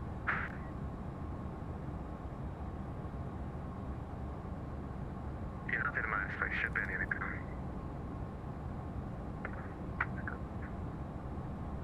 London Easy 76 Papa Delta, flight level 213 descending, descent flight level 200, 300 or greater to the traffic line.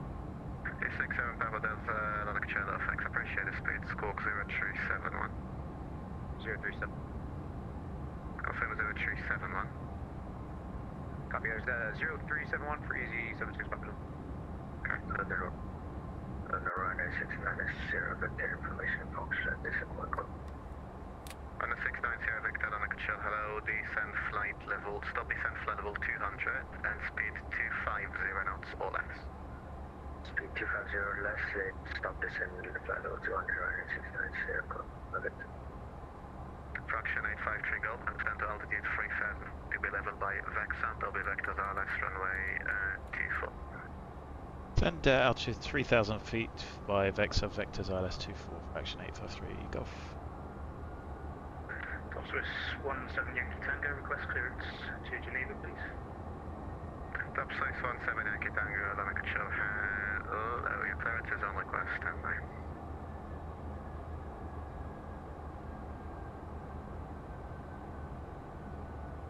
Before landing checklist. Landing gear lever. Speedbird 8, cushion 586 Mike, Unicom 1TT8, bye-bye. Unicom 123 destination, Speedbird 586 Mike, bye-bye. Channel X1905, climb flight level 280, continue present heading. 280 and continue present heading, Channel X1905. Ryanair 6, action disregard. Itaro 9014, Lima Control, roger.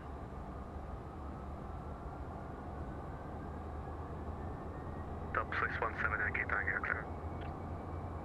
Go ahead. Top Swiss 17 Yankee Tango, clearance east to Geneva, it's after departure, runway 20, turn left, direct Goodwood, climb to altitude 3,000 feet, squawk 0213. Okay, cleared to Geneva after departure, on 20, turn left towards Goodwood, and climb 3,000 feet, squawk 0213, Top Swiss 17 Yankee Tango. Top Swiss 17 Yankee Tango, correct. Easy 76 Papa Delta, descend flight level 150, if able, increase speed 310 knots or greater. We'll stop the descent at 150 and currently 330 now. Roger. Fraction 853 Golf, fly, present heading, report heading. Heading 050 degrees, fraction 853 Golf.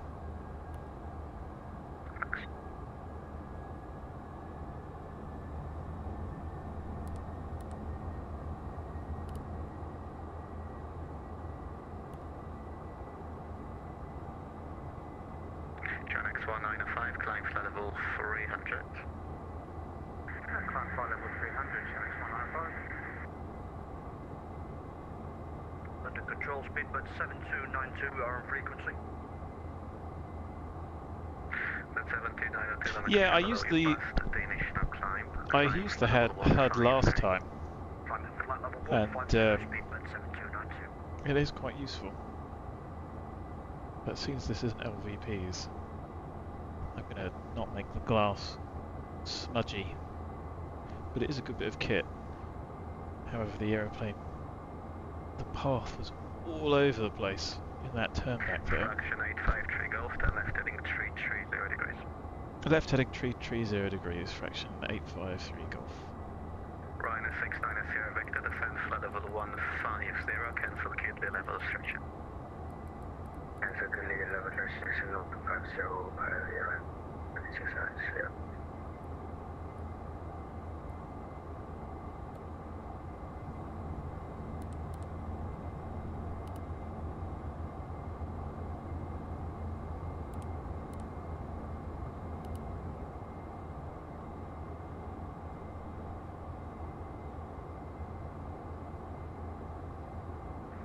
Control, Walker Papa 70, ready for the descent. Walker 5570, roger, descent flight level 160. 160, Walker 5570. IFNB.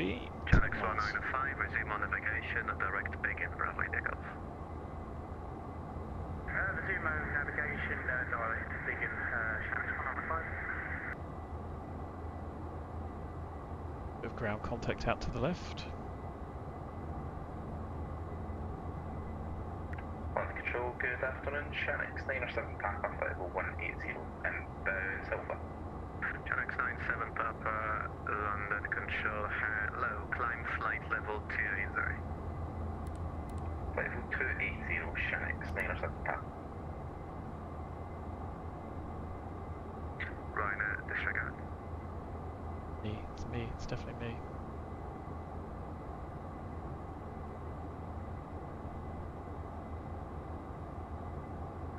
Easy 76 Papa Delta, speed 280 knots or greater.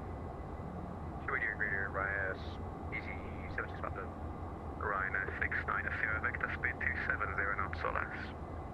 Speed 270 or less, Ryanair 690. Speedbird 7292, climb flight level 180. Speedbird 7292, climb flight level 180. Channel 195, direct to Conan. Direct to Conan, Channel 195. London Patrol, continue Speedbird 102 with you at flight at... Where's he taking me? Standby faction 185 go, sorry for this late until left heading 180 degrees, apologies for that. No worries, left 180, fraction 853 golf. Speedbird 102, London Patrol, roger. Channel 195, contact London 134.905. 134.905, thank you for your service, Channel 195. I don't know why they obsess with vectors when they're busy. Walker 5570, descent flight level 130, be level by Hazel. Is that M3? Flight level 130 and level by Hazel, Walker 5570. Channel Papa with direct LAKOX. Direct to LAKOX, Channel 7 Papa. Southwest 17 Yankee Tango, ready for push to start at 7. So we're through. What's the call sign time? Top Swiss 17 Bust the glide here. Top Swiss 17 Yankee Tango, no problem. Push and start is approved. Push start approved, 17 Yankee Tango. Fraction 853, got descent altitude 2,500 feet. Descent altitude 2,500, fraction 853 golf. Speedbird 102, contact London 134.905, bye-bye. It's a quick readback. Fraction 853, Golf to right heading 210 degrees, cleared ILS approach runway 24. Right heading 210 degrees, cleared ILS 24, fraction 853 golf. It's disregard.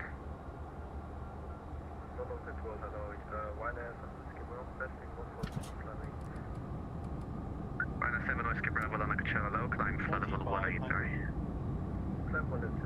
Not particularly smooth, but never mind. Down indicated. Speedbird No 7292, climb flight Localizer's alive. Glide slope's alive. Cal missed approach is 3. On. Wing, cowl, anti-ice. On. Cal as required. Continuous ignition.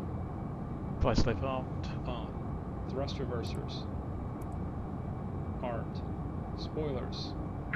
Glide slope capture. Flaps. 9 Echo Delta, contact London 134.905.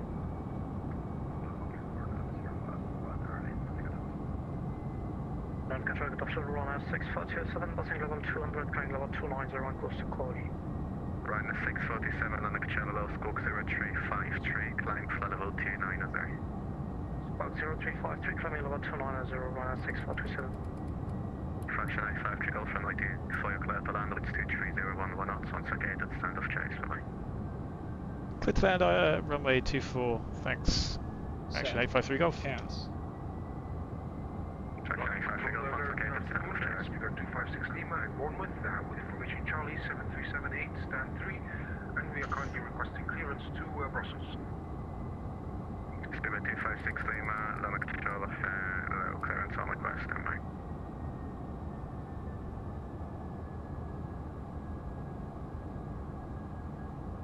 That was once vacated, standard my choice, fraction 853 golf, thanks.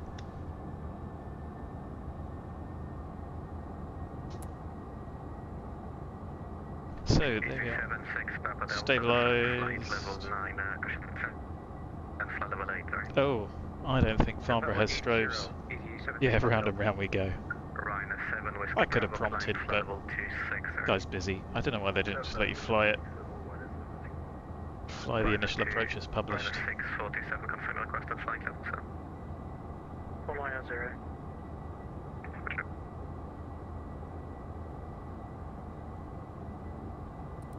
Channel 9, actually disregard. Speedbird 7292, direct LAKOX. Direct LAKOX, Speedbird 7292. Top Swiss 17 Yankee Tango, ready taxi. Top Swiss 17 Yankee Tango, taxi at point runway 20, report ready for departure. touching out of 20, we're 170 meters now.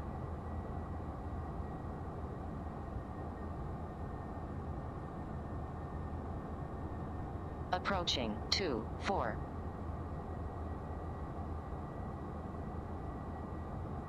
Are we a little bit low? Yes. Corrected.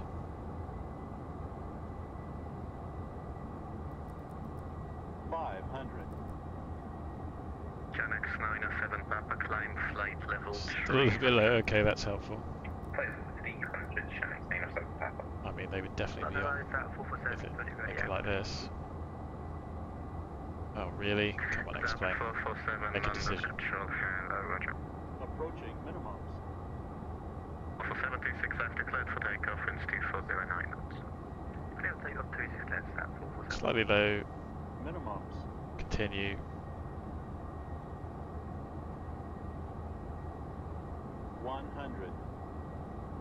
Considering the wind is not particularly strong, I'm definitely fighting it. Liner 7 Whiskey Bravo, climb flight level 310. Save that. 1,200 meters remaining. Liner 37 X-ray Bravo, Lana Control, hello, climb flight level 163. Climb flight level 160, Ryanair 32, make sure I'm close. 60 knots, reverse the stove. Easy 76 Papa Delta, fly heading of 075, landing runway 26 left, no delay. Walker 5570, descent, flight level 80. Is that 8,000? Descent, flight level 80. Flight level 80, Walker Papa 70. Before Ryanair landing 5, checklist complete. Ryanair 69 After is 0, landing Victor checklist next.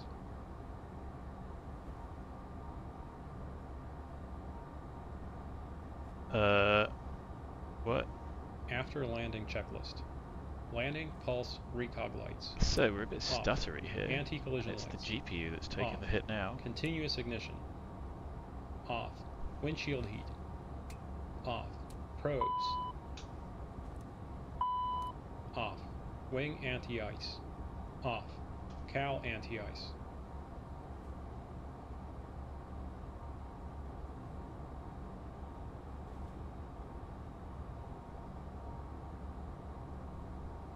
I don't think we need the cowl on anymore. Spoilers. Ooh, Stove. stuttery. Flaps. 0.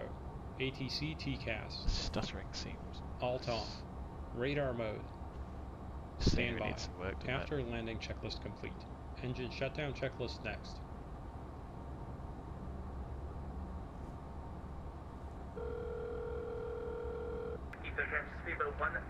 Hot start flight support. Jenny speaking. How can we help? Understood. We'll have that ready for you. Anything else? Always a pleasure. Take care.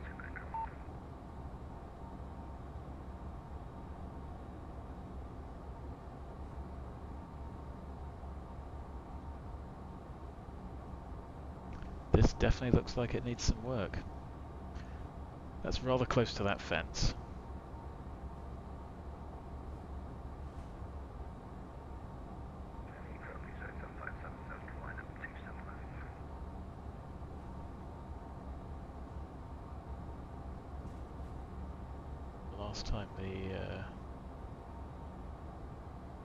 Last time this airport got some love was.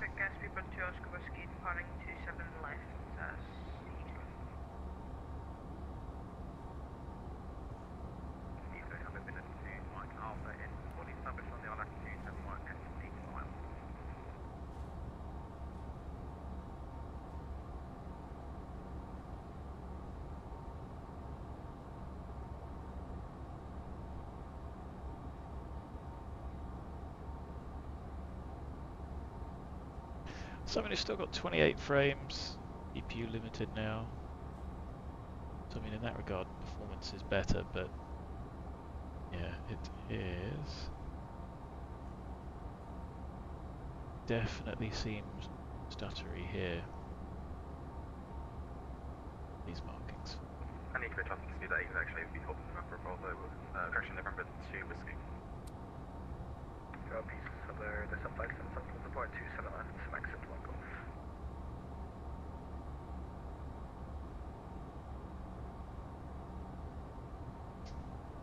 Something like that will do us. Engine shutdown checklist. Taxi lights. Off. Parking brake. Set. Reverse thrust. Stowed. Generators 1 and 2. So we're about 10 minutes late, but I think that's due to the crash. Off. Engine 2 shut down. Into traffic speed 2 Oscar Whiskey Airborne passing Fuel boost 2700. Don't need to check that. So that's the first check of the day, right? Oh no, they need to be off. Off. Fuel system. Engine 1 shut down. Check ITT below 350 degrees Celsius. It is. Anti-ice. Off. 14th stage. Off. Beacon. Off. No steer. Off. ATC TCAS. Right for a 10-mile final Heathrow traffic. Heathrow traffic speed boat 192 flight heading 150 speed 220 knots 4,000 feet Heathrow traffic. Heathrow traffic, that's 278. We'll give a little bit of delay between departures. TCAS. Standby 0. Parking brake if chocked. We are chocked and the brake is off. Passenger signs. Off. Cabin differential. 0 PSI. Engine shutdown checklist complete. Securing checklist next.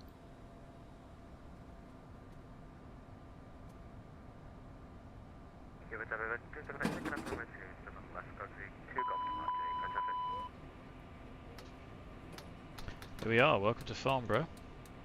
Enjoy the M3. The airport taxi's here. Thank you, Captain. Great flight as always. Well, I'll see you next time. Heathrow traffic speedy bird 3 Zulu must be 20 until 60 ME or unwearable, just minimum Heathrow traffic. Wow.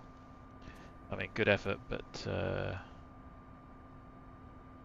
lots of misinformation there.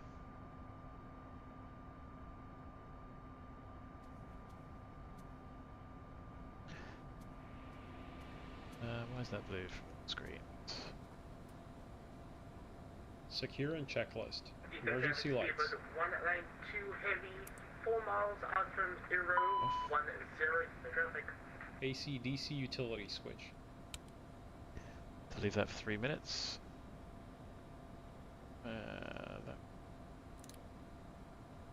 Headsets. Thrust reversers. Chocks. Parking brake. Hydraulic pumps. So, to go and pop those pins in. Actually, would it be hangared here? Is Farnbrough brace? Might be. Imagine we just get dragged out. Nav lights, logo light. Heathrow traffic speed 3 Zulu initial final runway 27 right 4 mile final. Heathrow. Heathrow traffic speed 192 established on the islands, runway 27 right Heathrow. Is that somebody being difficult doing simultaneous runways?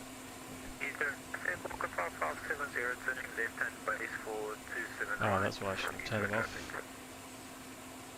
It's gravity doing that.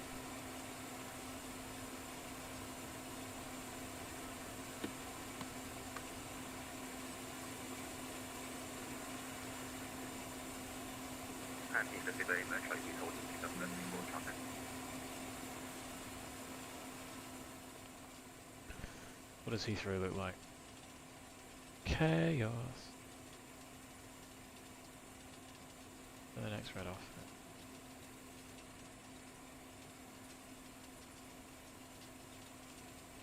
traffic on the left? I thought I heard someone on the left. Guess I was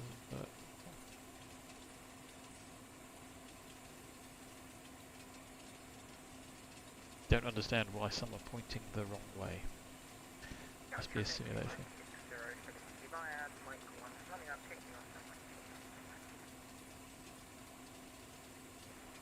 Here's traffic, stay at 2 feet, taxi. Bravo, the actual.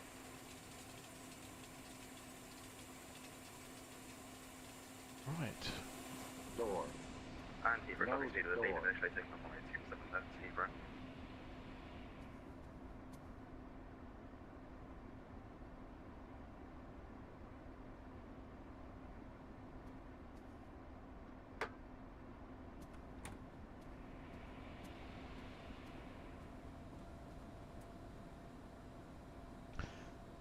Quite 3 minutes, but these extra tasks do take a little bit of time.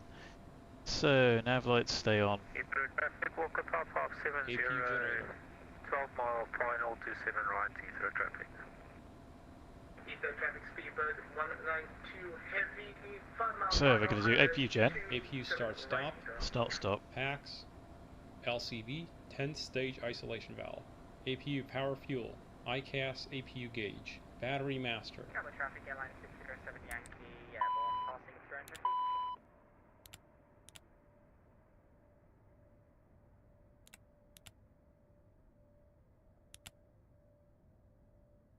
feet.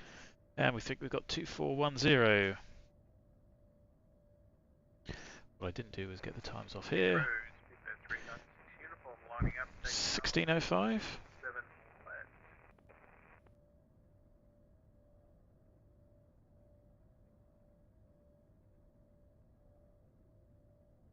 And 217 en route. Now, does that take into account our crash to desktop? I don't know.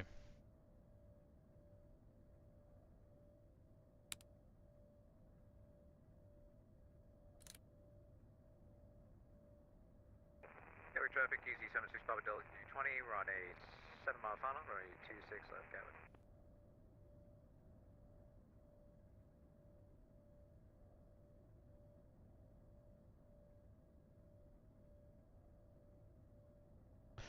So, waiting for the APU gauge to disappear while I go check the APU counter.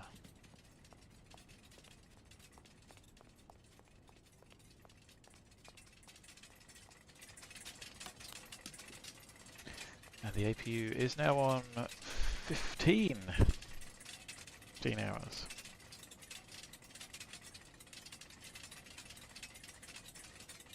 Gonna have to let the engine cool down for another 7 or 8 minutes. The oil check. That's weird, isn't it? 27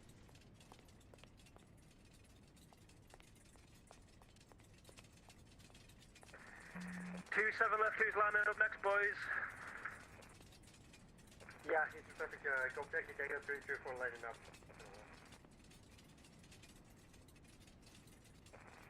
Traffic, easy 76 Papa Delta 320, short final up 26 left cabin. Hey, Trey. Speedbird 23, Heavy, do you want to go after the departing 27 left? Yeah, we're just about to go. Speedbird 23, they'll line up. Well, the joys. Okay, we'll go third in line, shuttle 3 Juliet via November Bravo 3. Sorry, Just figure it out when you get there. November Bravo 3. Oh, the chaos of Heathrow. Right, where are we at? APU, I guess, APU gauge, still there.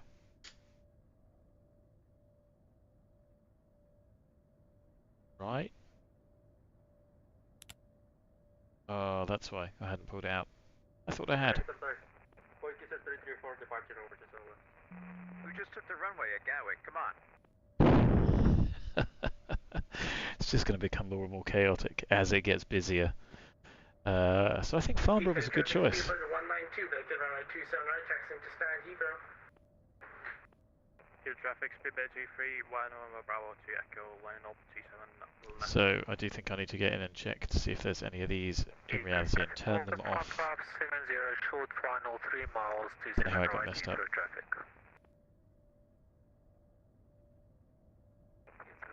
I'll switch back to the other one. Jeez. Don't fly into London. So yeah, just stutters on the GPU, the occasional crash. I don't know. I'm pretty sure it's driver related. Might be power related. Do need to testing. I'm pretty sure the PSU is capable, but maybe I need to bolster the cables. Anyway, batteries off. Refuel panel 2410 I have got written down. Not that I ever reference it on the next flight. Oh, 2400. That's that off. And with that, dear friends, thanks very much for watching. Sorry about the crash. Thankfully, it just goes to show how good this aeroplane is. That makes for a nice shot, doesn't it? Maybe I'll replace the... oh, look, with the tower in the background. Like that? Do you think like that, or like that? Like that? Like that? That might do. Take a screenshot of that.